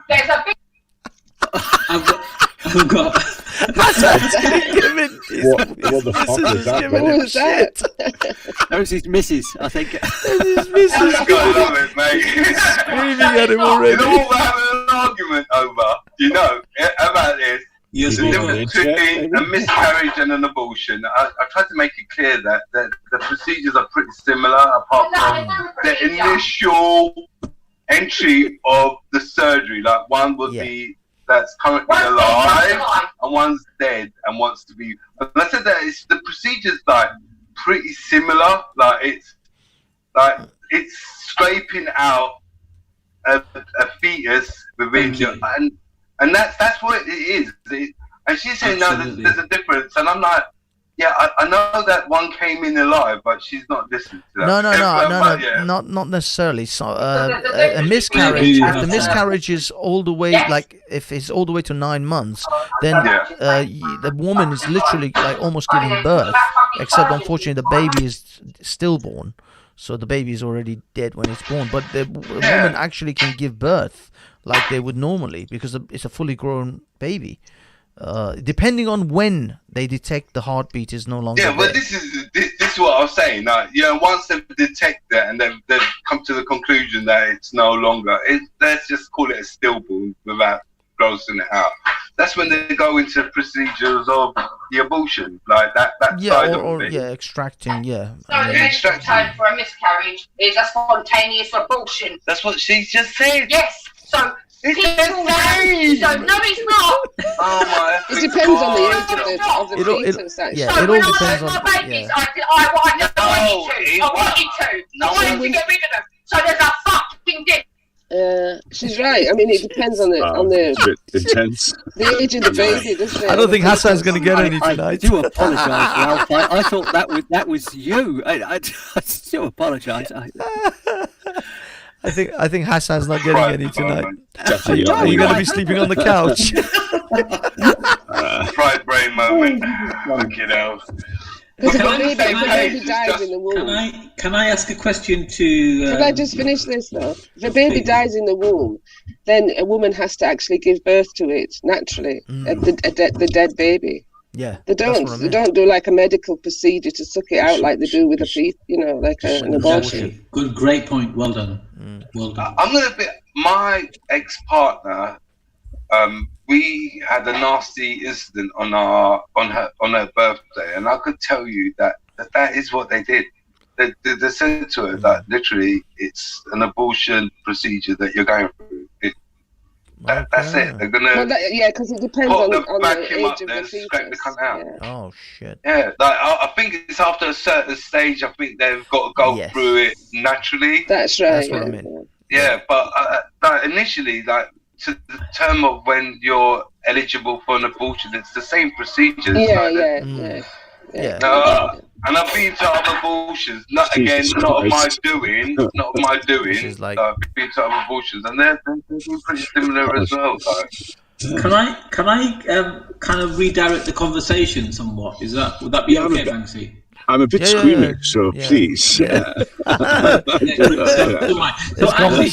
you said that. I'm glad you said that, Ralph. So, because I wanted to direct the conversation in something since we last spoke, because I think when you and I were kind of conversating, it was around about the time when I think you hosted 1 or 2, maybe 3 shows on the Money Cinder channel, and it was all you were very balanced, and and the rest of it, we shared some, I would say, similarities in our outlook and what have you. Then I, around about that time, went off and I wanted to get back into my business, into my trading stuff and the rest of it. So I kind of left the scene. And then ever since then, all I heard was Ralph has joined this group or that political group, and he's now a racist and this, that, and the other. And even I saw you in Speaker's Corner, raising the right hand, like a Nazi salute, and the rest of it. I've been getting stick from various people saying, why did you let Ralph onto your channel and blah, blah, blah. At the time, you and I, conversated and we got on, and I stand by that. But apparently there's been significant changes. I haven't been keeping up with anything YouTube, anything Speaker's Corner, just the odd show I join or follow, like Raj's and Banksy's every so often. So what actually happened? Because I even heard that you joined a political group and now you've left the political group, and that political group was very anti-ethnic. So I want to hear it from my own ears, and because I obviously know our conversations and the reasons why I let you and many others, including Muslims, to host shows. So what happened? Where did we go from the Ralph that came onto the scene that I knew that now is now pretty much hated by everybody? Hate and love is one thing I've learned about this internet lark is 50% of the people are going to love you and hate you, independent of what you do. So I don't care about that too much. Where do I start, man? I've been on a wonderful political journey, and I guess you missed all of phase 2, and phase 3 has just begun a little earlier than expected. So, yeah, I don't know where to start. I guess I just went a little wander around, trying to make sure I could accelerate all certain political movements on the right. So do you want to send good-looking Indian people like me back to the country that my parents came from? I think that would be a case-by-case basis, but I think the good-looking ones can hang around. Looks are going to be one of the criteria, I'm sure. Oh, don't be shy, Ralph. How about all that money you're going to offer Manny to go back? Tell him about the money you were going to. So potentially, I could be asked to go back. Banksy, I've always been on the opposing boat. I've never said a penny should be paid to anyone. So how were you expecting them to go back, Ralph? Just details, man. Well, but so I'm just clearing up that money thing. I don't want to ever be associated with the guys who offer people money. Well, I'm kidding. Manny, the multi-million dollar question now is, what is phase 3? What is phase 3? I don't even know what fucking phase 1 and phase 2 was. I'm trying to get this for that one. Yes, fine. Tell me what phase 3 is. Ralph has done series of videos on that, but yeah. Phase 2 is it's so like the last phase, man. It's like I'm so on phase 3. So phase 5, let's work backwards. Phase 5 is the 2025 election. So phase 5 is quite critical. So everything is from here to phase 5. Phase 1 was getting out of Brexit. Phase 2 was wiring up and accelerating the entire right-wing nationalist movement and exploring and, shall we say, exploiting all the schisms, which kind of... Do you have any financial backing? Money comes and goes, like the wind. Do you have any financial backing, though? Money is why are you offering? I'm not really looking for money, but there's plenty of money around for. Yeah, he did say that he actually got a substantial sum from somebody. He wasn't going to say who. The money is second to political will. So for phase 5, just to answer the quick version, phase 5 is the 2025 election, which is critical, and phase 4 and 3. So phase 2 I was hoping that would finish by the time of the Trump election, the aftermath of the Trump election, but events have accelerated ahead of my expectations, which is great news. So we're all prepping for phase 3 right now. And phase 3 is going to be looking at the extremities, the right and left, to defeat the cathedral and finding the fault line. And it looks like one of the most important fault lines to resist in phase 3 is going to be Islam. So you're going to see me speaking a lot. So it's not Judaism, no, Ralph? Well, you can think of each phase as roughly a year. No, or Christianity. That's not a problem, no. But hold up. Where in history have we ever seen that any extreme group has said this group is okay and that group is not? It's either all or nothing. So are we supposed to believe that you have some kind of angelic force within you that's saying that these bunch of Pakis are okay, but those bunch of Pakis are not? Or these bunch of white paedophiles are okay, and those white bunch of paedophiles ain't. These jihadis are okay, and those jihadis are not. Always follow the money. Always follow the money. Or how about these Roman priests are not paedophiles, and these Roman priests are? Do we get them sorted out as well? It looks like all of you guys have different views, but which is quite good to know. It's quite healthy that you're thinking about the same things. But no, phase 3 is much more structured and organized. Phase 3 now's job is to find out where the pressure points are going to be in this resistance, and Islam is going to be very critical to this. So as Islam is the most powerful conservative force to fight the cathedral, so I'm going to be one of the missions for the next 12 months, as you'll see me pressing home that point, shall we say, on the actual benefits of the conservative traditions of Islam. Right? The thing is, I don't know if anyone else here would know what you mean by the term cathedral. I think the others. Oh yeah. The globalist liberal order, if you like. The dark enlightenment, is that right? No, that's one of the words. No. Yeah, it is. But Ralph, you are a socialist, right? That's my understanding. You're a socialist. A socialist? No. No, I'm not really a socialist. I'm not a capitalist or a socialist. I'm an anti-global neoliberal world order. So socialism and capitalism are old ideologies. So you're a liberal. Are you against the neos? I'm definitely not liberal, and yes, Hassan, I'm anti-neos, but I'm definitely illiberal. I'm not liberal in any stretch of the imagination. I think liberalism is like moral syphilis. How do you become a liberal Christian? I don't think you become. No, I don't think a you liberal are. Christian. I'm not liberal. No, it's like saying you're a peaceful sadist. No, that would be a personal psychiatric kind of analysis. No. I'm not liberal. I'm just saying, like, No, I don't believe in. I think Ralph is clear on the fact that he's a conservative Christian. I'm conservative for sure. Yeah. Absolutely. So you believe in like selling children organs and all that? Yeah, aren't you part of the Lord Jesus Christ and his fellow? Aren't you saved by him? I was baptized in a long traditional family of Christians. Yes. So you are a conservative Christian. But I thought you were a practicing Christian. Yeah. Yeah, but I mean, I'm more conservative. So there's multiple things going on. One is the politics, one is the faith. So if you separate them, that's easier. Politically, I'm illiberal. You said quite openly that you were a practicing Christian, no? But I'm not saying I'm not. I'm just separating the liberal and the Christian bit into two different pieces. So I'm where in history, Ralph, can we see that you will draw your energy from, where you, as you're saying, that you are fighting one political issue, which is, in your words, is Islam, that it's not going to spill over into other things. You know, when we look at history. Yes, the law of unintended consequences. But yeah, so politically, if you're asking me the question, where has this occurred? All we have to do is look at Europe in the last 5 to 8 years, and parties like the AFD. 5 to 8 years? How about 40 years ago? Well, if you look at 40 years, we look at the history. Wait, hold on. What happened in the last 5 years that's made a massive change? I was trying to answer. So if you look at the last 5 to 8 years, from a standing still point is almost 2% of polls, the AFD, the Swedish Democrats, more recently Vox, and all the parties in Europe have from nowhere have got about 20-25% and growing political share. So our objective in 2025 is to have a party capable of having a pop at that market share. That would be phase 5 to line up with the 2025 election, right?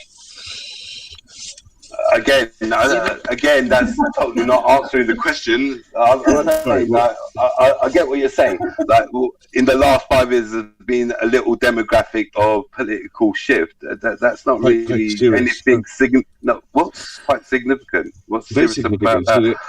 I don't understand. Horrible. Is this more significant than the poll tax rights that we had? Oh, much more. Yeah. Are you sure? Because last time I remember, people actually went out for that. What they're doing currently at the moment is putting up posts for the current situation. So I'm not sure if you're asking me. No, what I'm asking you is very simply that this 5 years, or according to your narrative of this Islam, and again, I'm not off of this one because I think Islam amongst the other religions are the same problem, same side of the flip coin. But in regards to it, it's 40 to 50 years that we've had these problems. In fact, because without sounding too controversial, after we freed a whole bunch of people from concentration camp, we've had these same problems. The same ass fucking problems. All we're doing is just shifting it. Oh, it's the Christian. Oh, it's the Buddhist. Oh, it's the Muslim. When really, let's get it right. It's the people of the chosen book that's really causing the issues. Well, why are you not addressing these facts? Is it because you're getting the money from them? Okay, so if I can answer, So first of all, you raised lots of different points. So first, just the one. Okay, just the one. I heard lots of points, but so if you draw the baseline there, when you say has it not been significant, that's not quite true. So the Swedish Democrats have over 60 seats from a standing still Sweden. Point. The AFD has. Sweden. He's not going to answer your question, Hassan. I'm trying to really keep. Sweden. The last time I remember, Sweden was another country. It's just quite far away from here. No. What I'm saying is, what is it for this country? What's this country? There's a question in there, though, right? Just keep talking at me. Okay. Let Ralph. Let Ralph go on, Ralph. No. So what I'm saying is to answer your points in kind of almost chronological order. So from a standing still, the AFD founded in 2012, Jan 2013, went from 0 to 97 seats. The same for the Swedish Democrats, got to 60 seats. The Vox party in Spain has just entered. So are there real political seats to be had from a zero standing position? Yes, there are. The only reason Britain hasn't had it because it's been in a Brexit bubble for 5 years. So we know that those 30 or 40 seats are what the Conservative Party are worried about. Our job as Conservatives is to go for those seats from the right. So our job is to pressure the Conservative Party from the right. On which topic issues? The number one issue is going to be immigration. And on downstream of that, things like integration, Islamization. We think there's broad support in the nation arguably 50 to 60% of the population have views tallying with our views. The question is, how do you get the whole ragtag collection of the right to coordinate and to accelerate towards that objective? My objective is to kind of help as an elderly Asian migrant, just kind of do my bit. What I'm interested in, Ralph, is what part have you played in the creation of this game, The Secret Hitler board game? Were you consulted in any way? What is the Secret Hitler? What is the Secret Hitler board game? It sounds like fun. This is available. It's on my screen right now. I don't know if you can see. Yeah, I just saw it now. I was looking at something else. Tell me about the Secret Hitler board game. This is a game available on. Fascinated with Ralph's interpretation of Islam being the cause of this big mastermind plan that Sweden now come adrift to, and 25% of the AFT. Like, you do get that all of these religions and laws, they come from that one Abrahamic fuckfest of a religion. And like, no offense, that we're all pissed off when 9-year-olds are getting pounded to shit, but for some strange reason we're not crying about 3-year-olds getting poked in the eye. I think you misunderstood me. I wasn't advocating against Islam. Yeah, but promoting family, no. Why are you promoting Islam? Let's ask that question. Why are you now promoting Islam? Because being an advocate against it all of a sudden. Because he's been turned away from one right wing, so he's going to another one. Yeah. No, that would be assuming I was somehow the one trying to belong to them, as opposed to manipulating the entire movements towards our affair. But no, because the short answer is Islam is the most powerful conservative force in a weakened church. Really? To defend really? The liberal. Right, so Islam's running America at the moment. Is that what you're saying? No. And Islam's running in the Middle East, and Islam's running UK politics. Is that what you think, Ralphie boy? Islam's running there, yeah? No, Hassan. What he's saying is, if you actually take this cathedral sort of hypothesis or principle that he's talking about, the cathedral is promoting and wants to promote liberal ideals, because liberal ideals can then slowly destroy the foundations of conservative societies, the Judeo-Christian societies of the West. The only society in existence right now without its foundations eroded away or without its foundations being shaken is Islam in a conservative sense. Well, it is, as far as like the Middle East and Muslim nations. Did they not smash the caliphate in the Middle East? No, but it's not that. It's about the Crusades didn't happen. This is what I'm saying. Look, bang. Like, I get that. Yeah. Look, I get what you're saying. I hear that. I genuinely do. But what freaks me out is it's like everyone goes against the narrative. All it is that you patsy that person and you go, I'll just concentrate on this. The actual controllers, the real players are never going to change. They're not going to ever give up the power and go, oh, you hold them. Yeah, but what he's saying that, at least from my understanding, is that liberalism and liberal ideals, those of Locke and Hume and the Enlightenment, have, if not completely, but mostly eroded all the pillars of conservative Christian and Judeo-Christian traditions within the Western, within Europe, within the Western sort of world. Because it was here, yeah. But Islam was kind of almost untouched in most Muslim nations, and in the West. And even in the West. So again, you say it's not been touched. There's lots of things have been touched in Islam. Oh, it has. Look, I hear what you're saying, but again, that's the narrative. Like Iran's fucking in the Middle East until 1972. Islam's been here for fucking, according to some fucking scholar, 1400 years. Bob, stop playing to Ralph's narrative. No, I'm explaining Ralph's narrative. I don't agree with it. Section of certain little parts that could be connected to make a little story that doesn't make no sense. No, the thing is, everyone could do that. Ralph does this beautifully. 25% of this country, demographics always change. Ralph. I'm explaining what Ralph is trying to say. For example, Downing Street and Dominic Cummings agrees with me in so much as they are running the largest Islamophobic inquiry in the Conservative Party with the view of standing maybe 30 to 40 Muslim MPs in 2025. So it's not just me, the Conservative Party HQ agrees with me. Right? The same problem we had after the war in regards to certain other leaders. It's just a different time. It's just a different time for these people to come in, which you expected them to come in. All it is just a rolling of another issue that this country needs to resolve. Yes, what freaks me out is that you sound like you really know where the issue is, but too scared to stick your tiny little cock in there. Well, I mean, my interest is actually this phase 3 of what is it that you're trying to do with Islam? You reckon they're going to give that up? You reckon they'll give that up? Hang on a second. I thought this time Banksy, you might want to be ahead of the curve to get some good content timely. You know what I mean? The next 12 months. Yeah, absolutely. But no, I mean, I'm interested in like what is the phase 3 of Islam and where? All right. Well, how are you going going quite to? Simply. So the 5. So if you look at my last videos, the 5 fundamental pillars of the progressive left for the last 60 years has been racism in order: sexism, racism, homophobia, transphobia, and Islamophobia. And those are the linchpins on which the battle will be fought to be electable or not electable. So you're going to be walking a tightrope on these 5 tranches. The way to unite this, what we've done is, in the last year and a half, is accelerated the schisms in the right really well, brought the Tommy movement to its knees, etc. The next step is going to be what are the tranches, what are the tightropes or fault lines in which we need to resurrect and reconstruct the right. So I'm going to take them one by one in order. I picked Islam first. I could have picked anti-Semitism, but I think Islam should be quite colourful given recent events. And we're going to look at those and try to unite conservative principles along things which are fundamentally conservative.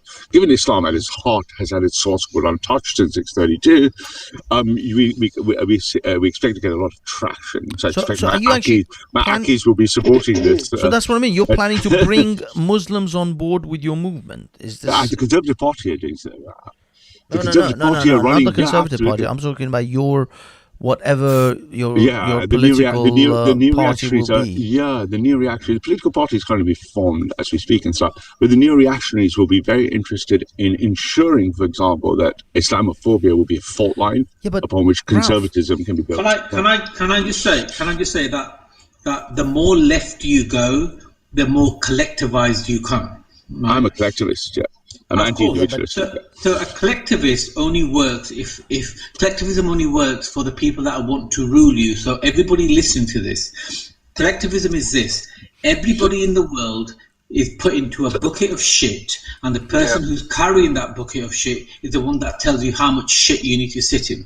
So what Ralph is actually saying, that he's going to be carrying the bucket, and all the rest of us, whether you're black, white, orange, pink, purple, Muslim, Sikh, Hindu, you're all going to be living amongst shit and horse piss. I added the horse piss. The Indians and Hindus. That is not. Listen, Ralph. That is not your objective. Tell us what the true objective is. I know what you're telling is a load of bit. What is the true objective? The true objective. Do you just want to be the only Indian in England? Is that what the objective is? You want to be the only Bollywood star, the only Indian in the village. I'm the only Indian in the village. Listen. That would be like a low IQ. There's 2 things. Listen to me, please. Give me 30 seconds. Oh yeah, low IQ. Hold on. Says the guy that doesn't even know he's fucking brown. Hassan, hold on. Let Manny do this. I like where Manny's going with this. Ralph, there's 2 outcomes here. There's 2 outcomes. Either the most ridiculous outcome is this: that you're a plan of some kind of conspiracy. I'm not buying that, but I'm more interested. So that is a reality. There is a hidden objective that you're going towards, which I think is far more accurate. Which one of those? I think, well, that's a great question, man. I mean, it's quite insightful. So if you take all the low IQ noise out for a second, 2025 is only one. 2025 is just one punctuation point in an accelerationist objective. So yes, there's a broader and a longer plan, if you like. And in that 2025 is a concrete date, i.e. the general election, the critical general election, as is 2030. Can I ask a question? What do you predict? What do you predict there? But you need to find out how low your IQ is going to come out. The thing is, Ralph, you're not going to win this unless you get people like me on your side, and people like me are not on your side. Correct. And we're not me. interested, but Yeah, we're not Ralph's a interested paid but change we're not- agent. but we're not interested- we're not You're not interested very in successful at it. That's we're what's not happening. we're not interested in liberals, so no disrespect. I'm not liberal. I'm not liberal. We are He's a paid concerned. change agent, aren't you? Does this guy realise that he's living in a liberal Let country? Ralph finish. Let Ralph finish. We need to have his answers. Yeah, so if you look at it right now, we might be living in a liberal country, but the Conservatives have absolute political power here and in the US. No, they fucking don't. What's the majority? No, of the they parliament? don't. No, listen, you dumb current shit. The majority? only reason they went for that is because fucking Labour many made such a did massive these guys fuck throw? up, you dickhead. Listen, if someone like the Labour Party, there's going to be a party that comes up, fight is strong, they will win like the Labour Party did back then. Well, they were. All right, so shut your fucking mouth when you tell me that was the only reason. People come out as winners from the Phoenix in that sense, you dumb shit. All right. Okay.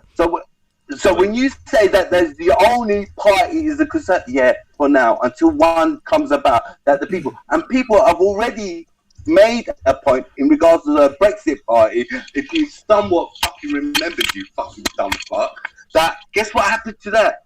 Yeah, what happened? Yeah, what happened? So what you're saying now, who looks and sounds stupid now, motherfucker? That will be you. Alright, do this favour, don't fucking ad hominem attack to me. I'll tell you what I'll do when I see you in the park next time, I'll stick something in you. Oh no! Please You'll be my fucking wet cock. You understand? Take it easy. That escalated quickly. Let it be, man. We need another syringe hit or something. Another syringe hit. But you know, yeah. So what's actually happening is you can see that Banksy, that'll get your stream struck. My big fat wet cock wouldn't get his fucking stream stuck. It was a wet willy. Okay. Okay. All right. Okay. We're not sticking anything in anyone ever. Can you take control? Just to divert the conversation back to where it was. So Ralph, so I was saying to you Manny, just to add to that quickly. So if you look at the most recent events that back and substantiate what I'm saying, syringe notwithstanding, is 3 weeks ago a really key event occurred. You know, the right wing of the Conservative Party has about 74 MPs controlled by the European Research Group, Jacob Rees-Mogg, and just under 30 of them broke away going further right, called the CSG, or the Common Sense Group. And they are actually, for the first time, the right wing of the Conservative Party, about 30 MPs, are stating the de facto ethnic position. So we can expect now there'll be about 4 parties, possibly, for Britain, those idiots, all vying for this kind of right of the Conservative Party flank. And you can see the rebellion's already rising in the Conservative Party. Yeah, but my question to you was, you're not going to be able to get anywhere near the fame that you want unless you get people of my lifestyle behind you, my votes behind you. So how do you do that? Because people like me are standing against you, Rob. But okay. So if you look at those CSG MPs, where they stand are 95% white counties. So why do you say people like you are in the demographic of those people? Oh my God, bruv. I'm saying, one minute. One minute. Hold on, Manny, I beg you, please, tell me, how many of these 95% are not in fucking places that are heavily populated that can make a shift in the vote? It's okay. Don't get riled up. This guy is fucking so great. Look, Ralph. Has. Trust me. Oh, damn it. You need to shut up. Go ahead, Manny. Okay, Manny. Carry on. Sorry about that, Manny. Yeah, so I firmly represent, as far as I'm concerned, the middle class vote, and I kind of I believe that I'm a typical person that voted for Brexit and voted for the reason why the idiot Boris Johnson is in power. So what I'm saying is, like, so if my vote and many other votes that I represent are already against you because of the very nature that what you represent, and also the fact you've got to remember that this is Britain. So Britain fought and defeated the Nazis, right? If you can't even win me over, how are you going to win Britain over? Okay, well, allow me to answer that. First of all, the Nazi thing is just a slur. I'm not pro-Nazi. I'm interested in conservative Middle England. I didn't call you a Nazi. I didn't call you. I said this country defeated the Nazis. Oh, absolutely, and I would stand with that and celebrating that defeat, 100%. Absolutely, because about 70% of people think Churchill is the most light English hero, right? So absolutely, no. What we're very, very, very technical and very specifically focused on that fault line, or maybe 30 to 40 seats, even with first past the board. What do those seats look like? They're predominantly white in non-multicultural areas. They're fundamentally nationalist English conservative seats, and they're unhappy with the Conservative Party. And the number one reason they're unhappy is immigration. We're going to be focusing on that and that alone as the fault line for which that schism can be accelerated and broken into. Dominic Cummings is well aware of it. Dominic is furious because he's trying to balance the CSG group now. It's bad enough he has to balance the ERG group and the Conservative Party. Our job, just like the AFD, just like the Swedish Democrats, is to go for those conservative English nationalists who wish to see the nation conserved, for which the Conservative Party has let them down. Everyone else is irrelevant to us. We don't care about anyone else. We don't care about the left. We don't care about the middle. We don't care about the soft conservatives. We care about those people and those people. Where does this allegiance with Islam come in? Because you're saying in one hand you're fighting Islam, with another hand you're saying you're allying with Islam. Because Islam is critical to that, because Islam is one of the largest growing population sets in the next 5 to 10 years, and the Conservative Party knows so, and they're going for the same Islamic vote. Remember, I don't get it. Explain that to me again. I don't get it. Islam is against all the fundamental conservative principles of those 5 tranches. Islam is against, for example, LGBTQ education. They're for traditional families. They're for nuclear families. They're for same-sex education. They're for religious education.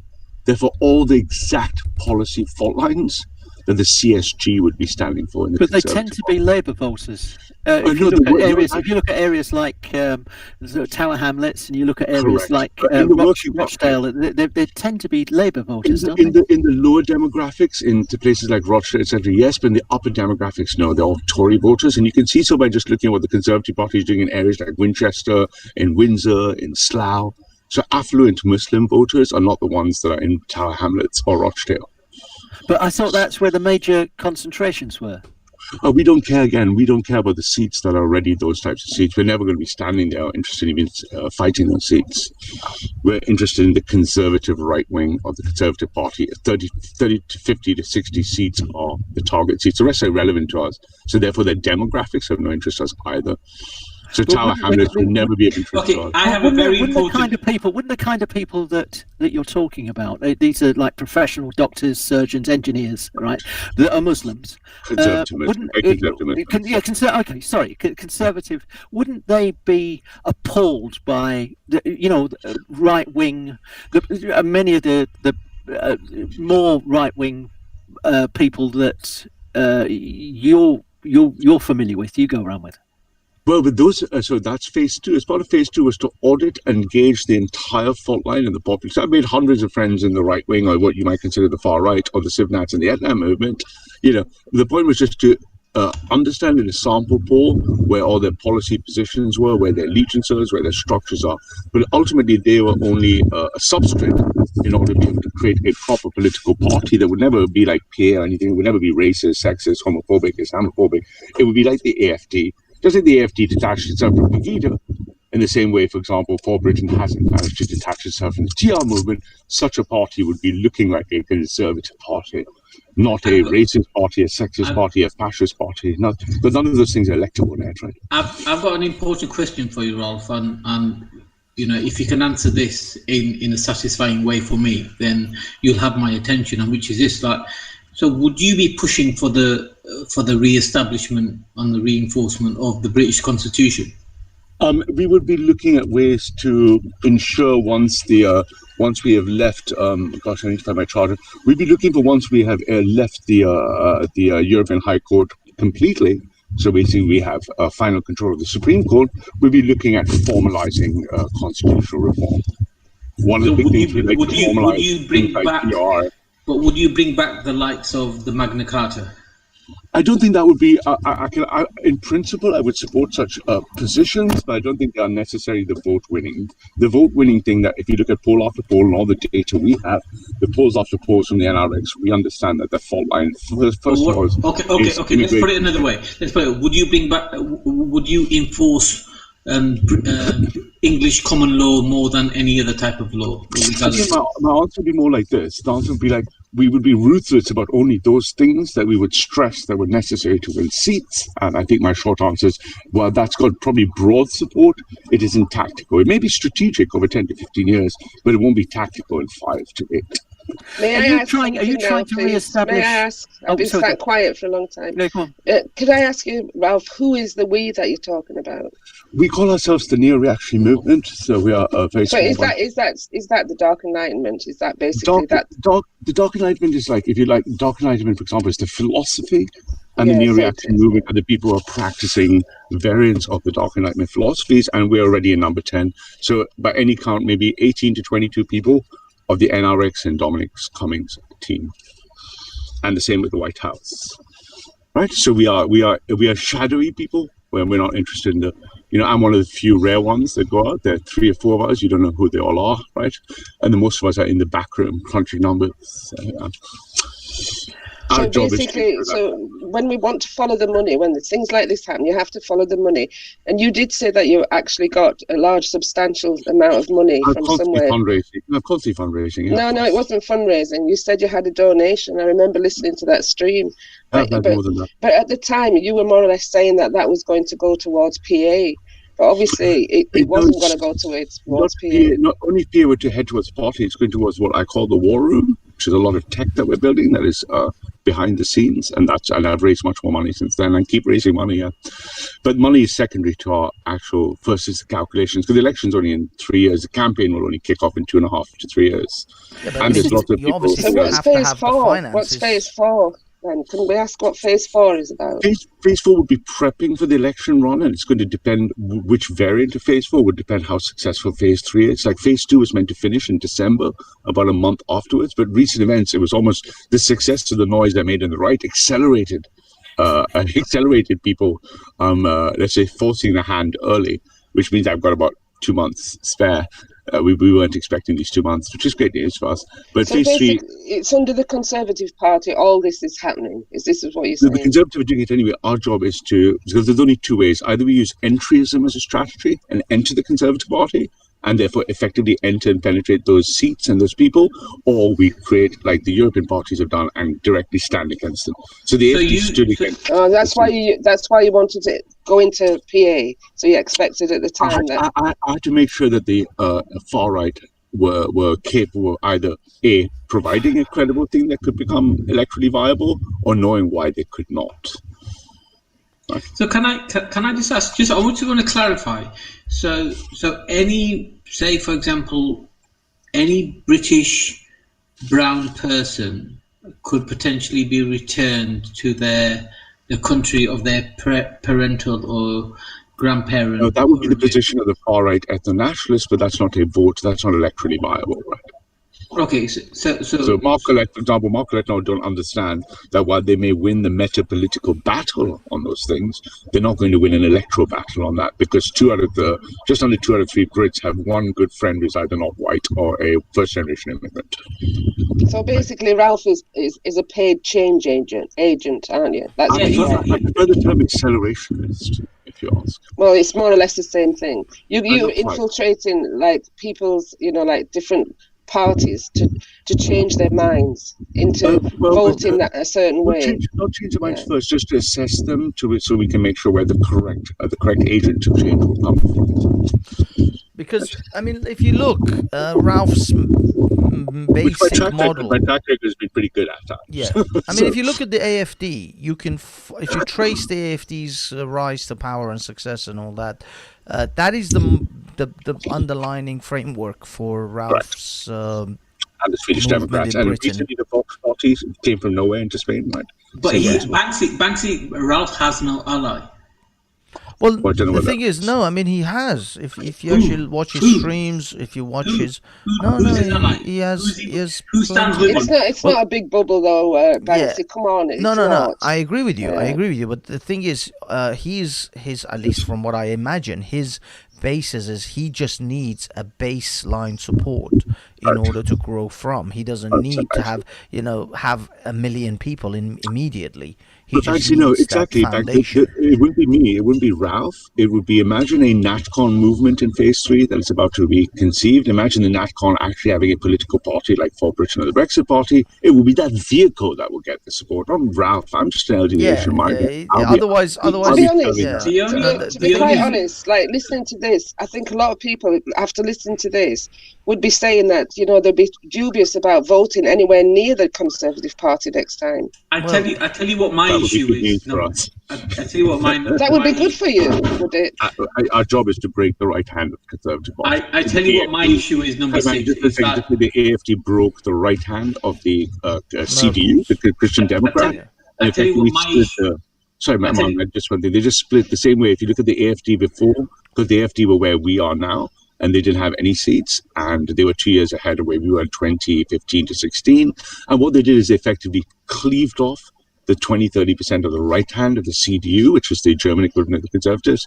We'll be doing the same thing to the Conservative Party. This vehicle will be. Sorry, man. So you're cutting down the Conservative side. Are you going to cut? And you're cutting down the extreme left side, Labour side. We're not who are these people in the middle? Let me wrap it up. Number 6. Let me wrap it up for you. I'll tell you. Let me tell you how I view it. So I grew up in very middle class white areas, and I know as a British Indian that I am capable of winning over. It's going to sound ridiculous, but it's only because I'm speaking from experience. I'm very capable of winning over white middle class votes because I'm so when I'm listening to Ralph, I kind of understand where he's coming from if he's lived anything like the life or come from the background that I'm coming from, because it's not really about race. It's about you either agree with their principles or you agree with you represent the same lifestyle and the qualities that they have, values. or you don't. It's about values. Precisely, Manny. You're operating in the upper middle class band of the kingdom. And I can tell you, like, I'm only 5'8". Yes, I'm very good looking. Not really. I'm only joking. I can some ridiculous more alpha male from the British white community that kind of listen to me and would, if I say vote for this, they would kind of do it because they kind of see me more iconic. Most of the people, for example, who work in Dominic's team, most of our close friends and people in our NRX groups are all, shall we say, public school educated, city. Exactly. This is my point, and this is why you coming along. This is why you coming along in the speaker's corner thing what was hair raising. This is why I keep asking the question: are you an effing plan? Because you're not really a typical. I know I wasn't a typical speaker's corner person to come along. I'm not really, am I? And you're not. So what is really going on? It's like a one fest going on here. I can explain that Manny Cinder very easily for a couple of reasons. One, it's got 7 million views a month, and it's the only place in England where you would have the theatre of free speech to permit the Overton window to be stretched, and it's also a physical spot where entryism can be allowed. It's secure. There's 17 CCTV cameras covering it under 5 supervision and GCHQ supervision. It's a place where you would be allowed to state the unstatable. That's a great way to accelerate and fuel entryism, which is why I was dispatched this week on air. Well, I must hand it to you. At least you're honest. It's not that the people don't get this. It's not about me. I'm irrelevant. It's about the mission. Yeah. Well, this is the thing. I'm sorry, but I think the gentleman is role playing. I think he enjoys all of this. He's you know. Of course I do. Are you actually suggesting that you had any hand, or any kind of organisation had any hand in Brexit and the Trump? I mean. No, not Brexit and Trump, but we in the NRX were already. So the NRX movement, most of the people, for example, feeding into Trump, like Morbach and stuff, were the same group of people from the late 90s. So it's the same group of people. Yeah, but I think there are an awful lot of other factors and an awful lot of other people that also sort of had any kind of a say.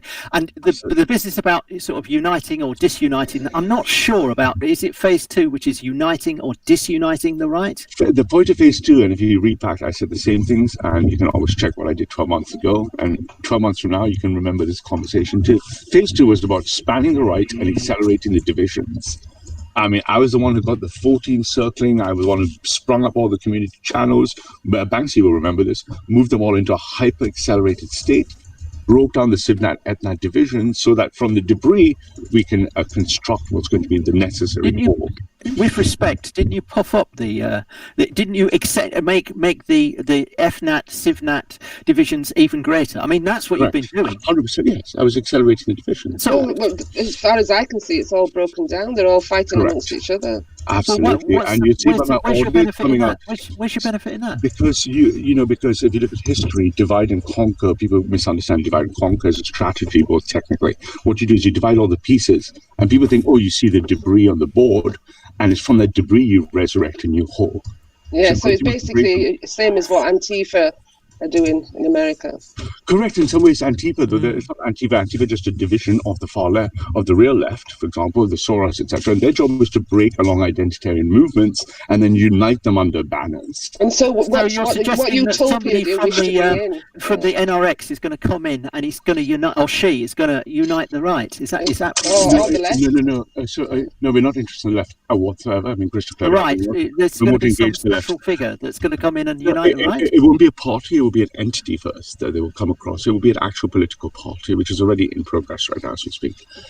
And that political party will be the entity which was stuck in, for example, if you look at the numbers, at the peak, you had about 300,000 for UK plus Farage plus Batten, etc. Now you've got about 40, 50,000 floating for Britain. You've got PA peaking at about 10 to 12,000. And under that broad movement, which we know is about 4.5 to 5 million, of which we know the upper ceiling is 50% for Brexit, we're going to be looking to sweep that base unit. But they're all fragmented and shattered, surely, at the moment. That was the job. The job was to shatter them. Can I just say, I just want to thank Banksy for hosting the show, everyone on the panel and everyone in the chat. I'm going to leave now, but thanks for the debates, guys. So I'll see you all soon. Thank you, Manny. Thank you for coming. Night, I think actually you're right, Ralph, or at least from what I'm beginning to gather. So you're saying to me that all those Bulldog ethnats as well as PA ethnats, these divisions were now you're claiming that these were all necessary, prescribed, or at least they were necessary to accelerate from me, from Danny Tomo to the CivNats to breaking it. Who do you think was pioneering the whole CivNat ethnat label? Check the history. The idea was to pioneer and create false divisions, accelerate the divisions, scatter the pieces of the board so that they can be united correctly, because right now they're disunited. So to accelerate it, you accelerate the divide until the pieces. Think about the Roman Empire or to the British Empire or the Mongol Empire. You break people into pieces so you can unite them under Pax Romana, unite them under the empire, unite them under something. The right needs to be united to be credible. We're just copying the NRX tactic used in both the United States and in mainland Europe.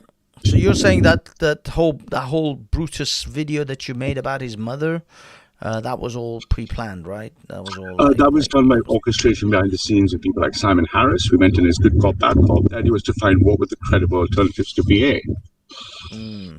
But right? Simon Harris's death, was that a blow to your mood? I thought we'd had 3 groups. We have 4 groups now. Clustering, all running around. So they're all running the streets and all have gone street soldiers, all sitting in one little cluster overlapping, Vinny overlapping in PA.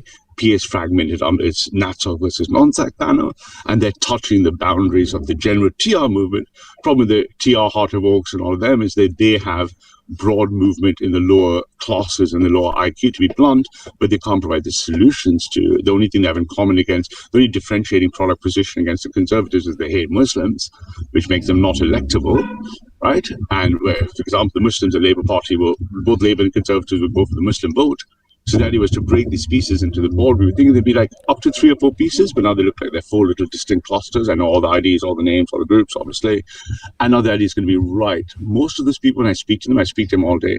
Lots of them individually, a lot of DMs. They're looking for solutions, and they know there's no electable solution. So they're not going to go CivNat because that won't give them what they want, but they need a party, right?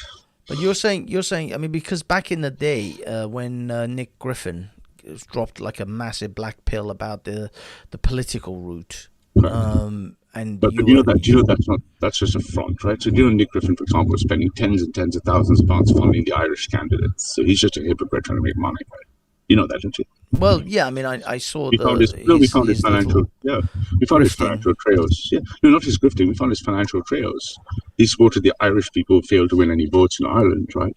So he's just a grifter. He's irrelevant. He just has a legacy issue with Mark Collette. But is he? He's not is he actually trying the political route in Ireland? No, he's not unelectable. He literally thinks there'll be some sort of reconquista. He's basically should be put up to start, but he's irrelevant. He's not electable. He sunk the HMS BNP. He's never playable. When you were doing the 14 and support, you did seem to support PA, and you did seem to support Laura Taylor. And I mean, were you just manipulating them? Were you manipulating them? My job is just to be an accelerationist. I've never claimed I'm an ethno-nationalist. I've never claimed I'm a nationalist. I've only claimed I'm a neo-reactionary absolutist. I've never lied. But you were gunning. You were campaigning or yeah. We have created a new party in January. Yeah, I mean, you were at Speaker's Corner. What was all that about then? Remember, things change over time. We didn't know 9-10 months ago what would be the personal factors and reasons PA would be blocked, and one would have assumed PA would have had a swap of leadership to be electable at that point, given Mark, and particularly Mark, wouldn't be electable. But at that point, other things have come to light that means PA will not be, for legal reasons, will not be allowed to form a party. But more importantly, we understood who the people are, what the policies are, where the players are, who they are, and what they provide, if you like, as the meta-narrative. Ultimately, those messages are the ones that are going to have to dribble down to normal, upper middle class, conservative English voters who are not racist, not sexist. They might harbor, for example, let's say, not preference for migrants in general, but they don't mind an Oxford-educated Muslim doctor, right? They can differentiate that. They want first world British national conservatism. That's okay, can I ask you, after phase 5 is finished and say that you get your way, what does Britain look like?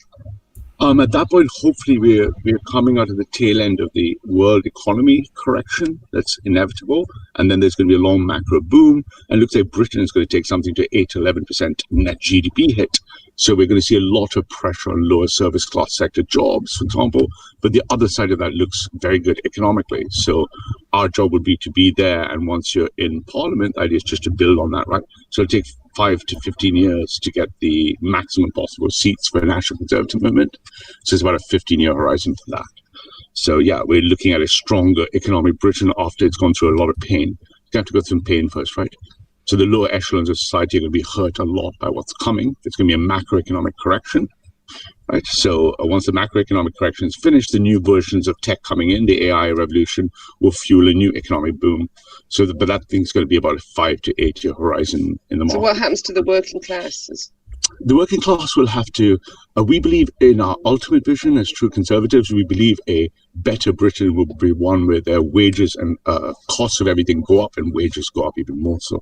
So we'll be looking for a high cost, high wage society. How does that, equate with AI though?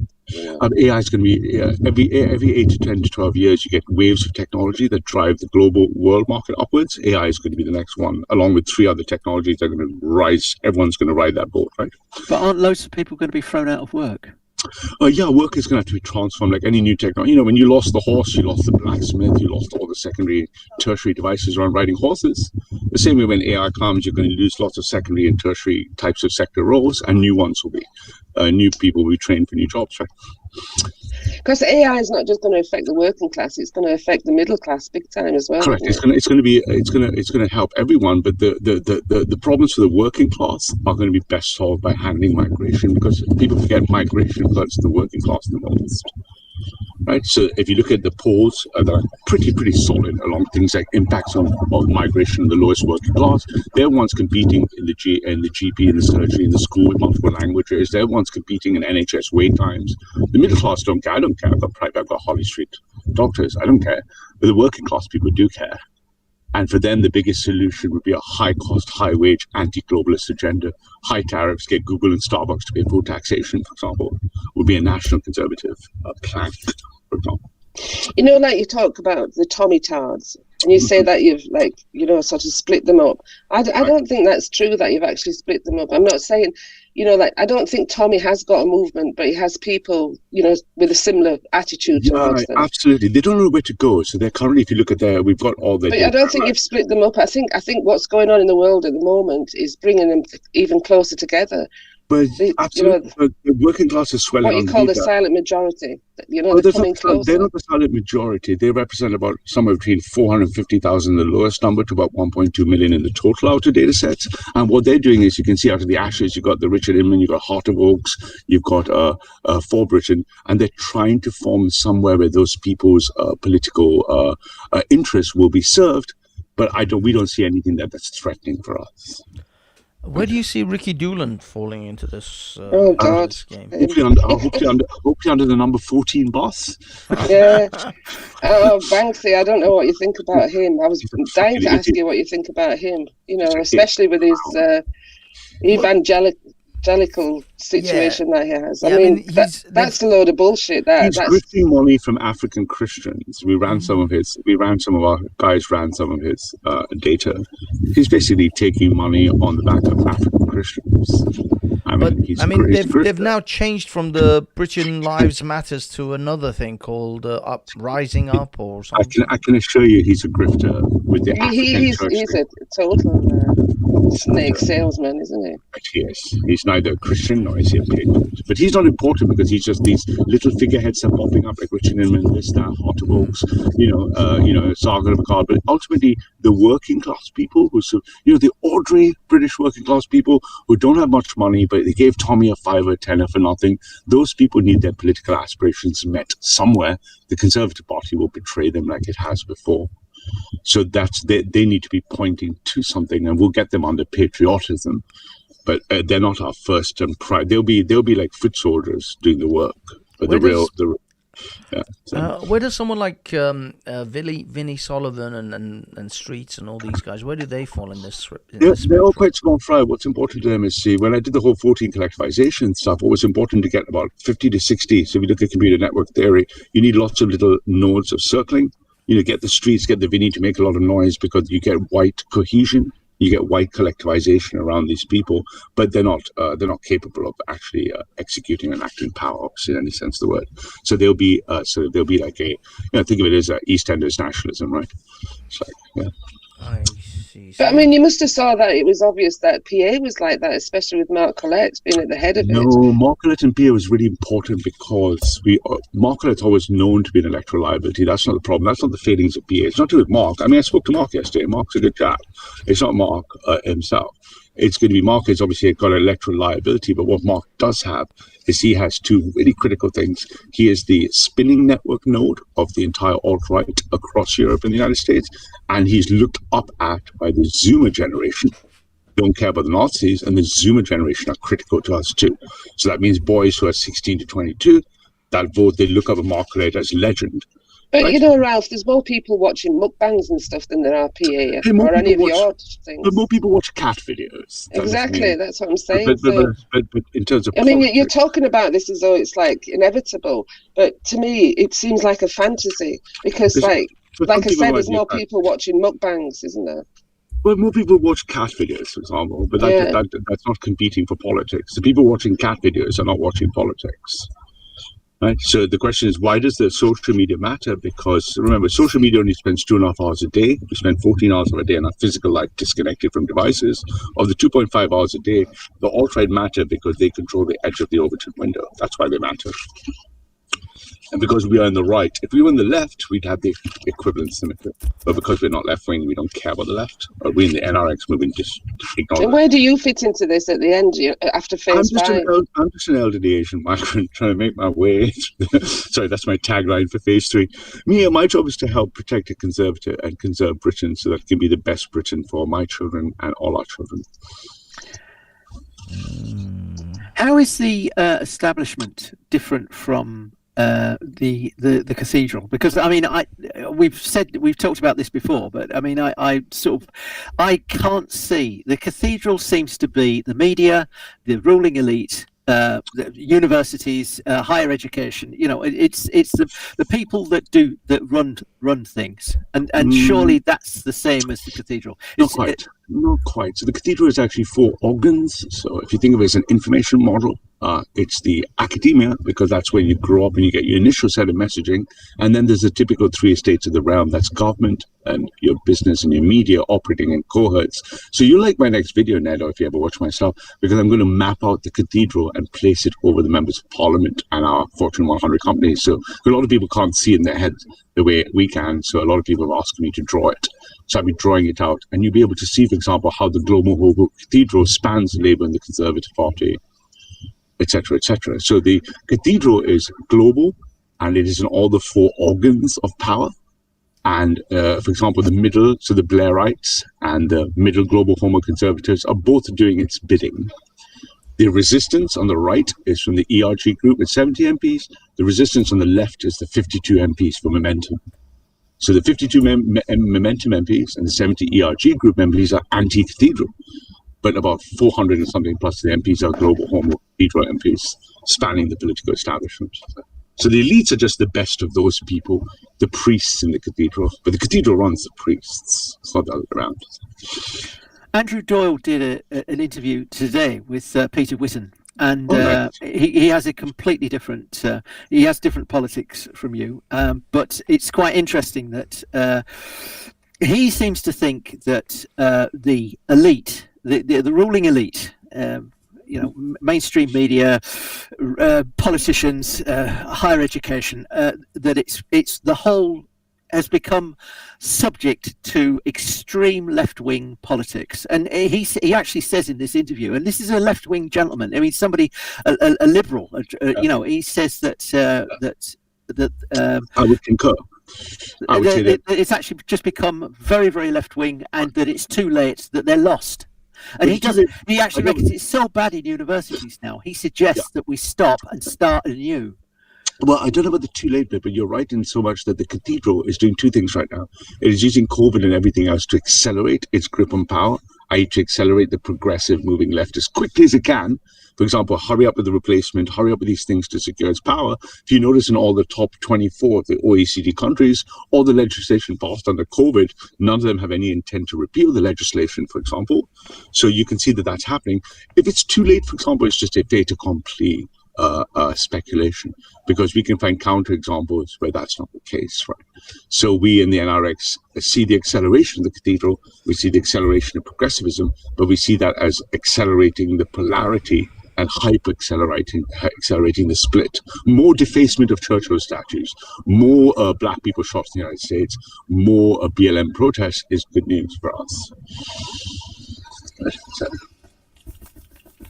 Sorry, why? Forgive me, but why is that? Why is it? It's quite interesting that you seem to agree with. It's to divide to conquer, isn't it? That's what we start talking about. It's to accelerate the I'm talking about it's to accelerate the divisions, because the polarity will increased polarity will accelerate our entry. Right. So do all these roads lead to Rome? Is that where it's coming from? We could fail, obviously. But in which case England is lost and we're all lost, right? And we would have failed in our mission and therefore failed in our duty, right? So as conservatives, we can't entertain. And also, you will have caused the failure as well if it does. Accelerated it yourself, yeah. Exactly. It yourself. But it would be accelerating anyway. Towards a world we don't want. So people always say, well, what if it just accelerates, for example, when the replacement occurs, what would happen? And as conservatives, you say, well, if you've lost everything, why do we care? It's lost anyway. Right? But Andrew Doyle makes the point in this interview. It's a really good interview, but the point he actually makes is that if we tear down this country, and the point that he's concerned that there's a lot of people coming into the positions of power who seem to hate British society. I'm not talking about race, creed, or colour. I'm just talking about Western values in Britain, and they hate sort of Western, what I would call sort of Western values, which I think are wonderful. And the point that he actually makes is that if that happens, what's going to replace it? What replaces it? What's probably going to replace it will be China. Well, there's two outcomes in that scenario. One is you end up with an almost dystopic Blade Runner type of authoritarian Chinese vision of the future. Because remember, the technology coming is quite scary. And the other thing is we get the ultimate progressive race to the bottom. Britain looks like Brazil 10 times worse. Venezuela. Brazil. Some rich people in gated enclosures, slums all around them. Yeah. So neither of those are acceptable to conservatives who actually love England and love Britain and love British things. We can't accept that outcome. So basically, do you think these COVID measures are a way to push this forward rather than an actual pandemic? It's very difficult because, like I said, I've got lots of really highly qualified doctors in my family, and having gone through COVID myself, I haven't been able to avoid them, including my favorite niece, who's been hunting me constantly to take my medicine. And it looks like there is a real medical crisis. But even she tells me, and I've known her since a baby, she tells me something doesn't feel right in terms of the difference between frontline NHS, where she is, and what appears to be government health policy from the top. So what that tells us is that the cathedral already knows the history of when in China it happened. They're already doing things behind the scenes, but because it's such a frontline thing, so it's very hard to edit what happens. Remember, every death must be signed off by the coroner, right? So, we know there's a crisis, but it's clear that the powers that be, the cathedral, are not necessarily operating in the interest of the populi. They don't have the people's interests at heart, but we know this anyway, right? Yeah, so it's not a conspiracy. It's real. I got it, and my closest, my own blood would not lie to me about. Yeah, but I mean that's different to the measures that are being put in place, whether it's real or not. I mean, these measures. That's what I'm asking. It looks like it's not just incompetency, but if I was being slightly sinister, they are doing things that suits the deep state agenda. Yeah. But they're facing enormous resistance. I mean, even inside the Conservative Party, there's lots and lots of Conservative MPs that are balking at the current restrictions that are being introduced next week.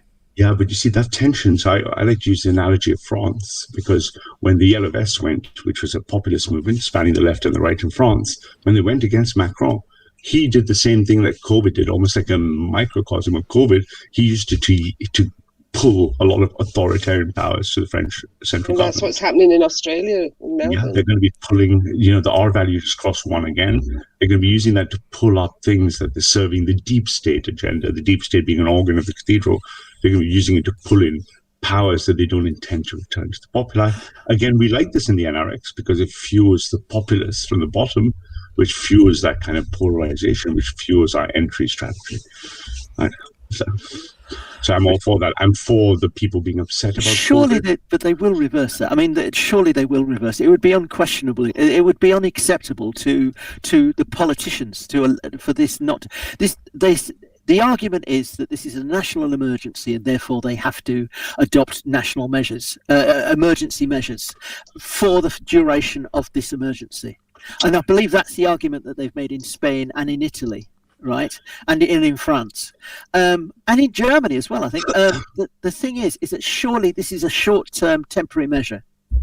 One would tell yourself that they are operating that way in their best interest, but it doesn't look like that's what governments do. What will happen is they will reluctantly rescind and repeal things that they've taken.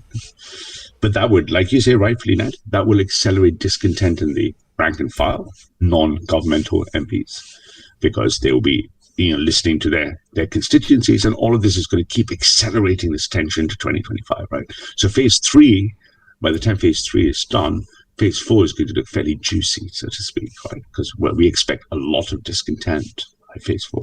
So let me go back to the we again, when you keep talking about these we. So when did it start, this movement, this thought, this... The intellectual history is the late 90s. So I was on this auspicious day, alhamdulillah. You are such a... I couldn't help myself. I couldn't help that one. Come on, I couldn't help that one. Just a little bit of... do this Banksy show. You play a bit of... Such a laugh. annoying little twat sometimes. I know. But on this, so pretty much when I was in, so I woke up in Palo Alto for 9/11. So I remember seeing the shock.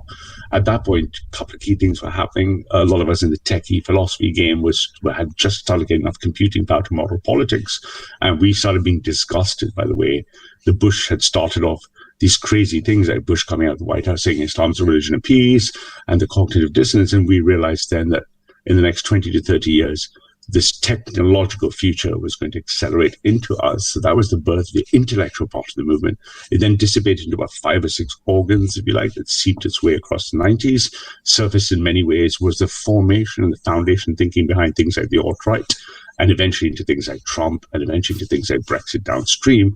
But meantime, the accelerationist movement had to somehow get in the NRX people, because we're pretty much imagined as a spurging high IQ geek types. And then the idea was, how do we get that stuff in technically? We saw the left-wing version of it becoming what is now social media giant collusion in Silicon Valley. And we saw the right-wing going into the think tanks. From the think tanks, they went into all the Western governments. And then we see things like Steve Bannon, et cetera, downstream from that, right? So right now, for example, obviously we have people like Peter Thiel, or the finance arm. We've already got the heirs. They're all NRX. We are the priests to the kings, if you like, right? So all the NRX people are feeding. So people always say, oh, the great white working class rose up and gave Boris the election. And that's what the people think. And that's just not true. It was the geeks that helped discover hood by hood where Dominic Cummings put the Conservative Party resources. The great white northern class wall didn't rise. It was discovered using data, right? So that way, that's what's really happening. So we expect this thing to now happen and play itself out, because otherwise, like you say, what are the alternatives if we fail? Britain becomes Brazil or something worse, somewhere either Brazil or some form of China, and we can't accept that. Steve Bannon is quite interesting. Steve Bannon, I would, if there's anybody that's a priest of NRX or he manages to get vast sums of money from America, I think, and he's pouring that into right wing and many far right parties and political groups across Europe to try and bolster support for those political parties. He can't do it in this country because there's laws that disallow foreign funds from foreign countries going into political parties in this country. I doubt that stops it though. No, but he has. Soros is doing the same from the left. He had a nice chateau outside. He had a nice chateau outside Brussels where he was coordinating everything from. But now he's had personal financial stuff. More importantly, he was the in a kind of Spengler-y kind of way, like this now. But he was one of the people who opened the doors to others to come in. But others have learned from Bannon and Breitbart to be quieter until found out, right? Surely he was quite successful, though, wasn't he? He was successful, but sometimes with that success comes ego and hubris and noise. So effectively, Bannon has kind of misstepped. Yeah, he's misstepped a little bit and stuff. Whereas, for example, the quieter voices behind the scenes have not really been visible. So, for example, we were disappointed when Andrew Sabinski was found out, for example, right? Because the idea is not to really raise your head above the parapet. Have you noticed Dominic rarely gives interviews? Right. He won't talk to anybody, will he? Correct. But also this thing you said, Ned, about Bannon, assisting or financially helping right-wing groups. Soros has been doing that from the left, almost unapologetically for years now. So it's you didn't have to hide Diddy Banksy, because the thing about the left and right is virtually understand is it's pure poor Sam, God bless Sam, Alhamdulillah Sam, he put me in time out in the chat, mashallah Sam. The other guy who ran away from Islam. He put you on Alhamdulillah, mashallah Sam. But the left, remember, fundamentally it's an asymmetry, isn't it? The left don't have to hide, right? But I think there is a difference, because the Soros money, I believe, is going into not directly into political parties where it's Into not allowed. social power. It's going into groups like Antifa. I think he's funding Antifa, isn't he? No, but more importantly, so I He's pressuring. He's pouring money into pressure groups, isn't he? He does pressure groups. Most of his investment has been deeper into the education system, right? So one thing Orban realized very quickly is he couldn't beat Soros without discrediting or de-accrediting all the degrees in places like Hungary, and all the European countries followed suit because he basically just paid for every a cultural Marxist education degree program, including funding full universities. So, but then of course he does pay spikes of things like the BLMs and all these people, but these are just like sort of crisis actors, really, for lack of a better word, right? The deep funding for Soros and stuff is institutional social power, more feminism, more critical theory, more race theory, right? That stuff, he's funding that too. Yeah. But what you've said tonight, it sounds to me there's no difference between what you're talking about and what Soros wants. You know, it's more or less both sides want the destruction. Right? Well, no, other than the left-right polarity. Right? Other than the fact that the left and the right don't want the same thing, it's where we both want change. The left want to accelerate progressivism, right? So what do you think the next two tranches of the LGBTQ movement are? Pedophilia and bestiality, right? So, of course, they want to accelerate. You see 10-year-old girls twerking, right? Isn't it some show? They're going to accelerate sexualization of children. They're going to accelerate sexualization of animals, right? They're going to accelerate their political vision of the world. We on the right, as reactionaries, we're conservatives. We want to do the exact opposite. But the $6 million question still is: who is funding this? Who is pushing this? Pushing who? So because it's obviously not just you doing it. So there's money. Where, follow the money. Where's the money coming from? Well, as you can imagine, that the true conservatives are very wealthy too, right? Yeah. So we have fairly wealthy people who agree in our world outlook. Fundamentally, real conservative people are not poor, right? Angel Moon, there are people in America that are fabulously wealthy, and they fund, like, I don't know a great deal of details, but I know that, like, Milo Yiannopoulos was funded by a billionaire to a huge extent. He actually funded a complete tour of most of the universities across America, at a fabulous expense, until he sort of took a tumble. But up until that point, there are people in America with huge, deep pockets, and they're prepared to sort of spend it. And I believe it's sort of tax deductible as well, so they can do it. Same in Britain, actually, because there are plenty of real conservatives who are very disillusioned with the Conservative Party's direction, but most of these people tend to be quiet, right? Understandably, right? Especially so is Trump involved in this? Trump is just a figurehead for this last battle, one way or the other. No, but is he involved in this? I don't think he's in NRX. Trump has NRX advisors in the White House. I was going to say, I mean, if what Ralph is talking about, when you look at what's happening in America at the moment, and you can see that Trump is allowing some things to continue, especially when it was like Chop and Chaz. He wanted that to continue so that people could see the destruction of it, and then they would turn towards him to vote. That's what I would say. I think people give more credit to Trump, where Trump only managed to galvanize the disgruntled white vote, right? Trump is not particularly important or significant other than a fault line. A true nationalist American leader must be groomed, or America is going to go to secession. Some form of secession, right? Well, I think Trump's done a good job. I mean, especially with, he's kept down. But as a person, I don't really like his character, his values, but as an individual, but as part of what we need to get done, yeah, I support Trump for that reason. But he's not. You don't like his values? Well, I would have thought the way you were talking tonight that they are his values. What? If you're sincere about. Lots of Russian. Don't many of his values chime with yours? I mean, that's actually a good point. I mean, when I say values, I mean Russian prostitutes urinating in hotels. No, thank you. Well, no, I mean Ralph is. No, but that wasn't true. That was Christian. That was proved out to be true. Yeah, but the thing is, Ralph is ultimately Christian, and he doesn't believe. Well, this week, a Christian. Well, last week it was. You mean? Yeah. Well, I mean, his Islamic proclivities aside. There's just one creator. Now, having almost finished most of the audit of E.F. Dawa, S.E. Dawa, Brother Sabur, Brother Savage's work at Speaker's Corner, we can articulate the single creator argument quite well. You hear a lot of that in Speaker's Corner. They go up to single creator in three Islamophobes bodies, like in three Banksy. persons. So basically, you're going after the vulnerable minds.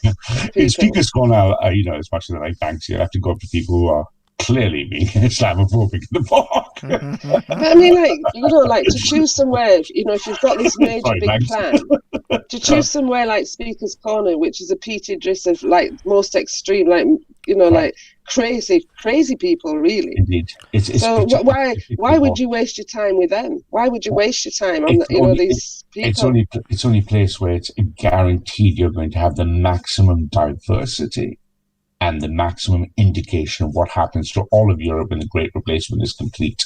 When the replacement is complete, Oxfordshire will look like Speaker's Corner. And what's this? It might be diverting a bit, but it's not. Like this situation with Rashma.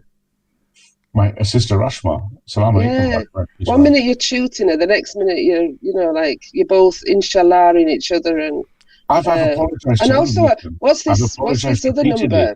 I'm dying to know what this other number is. What you've put it in tonight. What does it mean?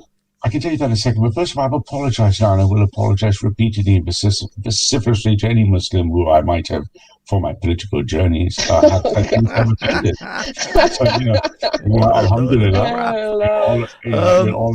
Do you still believe in the 14, though?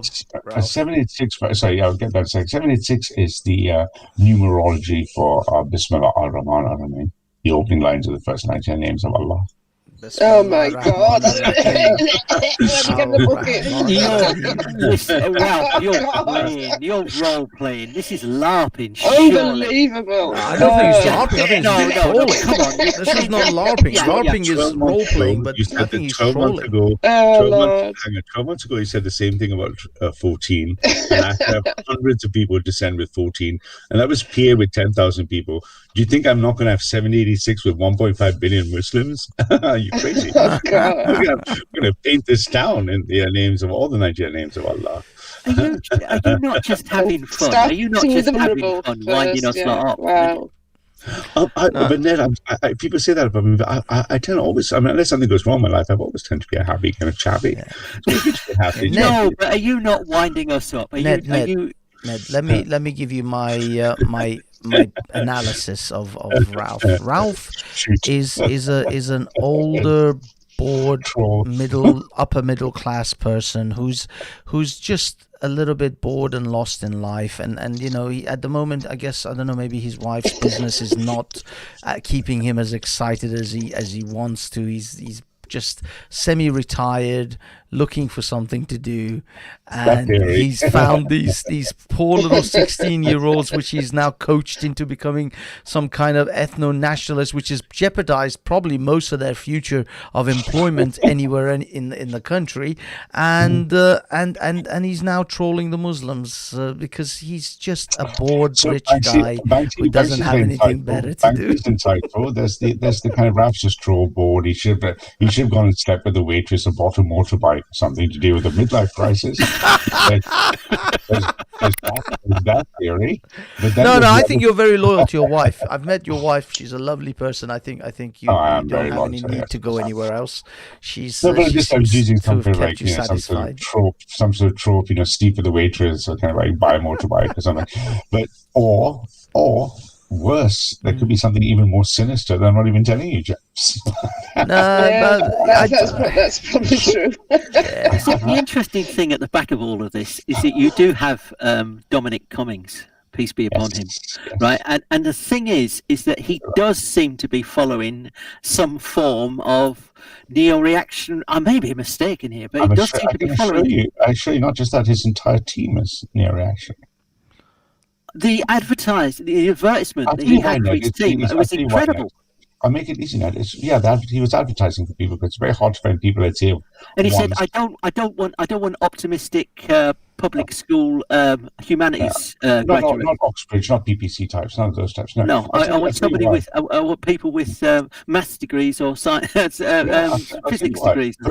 First of all, I'll be blunt. You need 170, 175 plus IQ types, 180 types, because you need to be able to have a solid grasp of like comprehensive understanding of everything.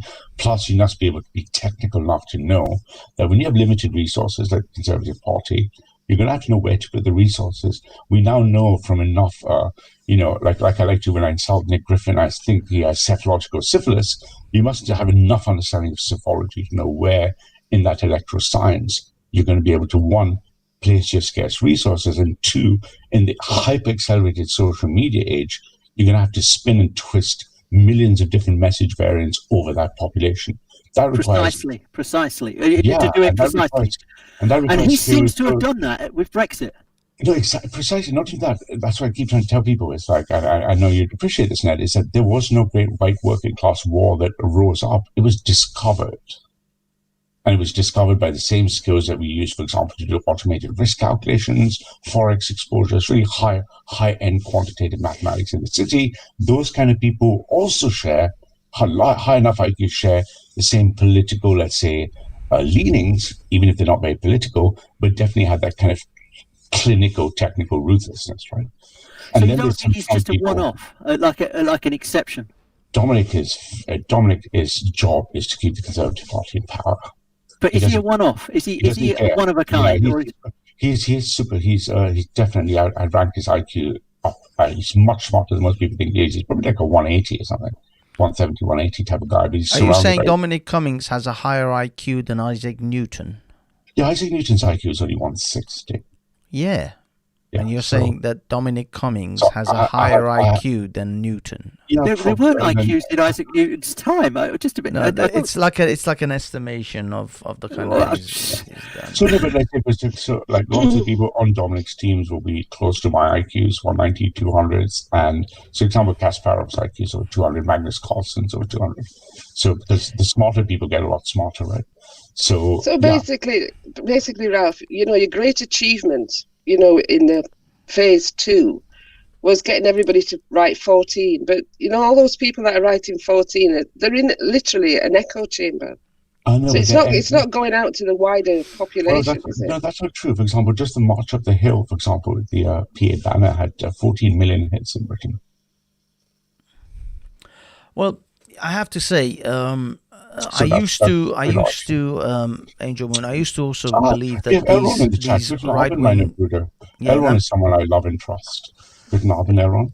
Yeah, no, I mean, I was going to say, I used to think that, these right-wing, PA types, they don't have much traction in the wider society. But then when I started actually looking at the level of sort of banning and the deplatforming of some of these groups, some of them did have audiences of subscribers and followers or whatever in their hundreds of thousands, if 500,000 sort of numbers in some cases. So there is an appetite for this. No, but it's not just that, Banksy. More importantly, they will be culled because wave 5 of the algorithm is getting there. It's finished its annealing phase of culling the graphs for the social media exclusion. So most of them are going to notice that their social media statistics are going flat.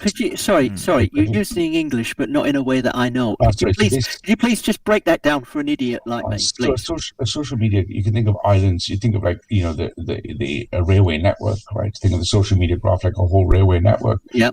The algorithm is running around finding all the right-wing people, and what it's doing is making sure that those railway tracks and those journeys to those cities can't be found.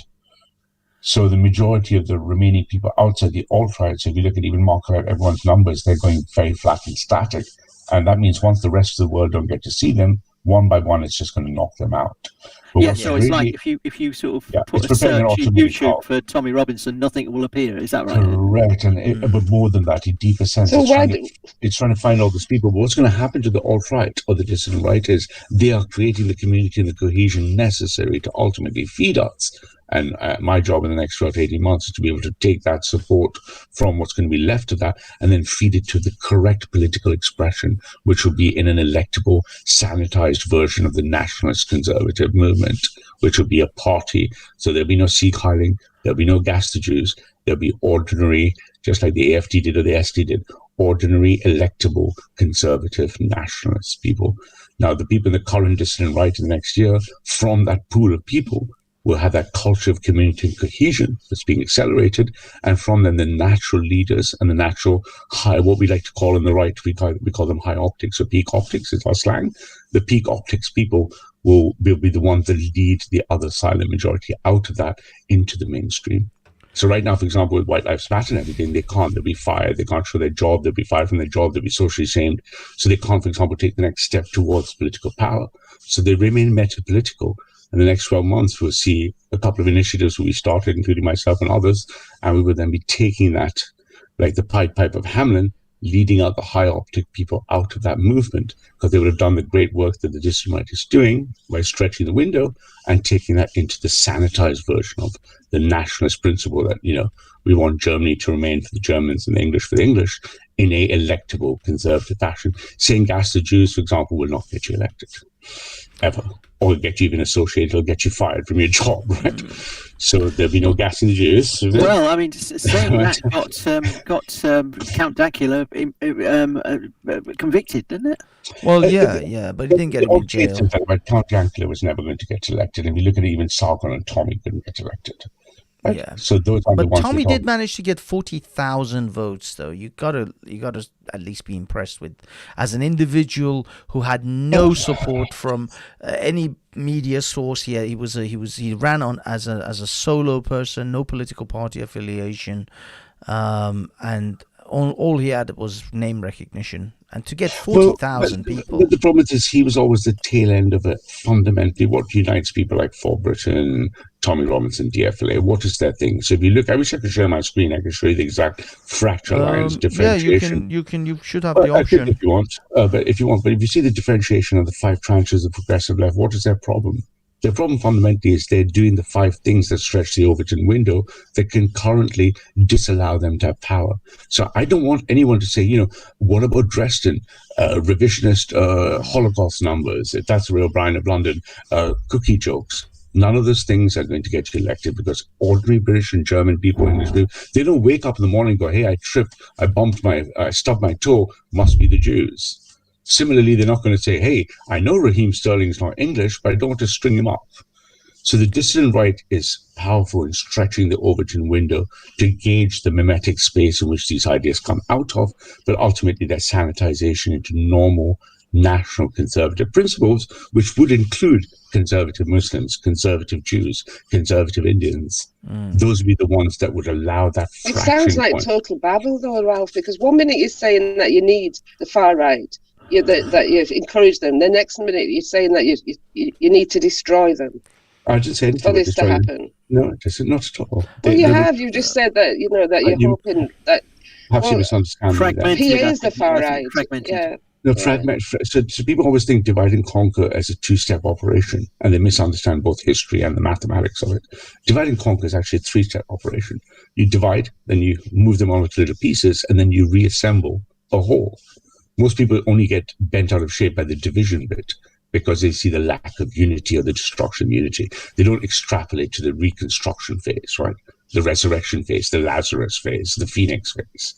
So what's going to happen with the right is they're going to remain in this fractured state, and what surfaces out of them will be national conservatism that's electable, and then in reaction to that, we'll see another dissident right that will be oppositional to it, that will insist, for example, only 6 people died in the Holocaust. So there'll be a new version of that, but that will not itself be electable. And it's of marginal interest to the neo-reactionaries. We're only interested in power. We're not interested in things that don't point to power. So there will always be your Brutuses and your Colettes, but there's always going to be guys who say, for example, no one died in the Holocaust. Yeah.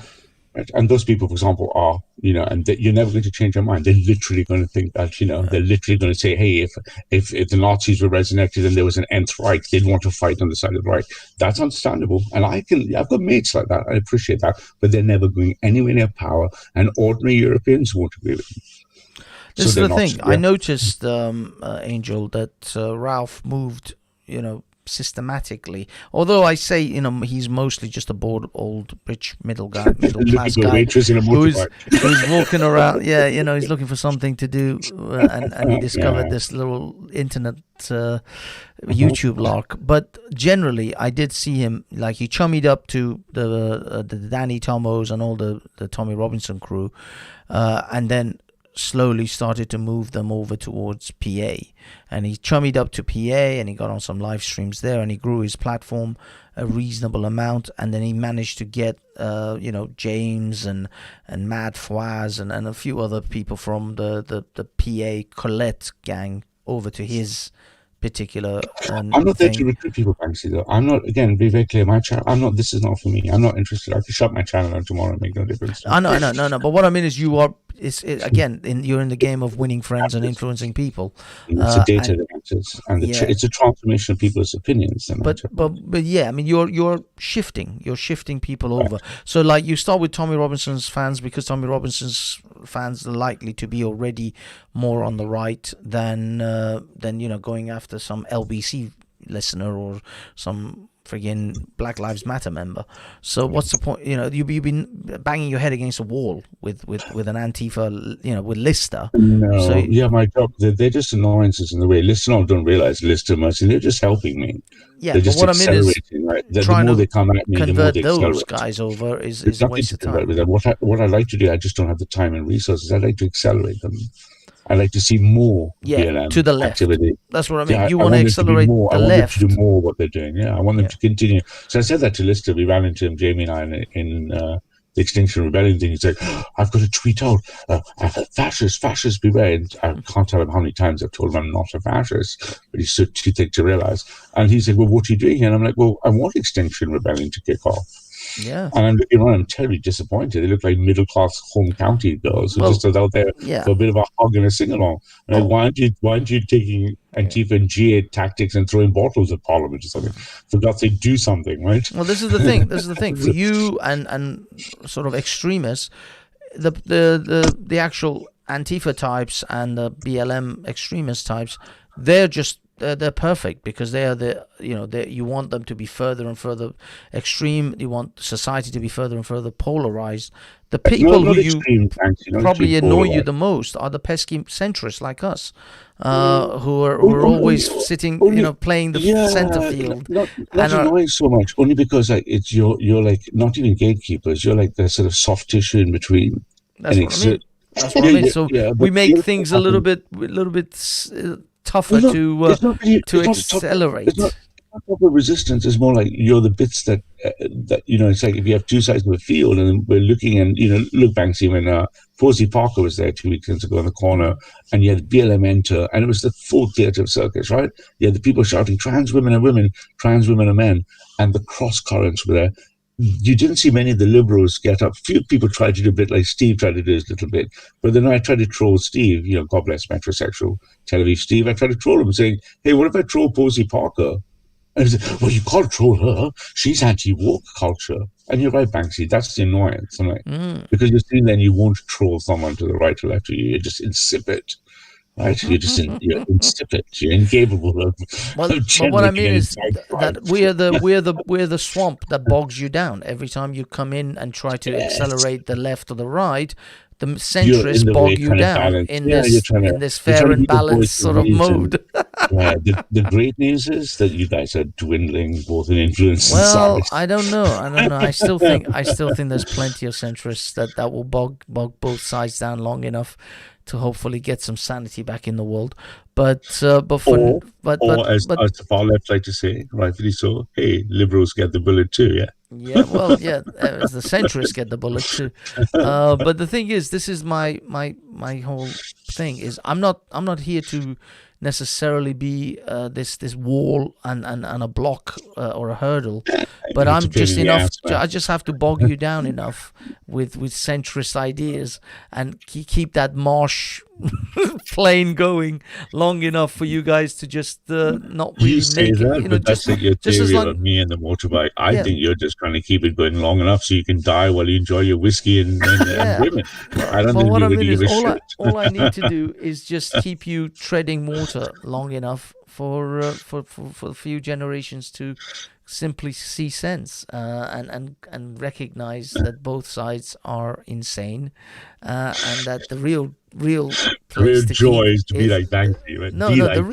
The real place for a society and sanity is the center, and both you extremists are gonna burn the house down, burn this whole fucking thing down. Banksy, you must educate your little marshal, alhamdulillah. Sam, if you look at little guy Sam, he actually still thinks that I got kicked out of PA and Colette. He's still not caught up. Same with Lister. At some point, Banksy will educate you, Sam. That's just not happening. That's just not the case. I think it was no. I mean, I think that PA had to distance themselves from you because you started to make moves that clearly wasn't going to meet their agenda. And also, as I said, I never thought you were PA. I think I'm beginning to recognize, and I think most people have, after when especially Lister did that video on you about the NRX, that you're never Tommy, you're never PA, you're never 14 even. I don't even think you believe in the 14 either. I think all of these Jesus. I serve the British mechanisms. I serve the British nation and the British people under God. I'll be honest, I'm not even sure I can even buy that you actually give a shit about this country. I think that your end game is potentially burn it all down and reset, because that's what neo-reactionaries want to do. They want to do the reset button. Can I help you there? Don't ever let Lister listen to this, right? Please, shush. The guy has not got it right. I think keep this on Banksy for sure. There's three different outcomes, and poor little Lister thinks that more bug analysis means that the answer is also more bug in. Therefore, he thinks I want some great reset in democracy, and I want him to keep thinking that. But that's exactly not what we want. We don't want that. We don't want. I'm anti-elitist. I'm anti-capitalist. I don't want that. Because if you listen to Moba, you get a world where you just get a new set of elites that fuck over the people at the bottom. I don't want that world. There's part of me that sort of thinks that that Banksy may have a point, that you are sort of playing, just having fun. You're just playing games. Having fun. Right. And but it's quite interesting that you were all in for PA until that activity day where they put up the PA banner just about everywhere. And I think that you talked to Banksy at around that time, and Banksy sort of said, look, they're hiding behind the banner. They couldn't erect it in the centre of London. Nobody can actually show their names. And I think show their faces.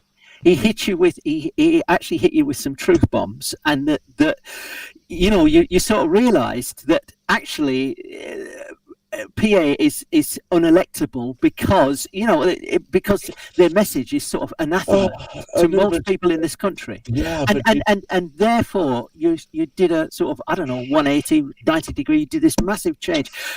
Sorry, just let me finish. You did a really interesting stream where you tried to persuade PA to sort of change their game, their game book, the way that they actually their way, where they became less sort of anti-Semitic, less just less extreme in my view. And the thing is that they rejected what you were trying to say, and so you've gone away from them. I mean, you can ask me. I can just tell you. Close. No, those currents of the things you're pointing to were occurring well before IPT Day.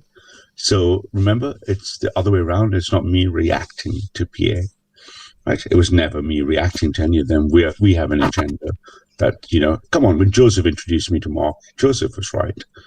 He introduced me as being much further right-wing than Mark Collette. It took a while for people to figure that out, including Mark Collette, right? Sorry, say that again. But if I share my screen, I can show you some stuff. You said you're more right-wing than Mark Collette. Did you? He's always said that. Of course I am, right. So if you look at, for example, let's just give you some quick little views of, here's the kind of problem fault lines. This is happening well before. This is the problem.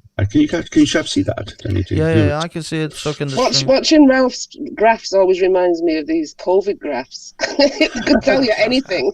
Yeah, they Do you know what I mean? So but fundamentally, if you look at the global homo picture, right? So if you look at this global homo picture here, what is the problem?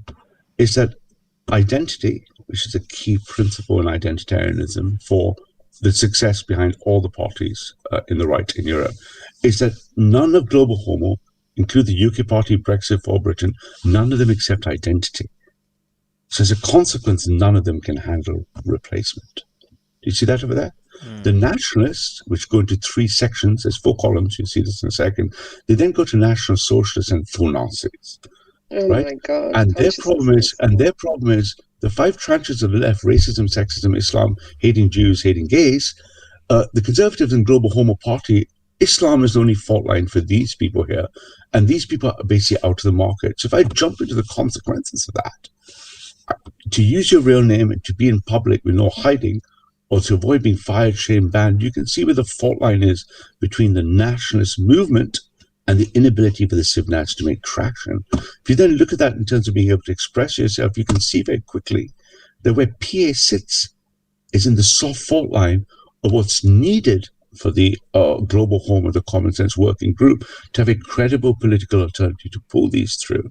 And if you look at the fault lines on things like Churchill, the Holocaust, you can see straight away the PAs in the soft spot. So if I flick round very quickly to the following, you'll see precisely what the problem is. Can and can't gain power against having solutions. You can see the alternative parties sitting under global homo. The BNP, though they are marginal and irrelevant, could gain power and have a solution, but no one will vote for them again. The NatCon movement that's coming in phase 3, you hear the word NatCon being introduced by me. Within 6 months, everyone will be talking about NatCons as the solution to the ethnats versus civnats. You can see very quickly, if you bifurcate the spaces down here, you'll see that pro and anti-bigotry versus being pro-nativism is what splits PA left. So when you say IPTDA down, if I run through bigotry against nativism and public power versus social cost, you can see that what needs to happen is this movement needs to be moved across this fault line over here. That's precisely what you're going to see in phase 3, which is where then you're going to see this problem of when you say, to address Ned's point is, did PA go against you when they weren't going to go away? I was stress testing the inevitable problem that these 5 axes and this are preventing them from ever being able to get anywhere. Now, that was meant to happen after Trump, about November. And then other things like the NatCon things were meant to accelerate the movement up. But it just seems to have happened a little bit early, which, what can you do? Alhamdulillah. So I say the corona actually... Allah is the best of planners. Always. But are you saying that the corona accelerated this, or was it just generally it was accelerated?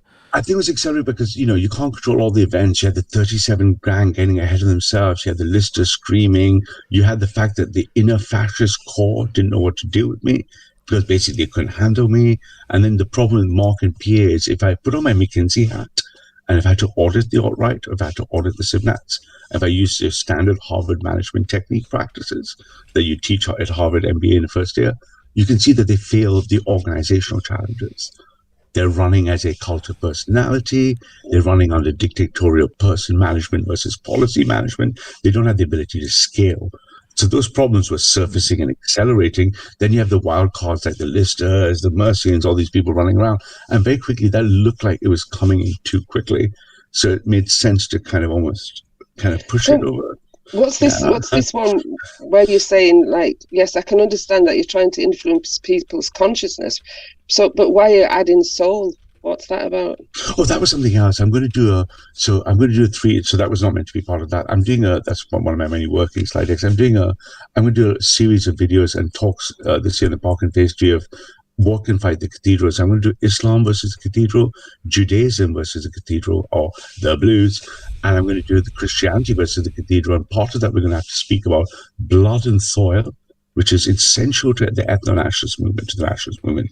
But they lack spirituality. So the 3 things that come together are blood and soil and spirit. Islam has blood and soil and spirit. Judaism has blood and soil and spirit. The Christian West has lost, thanks to people like Banksy, have lost the desire for spirit over just blood and soil and flesh. And what I'm going to do is technically, using things like quantum mechanics and stuff, how the blood and soil and spirit can be thought of as science. And I'm going to show how Islam, especially using Muslim scholars from Cambridge I'm going to show you how the latest quantum mechanics in Islam. It's all coming up, man. It's all coming up. Ralph, just before because its clock is rang 1:30 now, and I'm kind of worn out. You're getting old. I just wanted to ask you because Dan from Thai Boyton said, "Are you still part of the neo-reactionary?" And I know you've answered this, but I just want him to hear it from your mouth. I will die in neo-reactionary. Yeah. There you go. Yes, he's still part of the neo-reactionary, and everything else. And because I think he just came to the show now, so he probably didn't hear you say it before. That's a nice try. Dan should go try. So very soon, as part of accelerating the end, so very soon I'll be announcing ahead of time the end of the Ethnat versus Sivnat battle, which is going to get both the Sivnats and Ethnats bent out of shape. And then I'm going to have a series of debates. I'm going to bring some of my people. Dan would be a good, interesting person to have it out properly outside the echo chamber, and the Sivnats versus Ethnats as we flush the pack out. So Dan would be an interesting guy to, if he can show self-control, to have a run against some of the big names in the Ethnat movement, who would despise him for obvious reasons, but he can handle his corner. So that could be quite interesting. Yeah, I was going to say actually, if you're interested, I mean, I know you're a big IT guy. I was looking at building a streaming service or a streaming server on Ubuntu just earlier on tonight. Nginx. Nginx. I use Nginx. And yeah, I mean, apart from a bit of cost on the storage side, it's actually pretty easy to build a streaming server where you can just stream. Because I mean, I presume you guys must be looking at your, providing your own platforms. I mean, you can rely on things like DLive and I don't know, Telegram for so long because eventually people are going to get to them. But you mean when you say we? Who do you mean we? You mean for my war room stuff? No. I mean for your just generally an alt tech or alt so why would you stream using DLive or something? No, I'm just saying you can probably only rely on those for so long. Eventually, they're going to get to those guys. So they're going to figure out a way. DLive's on the blockchain. Is DLive completely blockchain then? A streaming blockchain? I think the whole core of it's on the blockchain, right? That's why it takes the delay latency. So you can fork the code and fork the blockchain, right? I didn't realize DLive. I thought DLive was centralized. I know because I thought. I think the management indices are, but I think you can get the code copy, or you can actually just get. So in terms of alt tech, there's eventually everything's. We're at the end of the social media phase, right? Everything's going to be on the blockchain. So yeah. I wouldn't worry about alt tech. The problem is going to be how quickly you can migrate the YouTube, Facebook audiences over, right? Well, that's it. That's what I mean. I mean, if you have to kind of stop because BitChute doesn't have a they don't seem BitChute's to like. It's just shit irrelevant tech. It's irrelevant. It's archive tech, right? What's going to happen is there going to be alt tech implementations of the equivalent of Steam or DLive that you can control your source code for. But the problem, of course, is audience, isn't it, Banksy? If you have to touch the public audience, then the question is, I think the audience. You need to get a room. I'm sorry. I think the audience will get there. Sorry, you carry on, you. I'm sorry. It's just I was looking at. Sorry, I just couldn't I know this one was going to be a bit boring for everyone else because I was looking at. No, I'm sorry. That was rude of me. That was wrong. You two carry on. This afternoon. Sorry, that was inexcusable. I apologize. It's okay. It's just I know that most other people. But the thing is, this is Do something that. you think your side pet Sam M has got some sort of sexual fetish? He's following me around everywhere now. What's with this guy, right? Does he? Why don't you share some of your porn with him? Sam is my brother from an Iranian mother, so I can't ever. Yeah, I mean, I looked you at Sam. Sam, no disrespect. I've got hundreds of guys who are left and right, black and white, hounding me all day, bro. Why don't you go like Jace Banksy if you want to? If you want a quick stroke or something, I'm not your man, right? But yeah, unless you submit to the will of the creator. Isn't he a Sikh? Sam M. No, Sam M's Iranian. He's not Iranian. Iranian. He's a filthy kuffar. He's the chap who follows who I met with Raj because he was hanging out with Raj a lot. He hasn't been to Speaker's Corner I think pretty much all year. I haven't seen him for a while. So, but now recently he suddenly seems to have been really sort of like fucking following me around the comments and shouts everywhere. I'm like, Sam, dude, you looked heterosexual to me, bro. What's going on here? This pandemic, there's been this pandemic. It's called COVID. That's what it is. Everyone's you know something, Ned? everyone's That's a very gone good point. crazy. I think everyone, my missus says this, she thinks everyone in all social circles are losing their shit. Right? Like, she thinks everyone is just losing the plot. I think right? there is an aspect of cabin fever that people are, because I've seen people behave unusual. And it's like people that I've known. Even I've got a friend of mine who was telling me about how there is a van outside his kitchen and there are people constantly watching him. And when I actually went to his place, first of all, his kitchen faces a railway station which has a car park, and people are parked there all the time. And he tells me, no, look at that van. That van is been there all day. I'm like, yeah, that's probably because some dude got on a train and parked his van right there. He says, yeah, but why is the rear window blacked out? I'm like, because shitload of cars have their rear windows blacked out. My car's got rear windows that are blacked out. And then the next day he sends me a picture of a van and says, look, here's a van parked in front, looking at my kitchen again. I was like, it's a different fucking van. It's not even the same one as the one yesterday. They interviewed a police commissioner today on Radio 4, and he was actually saying that there's two things that have spiked during the COVID, and one is domestic violence. A lot of wives have been beaten up, knocked about by their husbands, but also there's a massive increase in psychiatric illness. Massive. Yeah, that's interesting. Really? Well, yeah, big one. It's a major police problem. It's a major problem for the police because they have to deal with it. I don't know if you live in London, Ed, but I've noticed what's really makes me very, very sad is to actually when you physically see how many homeless people there are, they've surfaced with the COVID, right? Because all the places because normal traffic has gone away and they've had nowhere to go. Normally they just blend in, don't you? You don't see them in the density of people, and now you see them much more because they're exposed by the lack of density. And that's quite sad to see. I've always because I used to work in the Covent Garden area. I used to see them all the time at night in the bitter cold of winter. These poor guys were these weren't people that they weren't like tourist homeless people, because there are tourist homeless people who come to London during the summer season to make some money. But these guys were like, we're talking January, December, February time. Especially cold, especially by the river, I would imagine. And they were huddled up in these cardboard boxes and in these window shell type areas of these old buildings. But yeah, no, it was horrible. It was so bad. Alhamdulillah, this Sam guy looks homosexually obsessed at this point, bro. You've been every time you say he's homosexual, he's going to come at you even harder. Of course he's going to come at you. Look, mate, Sam, I met you in real life, bro. You're never going to trigger me. It's never going to fucking work. Right? At some point, I'm just going to question your sexuality. That's all. I'm just saying, cuz. Yeah? Allah, Islam is right about rooftops, Sam. Anyway, guys, it's been a pleasure. Thank you so much. It's 6:30. Good night, Banksy. I gotta get some sleep. Can you all go to bed with a nice nasheed, a good piece of Islamic music, I think? Yes, yeah. No. I in fact listen to the Quran recited every time before I sleep, at least an hour, because that's how I roll. Clearly. Yeah, go on, send us off with a surah. Can you say the Shahada, Ralph? Can you say the Shahada? Because I can. I don't know.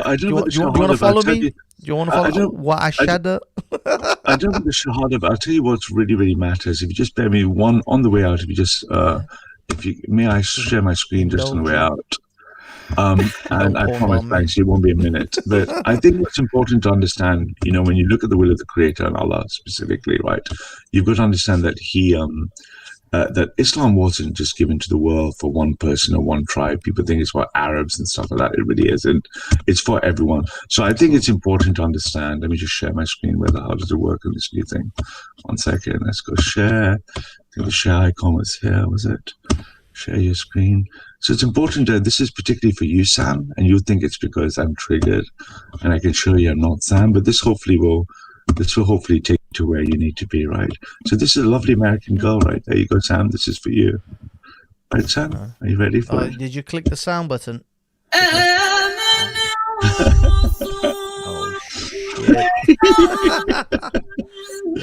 This may cause issues. So God bless you all. I hope you have a good evening and a good night. That's exactly what I listen to every time I go to bed. You know, that's my lullaby. Sam, see what you could have had, Sam. Right? See what you could have had, Sam. By the way, hijabi porn is very popular these days. All right, guys. Well, shalom, everybody. Shalom. Shalom. Yeah, Good evening. tadarabah. Yes. Take care, Ned. Thank you. I'll talk to you soon. Good night, everybody. Bye-bye. Okay, guys and girls, we are done for another evening. Man, I'm tired. I gotta get up early as well. So yeah. Actually, there was one thing I wanted to cover, and this is in the days of modern day. What's it called? In these modern times where we think women are all powerful. This is for the feminists out there, that you all think you're all, you don't need a man. I don't need a man in my life. Well, it appears you may not need a man, but it seems women still want to have their phallic-shaped ornament to cuddle when they go to sleep. Yet another gift that I discovered on Amazon recently, and it was random. I came across this. This is the giant phallic that women want to hug. They literally created a giant phallic for women to hug before they sleep. I don't know what else to say. What else can I say? You ladies who don't need a man, it seems you do. Anyway, it's been a pleasure, everyone. Thank you for coming. Thank you for hanging out. And actually, let's think about. Oh man, there was like a whole bunch of other images I wanted to show. Darn it. Never mind. We'll do it next time. Maybe I'll do it on BS Thoughts 37. At the moment, we're at BS Thoughts 36 milestone. Actually, no, it's not. When I get to 40 or 50 is good. Half a century of thoughts. So when I get to 50, maybe we'll celebrate or do something about it. But for now, let us bid you all good evening, and we're gonna write this evening off with a little light jazz music to send us off into the land of slumber. Now, you don't have to go home, but you can stay here. The lesson of the day, the thought of the day, the final thoughts, BS Banksy's final thoughts. I don't know, man. I mean, we started off with origami Quran pigs and ended with Ralph and his neo-reactionary.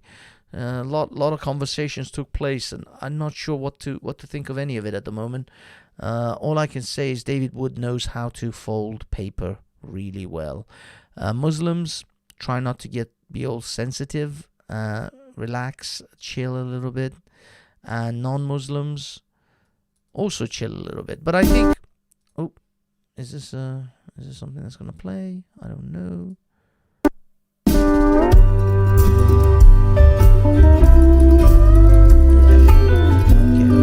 Okay. We're not quite done yet. I just want to say to all the boys and girls out there, I think it was quite telling when Armin Navabi, I think, did the whole sexy Kali image. I find it to be quite interesting that the Hindus can be quite just as, shall we say, vicious when it comes to their sort of religion as anyone else. So it's not just the Muslims that lose their shit over their religious symbols. The Hindus seem to be, doing the same sort of thing. So that was quite interesting, quite telling. But anyway, overall, if you're a person of religion, chill. Don't get all fucking bent out of shape. You got to realize your God doesn't mean shit to me. Just because you care about your God doesn't mean I have to care about your God. I'm sorry, I don't care about your God as much as you care about your God. So chill. And for I don't know, save your, again, during these Corona days, if you're coming to Speaker's Corner, by all means, Sunday will probably be the last one of 2020, the way things are going. So definitely show up. It should be interesting. And I don't know, look after each other, look after your parents and your loved ones. Call them, talk to them, enjoy the little things, and tickle your ass with a feather. Peace.